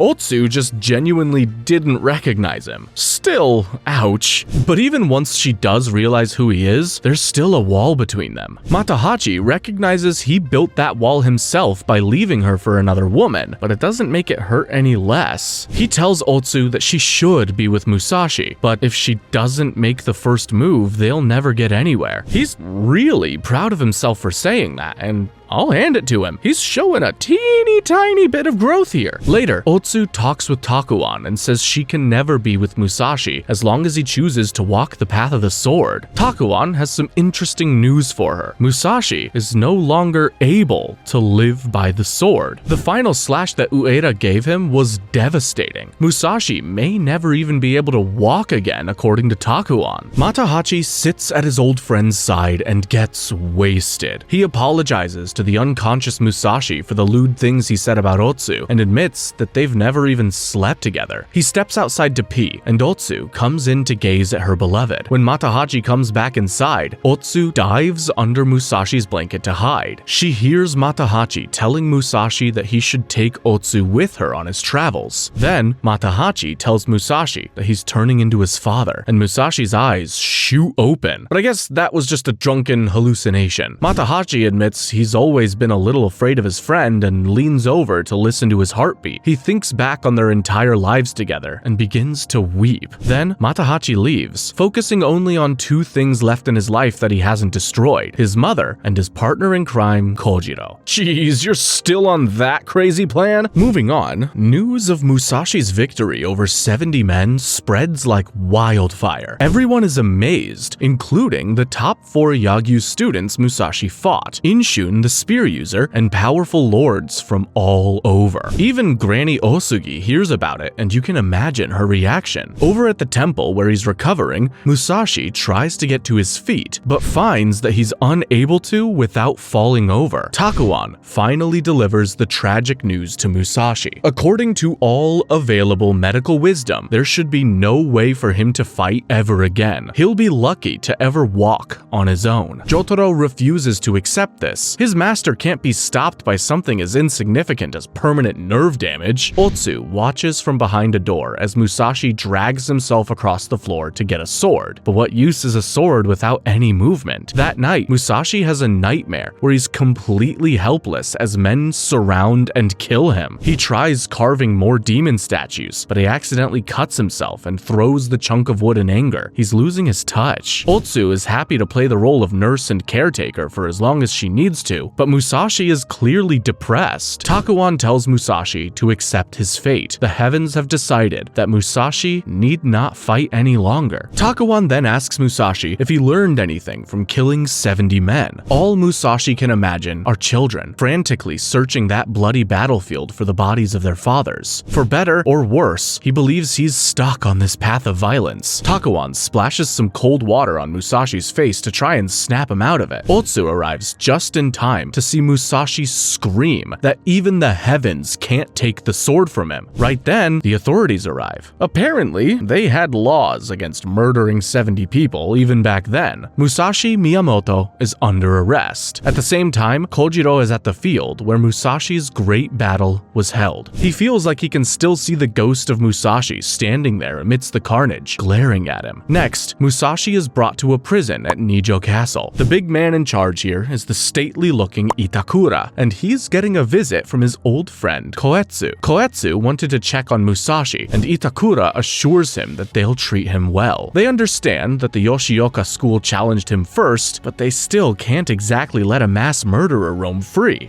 Besides, there are a lot of people who would be interested in hiring the services of a man like Musashi. The doctor who's treating Musashi tells him he should be grateful to the men who injured him, as they took him off the violent path he was on. Things don't seem so bad, honestly, and they even let Jotaro and Otsu visit Musashi. Otsu is alright with this arrangement, but Jotaro is miserable without his invincible master. I mean, it's not like Musashi was doing much for the kid, but at least he was someone Jotaro could look up to. Back at Koetsu's house, Kojiro learns what happened to his bestie Musashi. Hopefully, you got your fill of battle in the last arc, because it's feeling like this one's gonna be mostly philosophical conversations. Don't get me wrong, I love that stuff, but it doesn't make for the best recapping. Anyway, Koetsu says he wishes there was a place in this world for fighters like Musashi and Kojiro, a way they could pursue ultimate strength that wasn't just killing people and eventually getting killed. I guess he's sorta describing MMA. Then, Otsu says that as much as she wants Musashi to stop fighting, she wishes Musashi could be happy too. She doesn't hate the way of the sword, since thinks the man she's in love with is in love with it, but she doesn't feel like she understands it at all. And meanwhile, Takuan is still trying to convince Musashi to take a cushy job as a teacher and start a life with Otsu in Edo. Then, Otsu says that she knows if she ever settled down with Musashi, he would resent their quiet life. She prefers things as they are, where he does his thing and she gets to gaze at him longingly when she bumps into him about once a year. Girl, you really should not be settling for that. Next, Takuan tells Musashi more about the job offer in Edo. The shogun and his family live in Edo, and their official sword instructor is a man named Yagyu Munenori. Sound familiar? Well, that's because that's Master Yagyu's son. Munenori has offered Musashi a position directly under him, where he would spend his days relaxing and teaching swordsmanship. Musashi recognizes that there's a primal part of him that could never accept a calm life like that. This dark side manifests as a cloud above Musashi. He can't get rid of it completely, but he can at least separate that part and be aware of it. Takuan is impressed with how much Musashi has grown, and really pushes him to lean into his gentler side. Kojiro, meanwhile,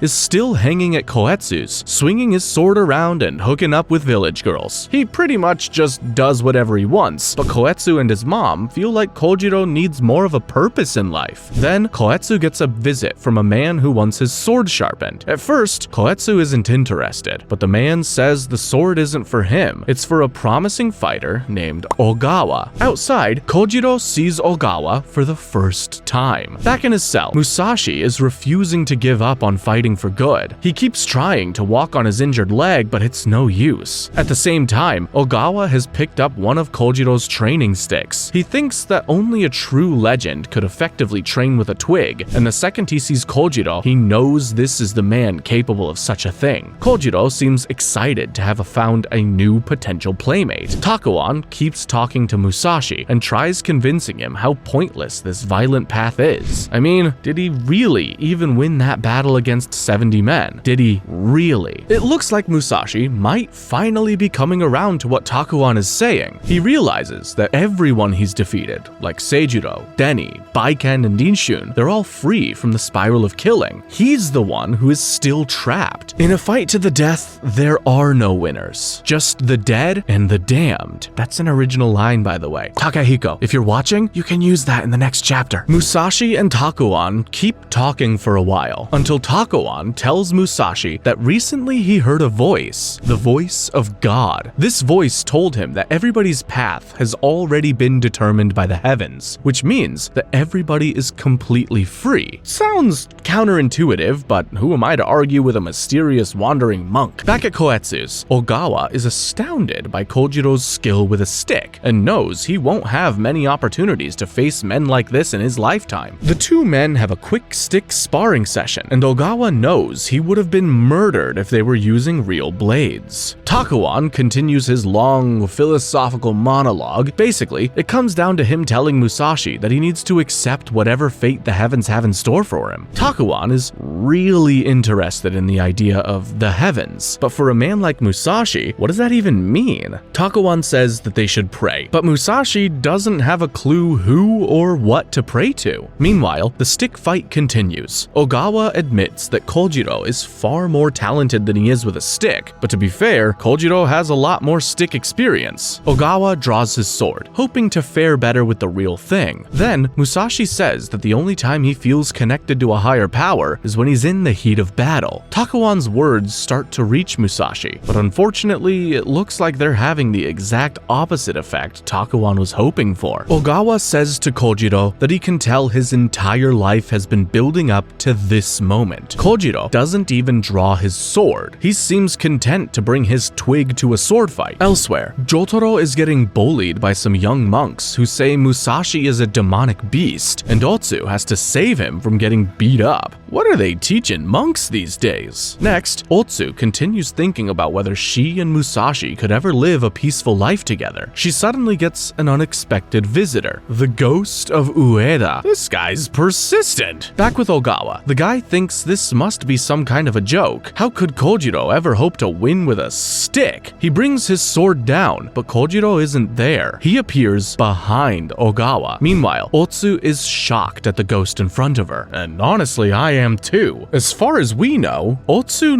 never met Ueda, so there's no way this is a figment of her imagination. Ueda tells Otsu that she should stay away from Musashi. He's trapped in the spiral of killing, and there will be plenty of men trying to kill him for fame. Next, Koetsu goes outside with the man Ogawa came with. They find Kojiro standing over Ogawa. He has no pulse, but there isn't even a scratch on his body. Now that's impressive. Then we rejoin Matahachi, who's shaved his beard and is searching for his mother. He quickly finds her, but right as he's about to run into her arms to try and make amends, he sees Osugi coughing up blood. Bro cannot catch a break. Moving on, Otsu realizes she's the only one who can see Ueda's ghost. He says it's because she's the most important woman to the man who killed him, which isn't usually how hauntings work, but I guess Ueda is just different. Musashi keeps thinking about whether or not he's earned the title of Invincible Under the Sun. It doesn't look like he's getting much closer to an answer. Also, turns out Ogawa is still alive. Kojiro beat him with a stick so badly that he almost died on the spot, but the ghost of his grandpa told him it wasn't his time yet. Once he's recovered, Ogawa says he's giving up the sword for good and wants to dedicate his life to serving Kojiro. He is so good at making new friends. Kojiro decides to hop on Ogawa's boat and travel across the ocean. Then we jump back slightly to see why they're going on this journey. Ogawa's friend tries to convince him it's crazy to give up his entire life's work just because one guy is really good at swinging a stick, but his mind is made up. If Ogawa can't be the best, he doesn't want to pursue the blade at all. He says he cannot deceive the sword. These guys are so friggin' extra. It is just a sharp slab of metal. Ogawa is adamant that he will be a servant for Kojiro now and writes a letter to Kojiro requesting to serve him. He gives Kojiro his job as a sword instructor for the Kokura Hosokawa clan and agrees to take him back to his home of Kokura. Kojiro says goodbye to Koetsu and his mom and sets off to start his new job. Ogawa is aware that the head instructor Magoshiro will not be happy about Ogawa giving his position to a deaf man, but he knows Kojiro will be able to prove himself. Meanwhile, Otsu is still being visited by an annoying ghost. Ueda literally pulls Otsu's spirit out of her body and drags her on some kind of vision quest. She sees an old woman taking her own life by drinking poison. Then she sees the battlefield where Musashi wiped out the Yoshioka. Ueda tells Otsu that she is showing her all the family members of the 70 men Musashi killed. That old woman was one of the students' mother, and without her son to look after her, she chose to end her life. He tells her they have to visit all 70 families, and that she should never wish for Musashi's happiness. Otsu asks Ueda's ghost why he's bothering her with this. Why not just put a curse on Musashi? That's something ghosts can do, right? Ueda tells her that Musashi is going to die anyway, because there's currently a swordsman on his way to kill him while he's imprisoned and helpless. That swordsman is Otaguro, the Yoshioka student who let Denny chop his arm off as practice. Thanks to his injury keeping him away from the action, he's now the only living member of the Yoshioka school, and he's come for revenge. At that moment, Musashi is having a conversation with Lord Itakura about strength. Musashi says that the idea of invincibility is just a mirage, an ideal he can never reach. A part of him has known this since all the way back after he beat Baiken. Next, we learn Musashi has been hiding something from us. After he beat Biken, the man chose to give up his life of violence, but that didn't automatically equal a happy ending. Biken died from his wounds shortly afterwards, and his adopted daughter Rindo laid by his side until she was dead too. Damn. Musashi had beaten another legendary opponent, but he felt terrible, like his dream of invincibility was slipping away. He pushed away these thoughts and focused on beating as many strong people as possible, hoping it would make him happy again. After destroying an entire school, Musashi can finally admit that this life of killing will never make him truly happy. Itakura asks if this means Musashi will be giving up the sword, but before he can answer, Otaguro arrives. Then we see Koetsu and Takuan having a conversation about Musashi and Kojiro. Maybe there's a world where they could be happy together. Takuan says that Musashi and Kojiro are both sharp blades, but they could act as each other's sheaths. I think he's basically saying if they could spar with each other forever, they wouldn't have to go kill other people to test themselves. Meanwhile, Meanwhile, Matahachi is taking care of his sick mother. He tells Osugi that once she gets better, they should return to Miyamoto village where Matahachi can get a fresh start as an honest man. I'll believe that when I see it. Takuan and Koetsu have a long conversation about strength and beauty, but ultimately decide they should try to get Musashi to join Kojiro in Kyushu, where they can live decent lives together. I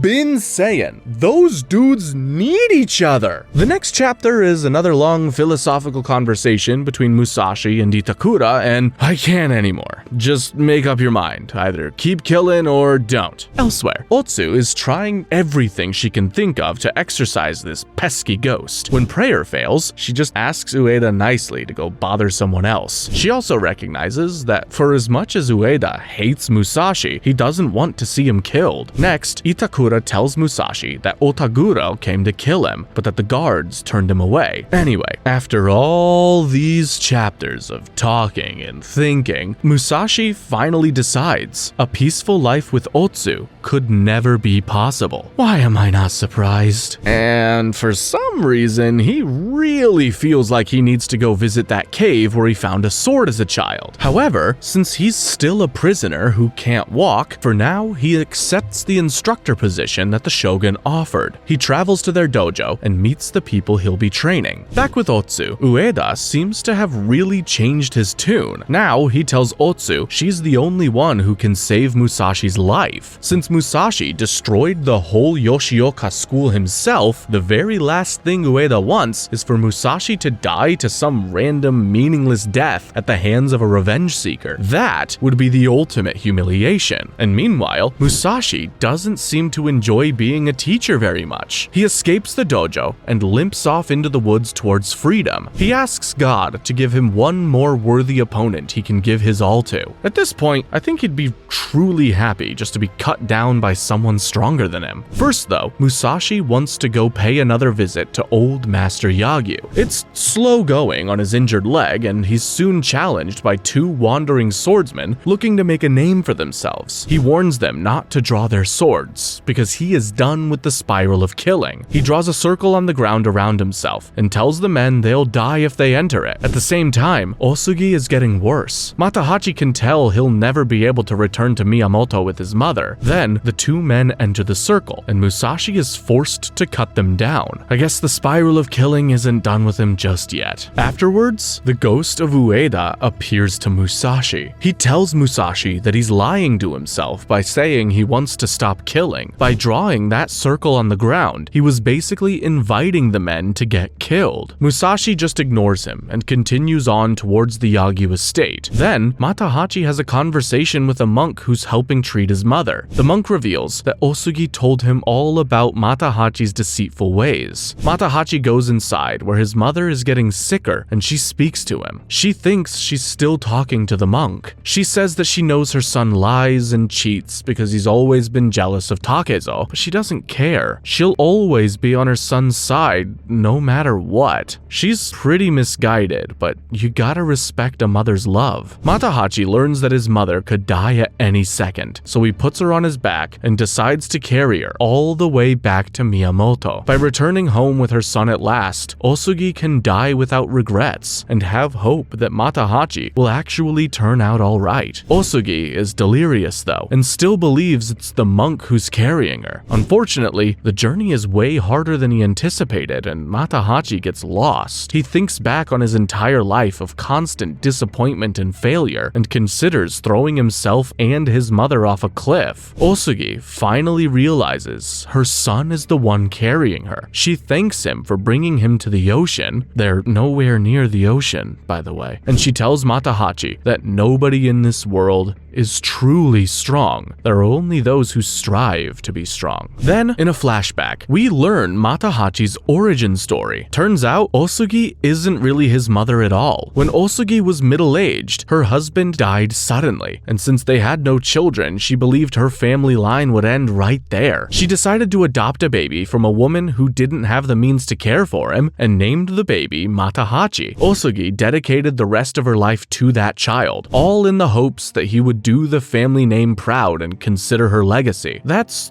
beautiful. She just got unlucky with who her baby actually was, that's all. In the present, Matahachi confesses everything to his mother, that he's a complete fraud, that Uncle Gon's death was his fault, and that he was the one who cheated on Otsu. He apologizes for his weakness and approaches a cliff's edge. Osugi understands what's happening and accepts it. She says she would be fortunate to die on her son's shoulders. Matahachi counts up to 3 and then chickens out. He's too weak for even this. Not that throwing yourself and your elderly mother off a cliff makes you strong, to be clear. Matahachi shouts to the heavens that he's weak, and his mother tells him this is good progress. Those who are truly weak would never admit it, so by confessing everything, he's no longer weak. Nah, he does not get let off that easy. Matahachi puts his mother on his back again and continues on. He keeps calling Osugi mother over and over, which is music to her ears, while promising to be a better man. They soon reach Miyamoto, where Osugi is excited to see everyone, including Uncle Gon. But of course, that's just a fantasy. Osugi passes away right there on the road, a long, long way from home. Matahachi sobs over his mother's body. Turns out they really didn't make it that far, because by nightfall, Matahachi has carried Osugi all the way back to the temple they left from. He buries Osugi on a beautiful spot on a cliffside the next day and feels gratitude for everything his mother gave him. Then, in the blink of an eye, decades have passed. Matahachi is an old man telling tales on a bridge. Everything we've heard up to this point has been a story Matahachi is sharing, and he gets emotional at the part about his mother's passing. He has been our narrator all along. The people listening to his story want to know what happens with Musashi and Kojiro, but Matahachi tells them all he's done for the day. Once everyone is gone, a young boy who looks very similar to a young Takezo approaches. The boy asks Matahachi if everything in his story was true, and Matahachi responds that he is done telling lies. The young boy asks for the story to be more about Musashi from now on, and a little less about Matahachi. As beautiful as Matahachi's fate is, I think this boy is speaking for a lot of readers when he says that. So, I guess that's Matahachi's fate. He may not be a rich or famous man, but at least he's honest now. If you believe the story he's telling is true, that is. Not so bad, all things considered. Now let's get back to the good stuff. The next day on the bridge, Matahachi continues his story. As Musashi continues making his way towards Yagyu, he encounters Ito sitting on a rock. The men immediately recognize each other from their encounter at Sekigahara when they teamed up to kill a bunch of soldiers on horseback. Ito says he's glad to see Musashi again and is impressed with how far he's come. Ito suggests that they have a bit of fun, and knowing him, the fun probably involves a lot of blood. Despite just saying that he wanted another worthy opponent, Musashi dips out of there real quick. He runs away to a random house and thinks about what he wants to say to Yagyu. He wants to show the old master that he's figured things out since the last time they met, but he still feels like he's one good fight away from enlightenment. Ito suddenly appears behind Musashi again. Your worthy opponent is right there, clown. Stop running away. Ito says that he can tell Musashi is looking to fight Yagyu one more time, but he has some sad news. Master Yagyu has already died. Then, we get a flashback to the last time Ito and Yagyu spoke. Yagyu said it would be impossible for one person to be invincible under the heavens because all is one. Ito lunged forward to show that he could kill Yagyu if he wanted to, but Yagyu was just like, yeah, you can kill an old man. So what?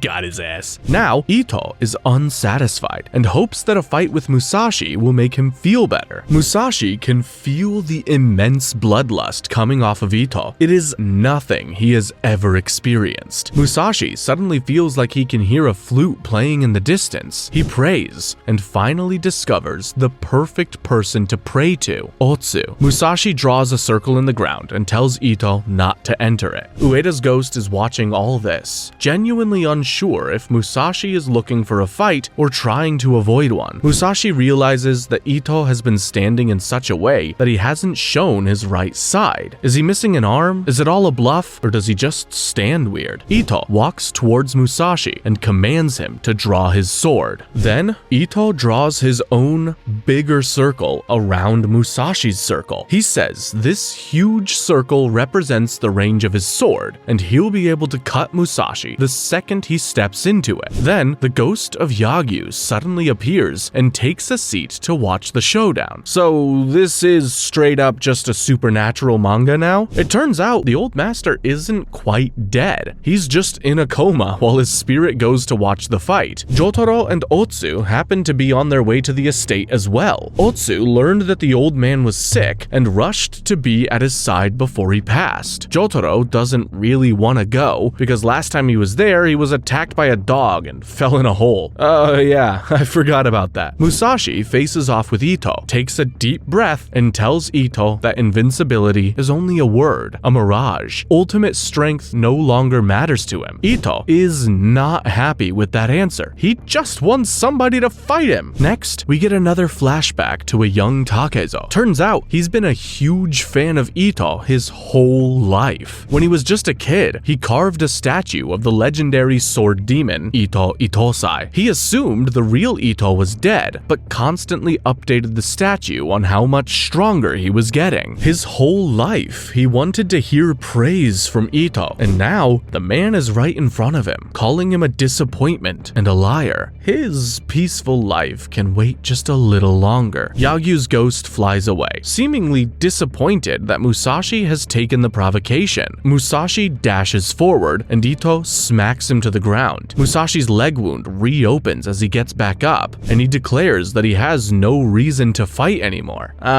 Sure. Ito isn't done with him. He attacks again. With one palm, Ito sends Musashi flying out of the circles, but Musashi gets in a slash of his own on Ito's chest. Ito approaches Musashi on the ground, helpless, then walks away. Musashi sees himself up on a cloud with Yagyu, and the old master tells him the answers he seeks have been inside him all along. Ugh, thanks. Yagyu's spirit returns to his body, and Otsu arrives just in time to play him the flute one last time before passing away. For real this time. Back at Hozoin Temple, old Inei can sense that his friend Yagyu is passed. He's sad to have outlived the man and refuses to eat. Also, it turns out that Yagyu was 79, which I know is very old for the time period, but I swear the guy looked way older. Tragically, Inei himself dies a year later at age 86. This series is getting real funky with time. In the present, which I guess is actually technically the past since this is all a story, Musashi is still laying on the ground. He's disappointed in himself at his complete loss to Ito, but also recognizes he did well considering his injury. He stays there for hours, replaying the fight in his head and trying to sever the violent part of him that couldn't refuse the fight. Elsewhere, Ito walks into the woods, but it seems Musashi's strike did more damage than he let on. Ito falls to his knees right there. Next, we go back to old man Matahachi, who's telling the audience about a story from when he and Takezo were kids. Takezo had an out-of-body experience and tried to describe it to Matahachi, but he really didn't get it. The audience wants to hear stories about legendary fights, not this crap. That is, everyone except the young boy, who feels strangely drawn to this story. See, when Takezo was just a child, he was even wiser than he is now. He had an innate understanding of how everything in the world is connected, and saw that there was no logical reason for hate or anger. As an old man, Matahachi realizes he is crying as he tells this story, but back in his youth, he convinced Takezo to stop talking nonsense and focus on getting stronger. Back with Musashi, he realizes the reason he lost wasn't because of his injured leg, it was due to his fear of not being able to use the leg. He thought he'd overcome all fear, but clearly not. Ito is still recovering in the woods, and he thinks the fight was much less one-sided than we thought. Musashi never gave Ito an opening to use his sword, which is why he resorted to a palm strike. But in the moment after he knocked Musashi down, Ito revealed what was going on with his right arm. He only has 2 fingers on that hand. He also told Musashi that he was strong, but Kojiro is stronger. Now, Musashi needs to figure out what's next for him. He's accompanied by the shadowy manifestation of his dark side, who probably probably isn't the best road trip partner. He kind of wants to go check out that cave from his childhood. He tries to figure out how to use his sword to cut through time and space. He's kinda going crazy. Next, we see a flashback that reveals how Ito lost his fingers. It was Kojiro who attacked Ito sometime after Sekigahara. It was the first time Ito fought somebody who was beyond his skill. Kojiro sliced off half of Ito's hand, then fell asleep in the grass. In the present, Ito admits to himself that he underestimated Musashi. He's a tiger, just like Kojiro and Ito are. Then, Ito spends a while trying to figure out how you can cut someone down without using a sword, but he can't figure it out. He prefers actually cutting people to all this hippy-dippy nonsense about being one with the universe. Musashi wanders around with no real goal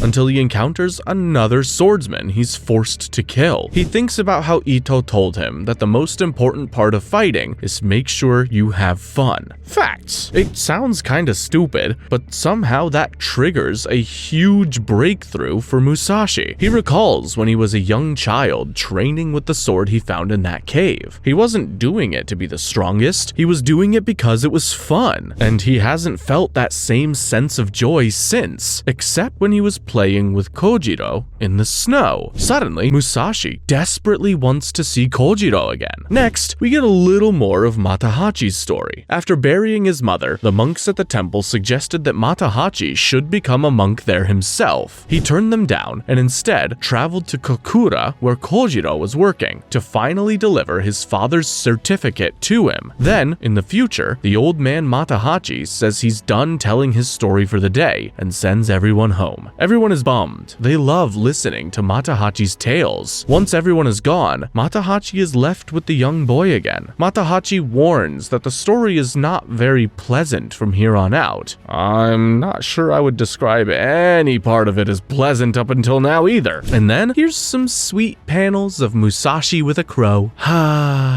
Once he's decided to go visit Kojiro, Musashi spends a while training in the wilderness again. His leg continues to improve, and he's able to make his sword feel completely weightless in his hand. He uses earplugs to try and experience what life is for Kojiro. Meanwhile, Takuan finalizes a job offer for Musashi to be a sword instructor in Kokura. Takuan sets out to find Otsu so she can marry Musashi and settle down in Kokura with him and Kojiro. I mean, that sounds perfect, but why is Takuan the one making these plans? Moving on, it's time for politics. We now meet the current shogun, Hidetada, who just took over shogun from his father this year. He's having a meeting with Tadatoshi of the Kokura clan. Tadatoshi has lived in the shogun's castle his whole life as a political hostage. Things are tense in this meeting, and it's all Musashi's fault. He turned down the job offer from the shogun and accepted one from the Kokura family instead. The shogun is gracious about it though, and says the Kokura clan can have Musashi as a gift. Not that he was the shogun's gift to give, but whatever. Of course, this was all before Musashi escaped. Now there are soldiers chasing after him, and Musashi thinks it's because he's in trouble, but really, they just want to tell him about his cool new job. Musashi jumps into a raging river to get away from the soldiers, and wonders if this rushing sound is what Kojiro always hears. He climbs out and collapses in front of a random house. Miraculously, Otsu is there, and she's warming Musashi up with her naked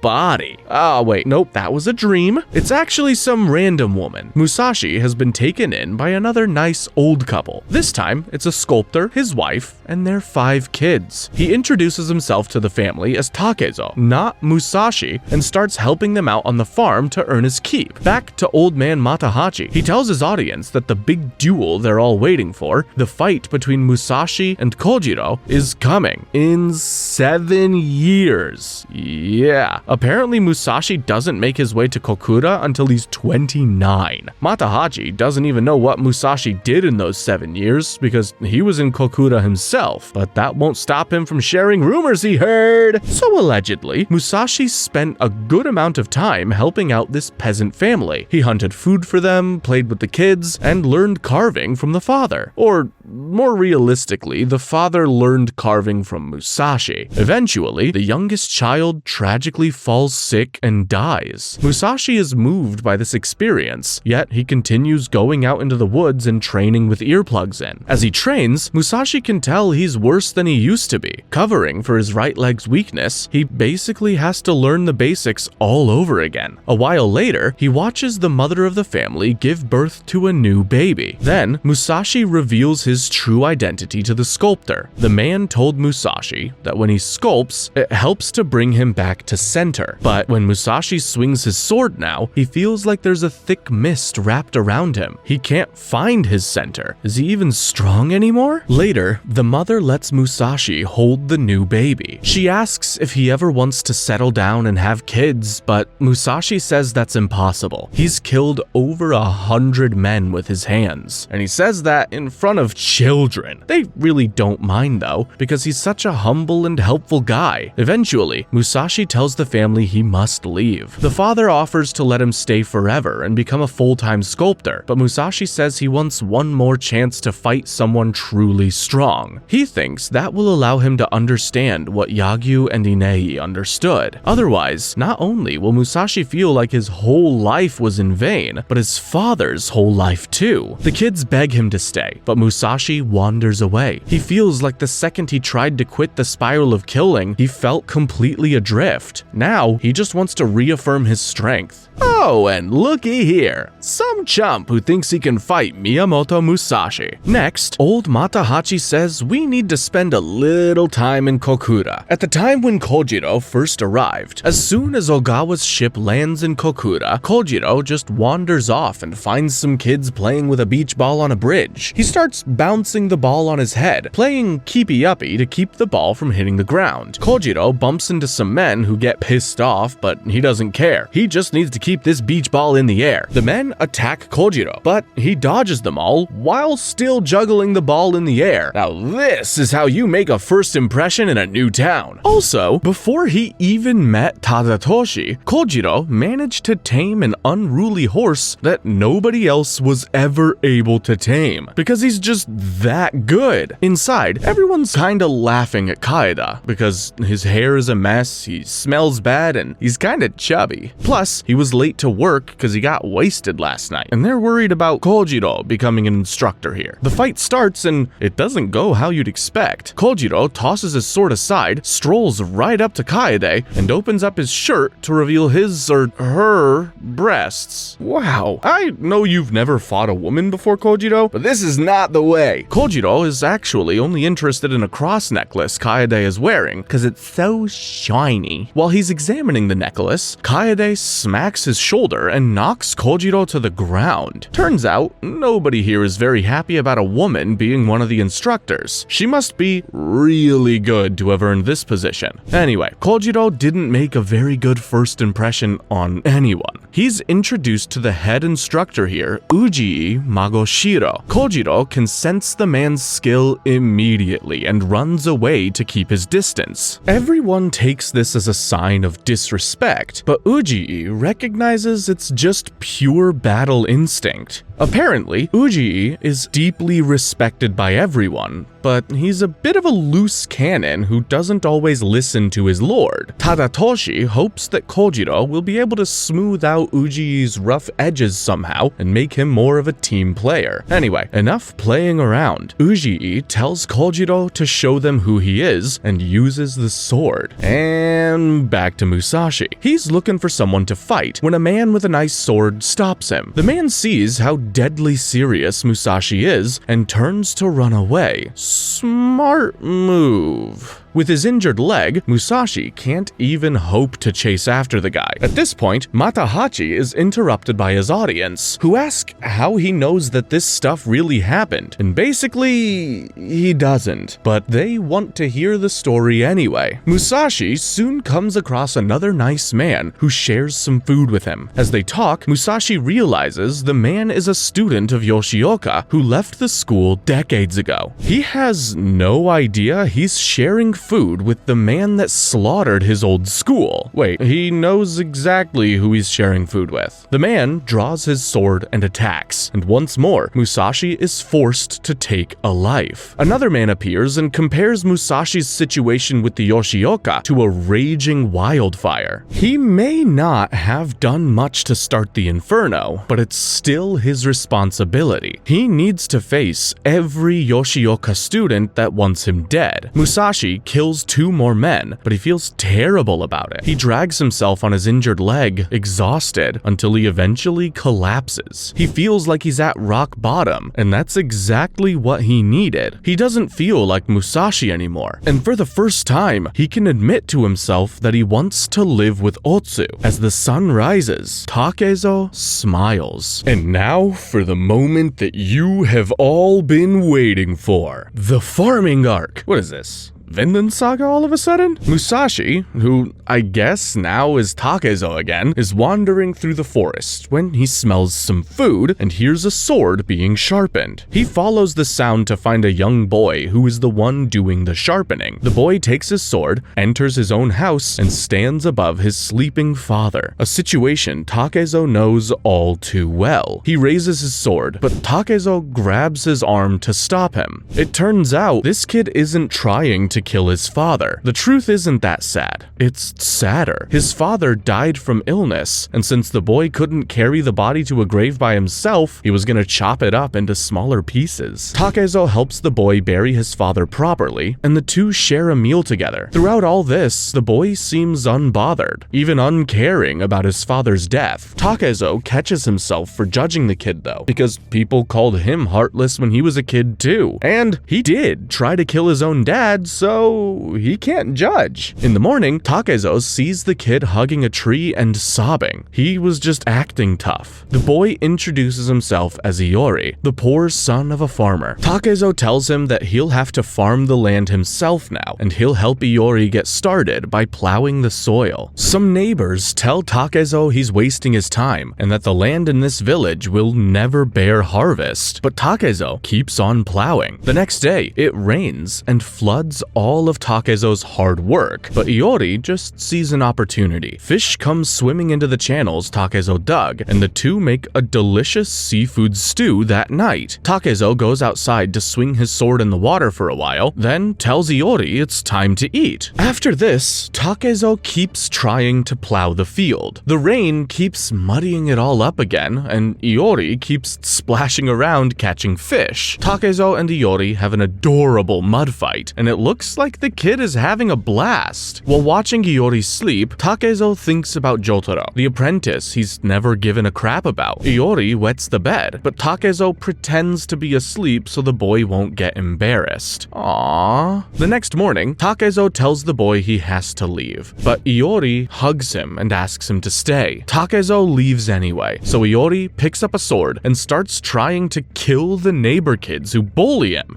Normal reaction. Musashi comes back, but he's not trying to stop Iori. He just starts giving him tips on how to hold the sword better. But then he convinces Iori it wouldn't be fair to attack unarmed children, so they just rob the kids of their radishes and let them go. Takezo tells Iori it's time for them to go home together. He's gonna stay. Kojiro can wait a little longer. What's another 7 years? The next day, Takezo starts removing the stones from the field, then takes Iori up in the mountains to collect lumber. He builds a wagon to help move the rocks, and starts building a wall to keep the field from flooding again. Iori asks why a wandering samurai is helping him with his farm, and Takezo just says he doesn't want to let the rain win. Real? Takezo helps Iori carve a wooden sword, and even teaches him basic reading and writing. The next time the rain comes, their stone wall holds for about 10 seconds. Then the fields flood again. Damn you, rain. Takezo catches his dark side lingering on his shoulder when he gets angry, but he brushes it away and gets back up. The water represents Kojiro to him, something flexible and free. He cannot let it beat him now. Then he starts wrestling Iori and gives him a bath. So yeah, you could say they're getting close. Later, Takezo studies the raging water. He realizes the water itself isn't doing anything, only following the path created created for it by wind and soil. Its actions are all completely predetermined, but that is what makes the water so free. Just like Takuan said, Takezo has an epiphany. Then Iori sneaks up behind and pushes him into the water. Takezo has learned the lesson of water, how to be truly free yet powerful. Next, we see Iori carrying a wagon loaded with food. When some peasants accuse him of stealing it, Iori bites one of them for being rude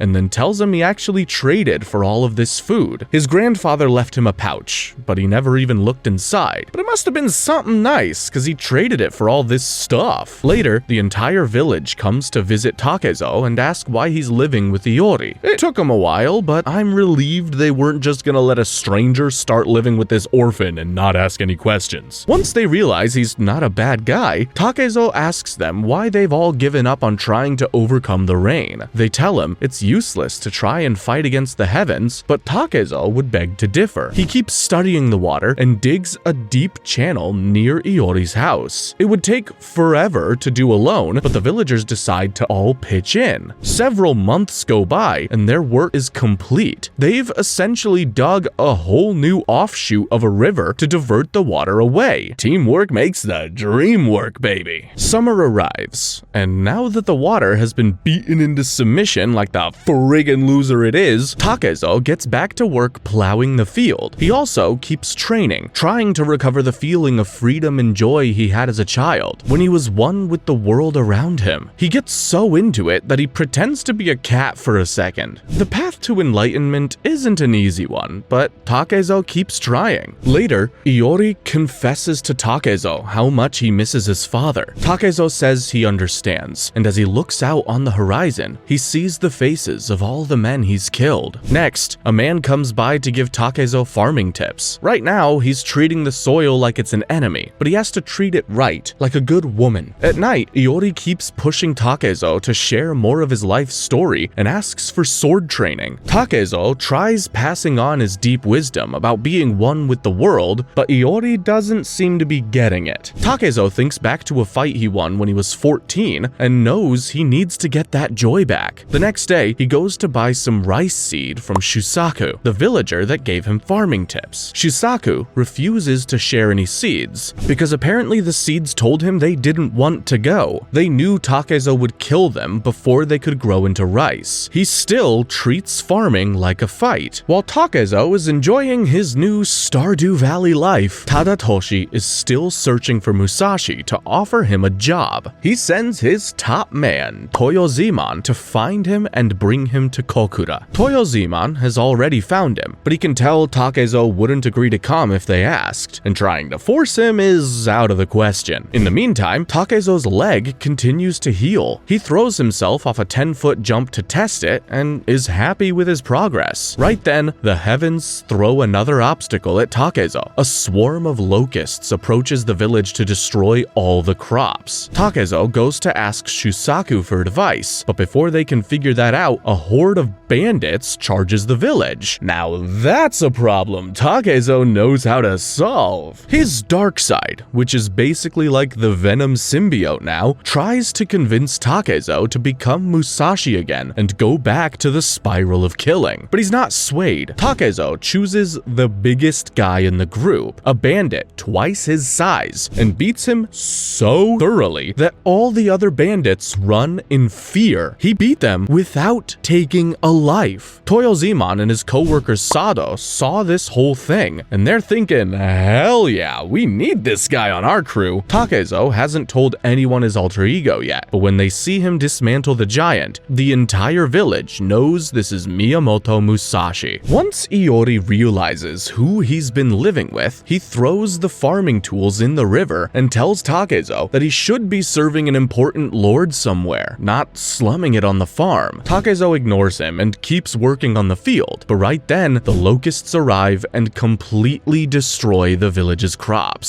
Some of the villagers think Takezo brought a curse with him to this village, and blame him for the fact that they're all going to starve now. Sado finally approaches Takezo and formally invites him to come work in Kokura, but Takezo refuses. He feels responsible for making sure this village has food now. Shisaku keeps telling Takezo he'll never be a good farmer, but Takezo finally snaps and tells the old man to either help out or shut up. Shisaku tells Takezo he needs to learn to hear the voice of the soil, which is really not very helpful, but nobody knows how to give a friggin' straight answer in this damn series. Next, Toyoziman tells Takezo that they won't be taking no for an answer. He draws a wooden sword to take him to Kokura by force, and that doesn't go very well for him. Time continues on, and the people of the village continue to starve, and Takezo desperately listens to the voice of the soil. Takezo tries swinging his sword around a bunch, even tries tasting the soil, but nothing works. One day, starving villagers steal all of Shusaku's seeds. The villagers begin to turn on Takezo, but they're really just lashing out because, they're kinda dying of hunger. Shusaku only has one basket of rice left, and he uses it as bait to lure in the thieves. Once he has them trapped, he lifts up his machete and tells them to use the rice to make a tasty soup for the whole village. Aww. For just that day, things get a little brighter, all thanks to the village's silent protector, Shusaku. Moving on, Takezo tries eating Shusaku's dirt to see why it's so much better, but it still tastes like dirt. Shusaku gives what little food he has to help keep women and children alive, but he refuses to share any of his soil. It is the most important thing in the world to him. He tells Takezo that a killer like him can never understand what makes good dirt. This whole time, Iori is just hoping Takezo gives up on farming and brings him to Kokura, and I'm kinda with him. Life continues like this for a while. Takezo farms by day with the help of other villagers and trains at night. One day when he hits the fields, Takezo realizes the soil feels different. The villagers start to believe in Takezo a little more and have hope that they could actually grow something here. It's still slow, hard work though, and everyone is starving. They flood the field intentionally to try and recreate a rice paddy, but Shisaku says it's no good. Everyone loses hope once again. But Iori notices one corner of the field is a little different. In just this one tiny area, the soil is fertile. They're gonna have to expand this area. It basically means starting all over again, and now they're hungrier than ever. But this is their chance. Takezo picks up his hoe and starts hoeing harder than he's ever hoed before. While Shisaku tries to keep everyone alive, Takezo keeps working the field until he collapses from exhaustion. He has a vision of all the Yoshioka students he killed rising out of the dirt, but they're not angry zombies. They just want to watch him farm. The oldest man in the village dies, and it hits Shusaku hard. They're getting close, but these people can only take so much. Everyone is counting on Takezo now. He doesn't understand how these people can so easily put their faith in a stranger. Then he sees the ghosts of Baiken and Rindo standing in the field. Everyone works non-stop to get the rice paddy ready before the ground freezes over, and somehow the villagers even find the energy to sing while they work. Shisaku sees them all as literal skeletons working in the field, which is one of the sickest panels I have ever seen. Finally, seeing everyone work together so hard despite being so hungry and weak, Shusaku agrees to share his soil with everyone. Eventually, after weeks of grueling labor, they finish their rice paddy. It's a success, and they'll be able to grow plenty of rice here when the spring comes. But before then, there's still one more winter to survive though, and the narrator calling it the Winter of Death doesn't inspire confidence. Things get bad.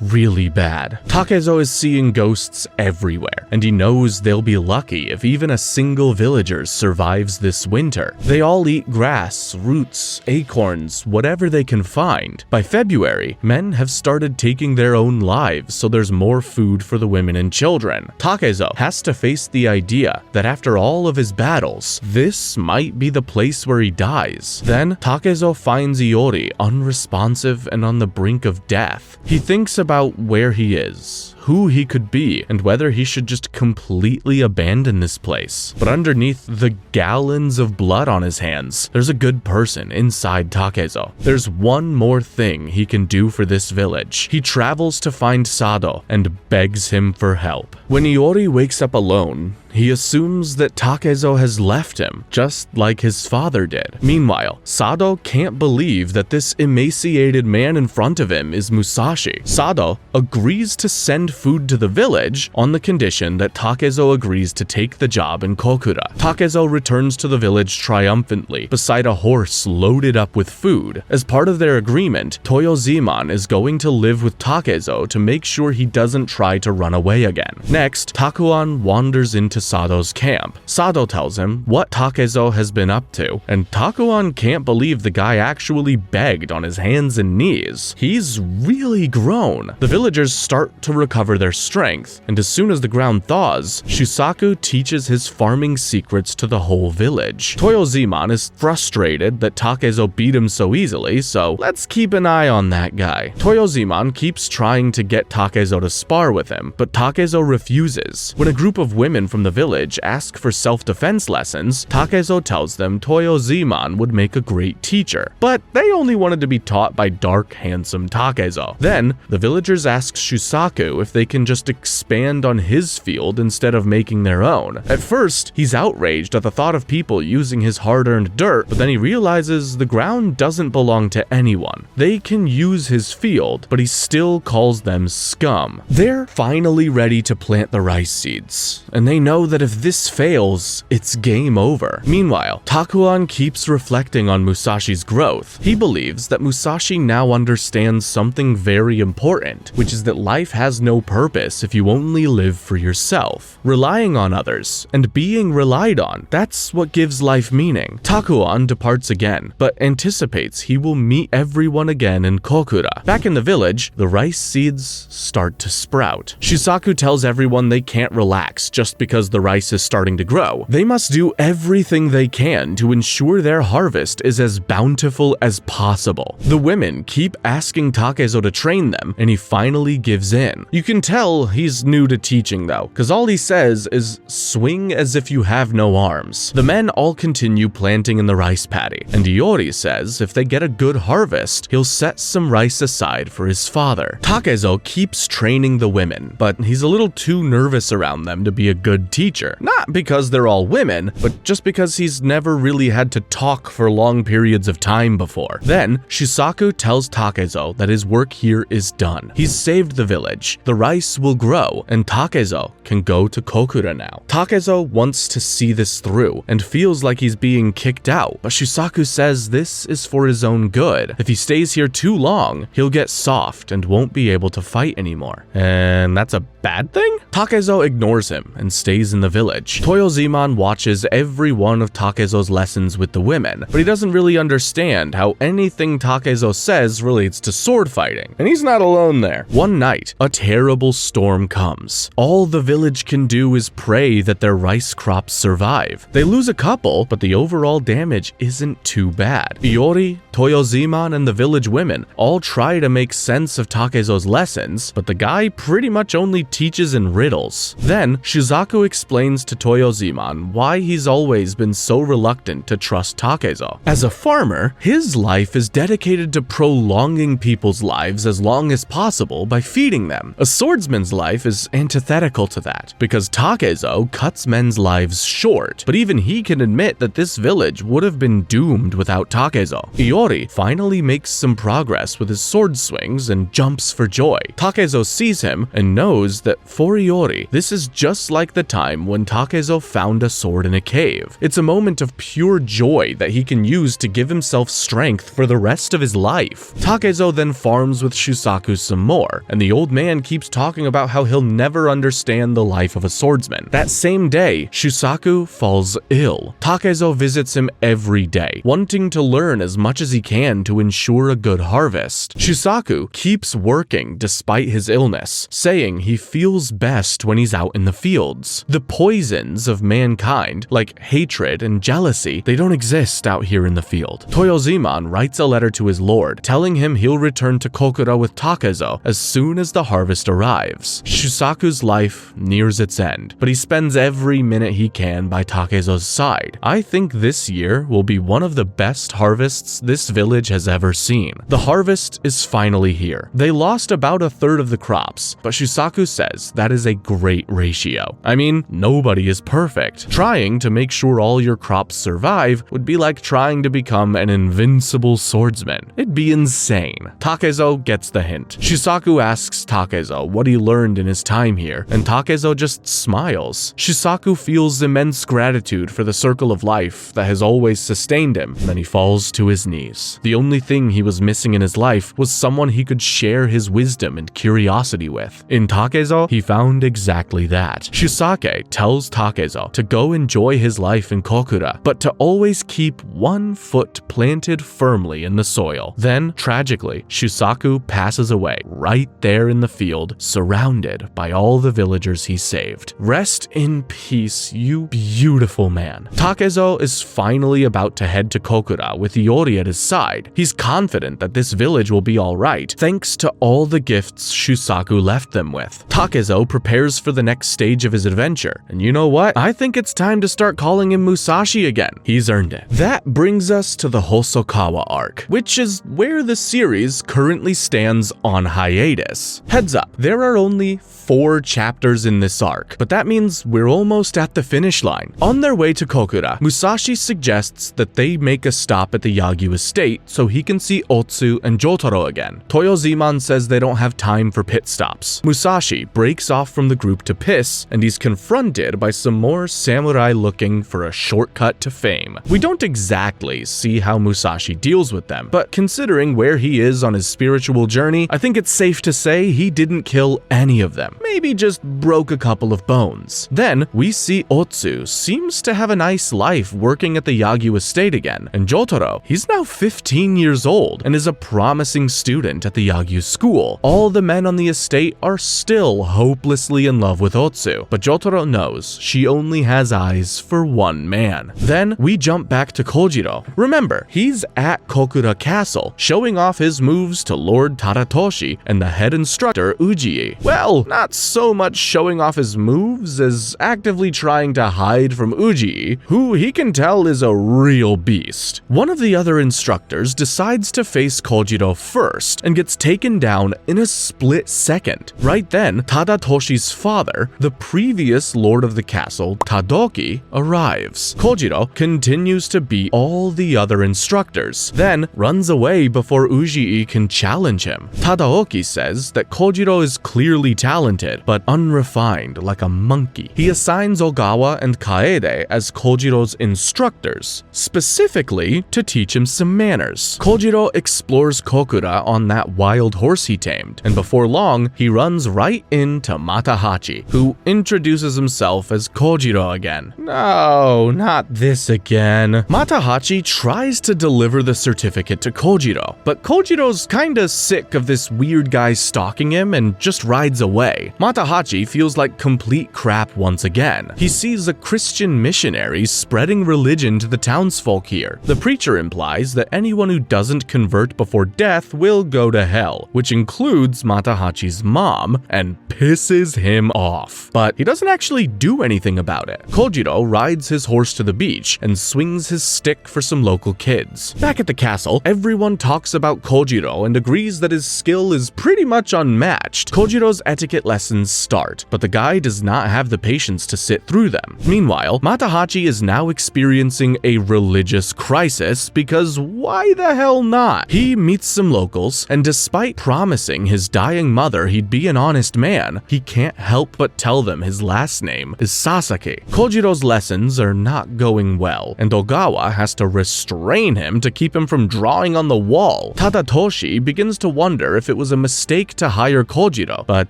maybe he can't be controlled at all. When he learns Musashi is on his way there, he gets excited. Maybe that's a man he can control. Then, Kojiro finally finishes the message he's been trying to write on the wall. Just 2 names, Musashi and Kojiro. Aww, he's been thinking about Musashi too. too. And that's where the manga ends. For now. I really hope we get a conclusion to this someday, because I have to know who wins in the duel between Musashi and Kojiro. Click one of these links to check out another one of my videos, and in the meantime, peace!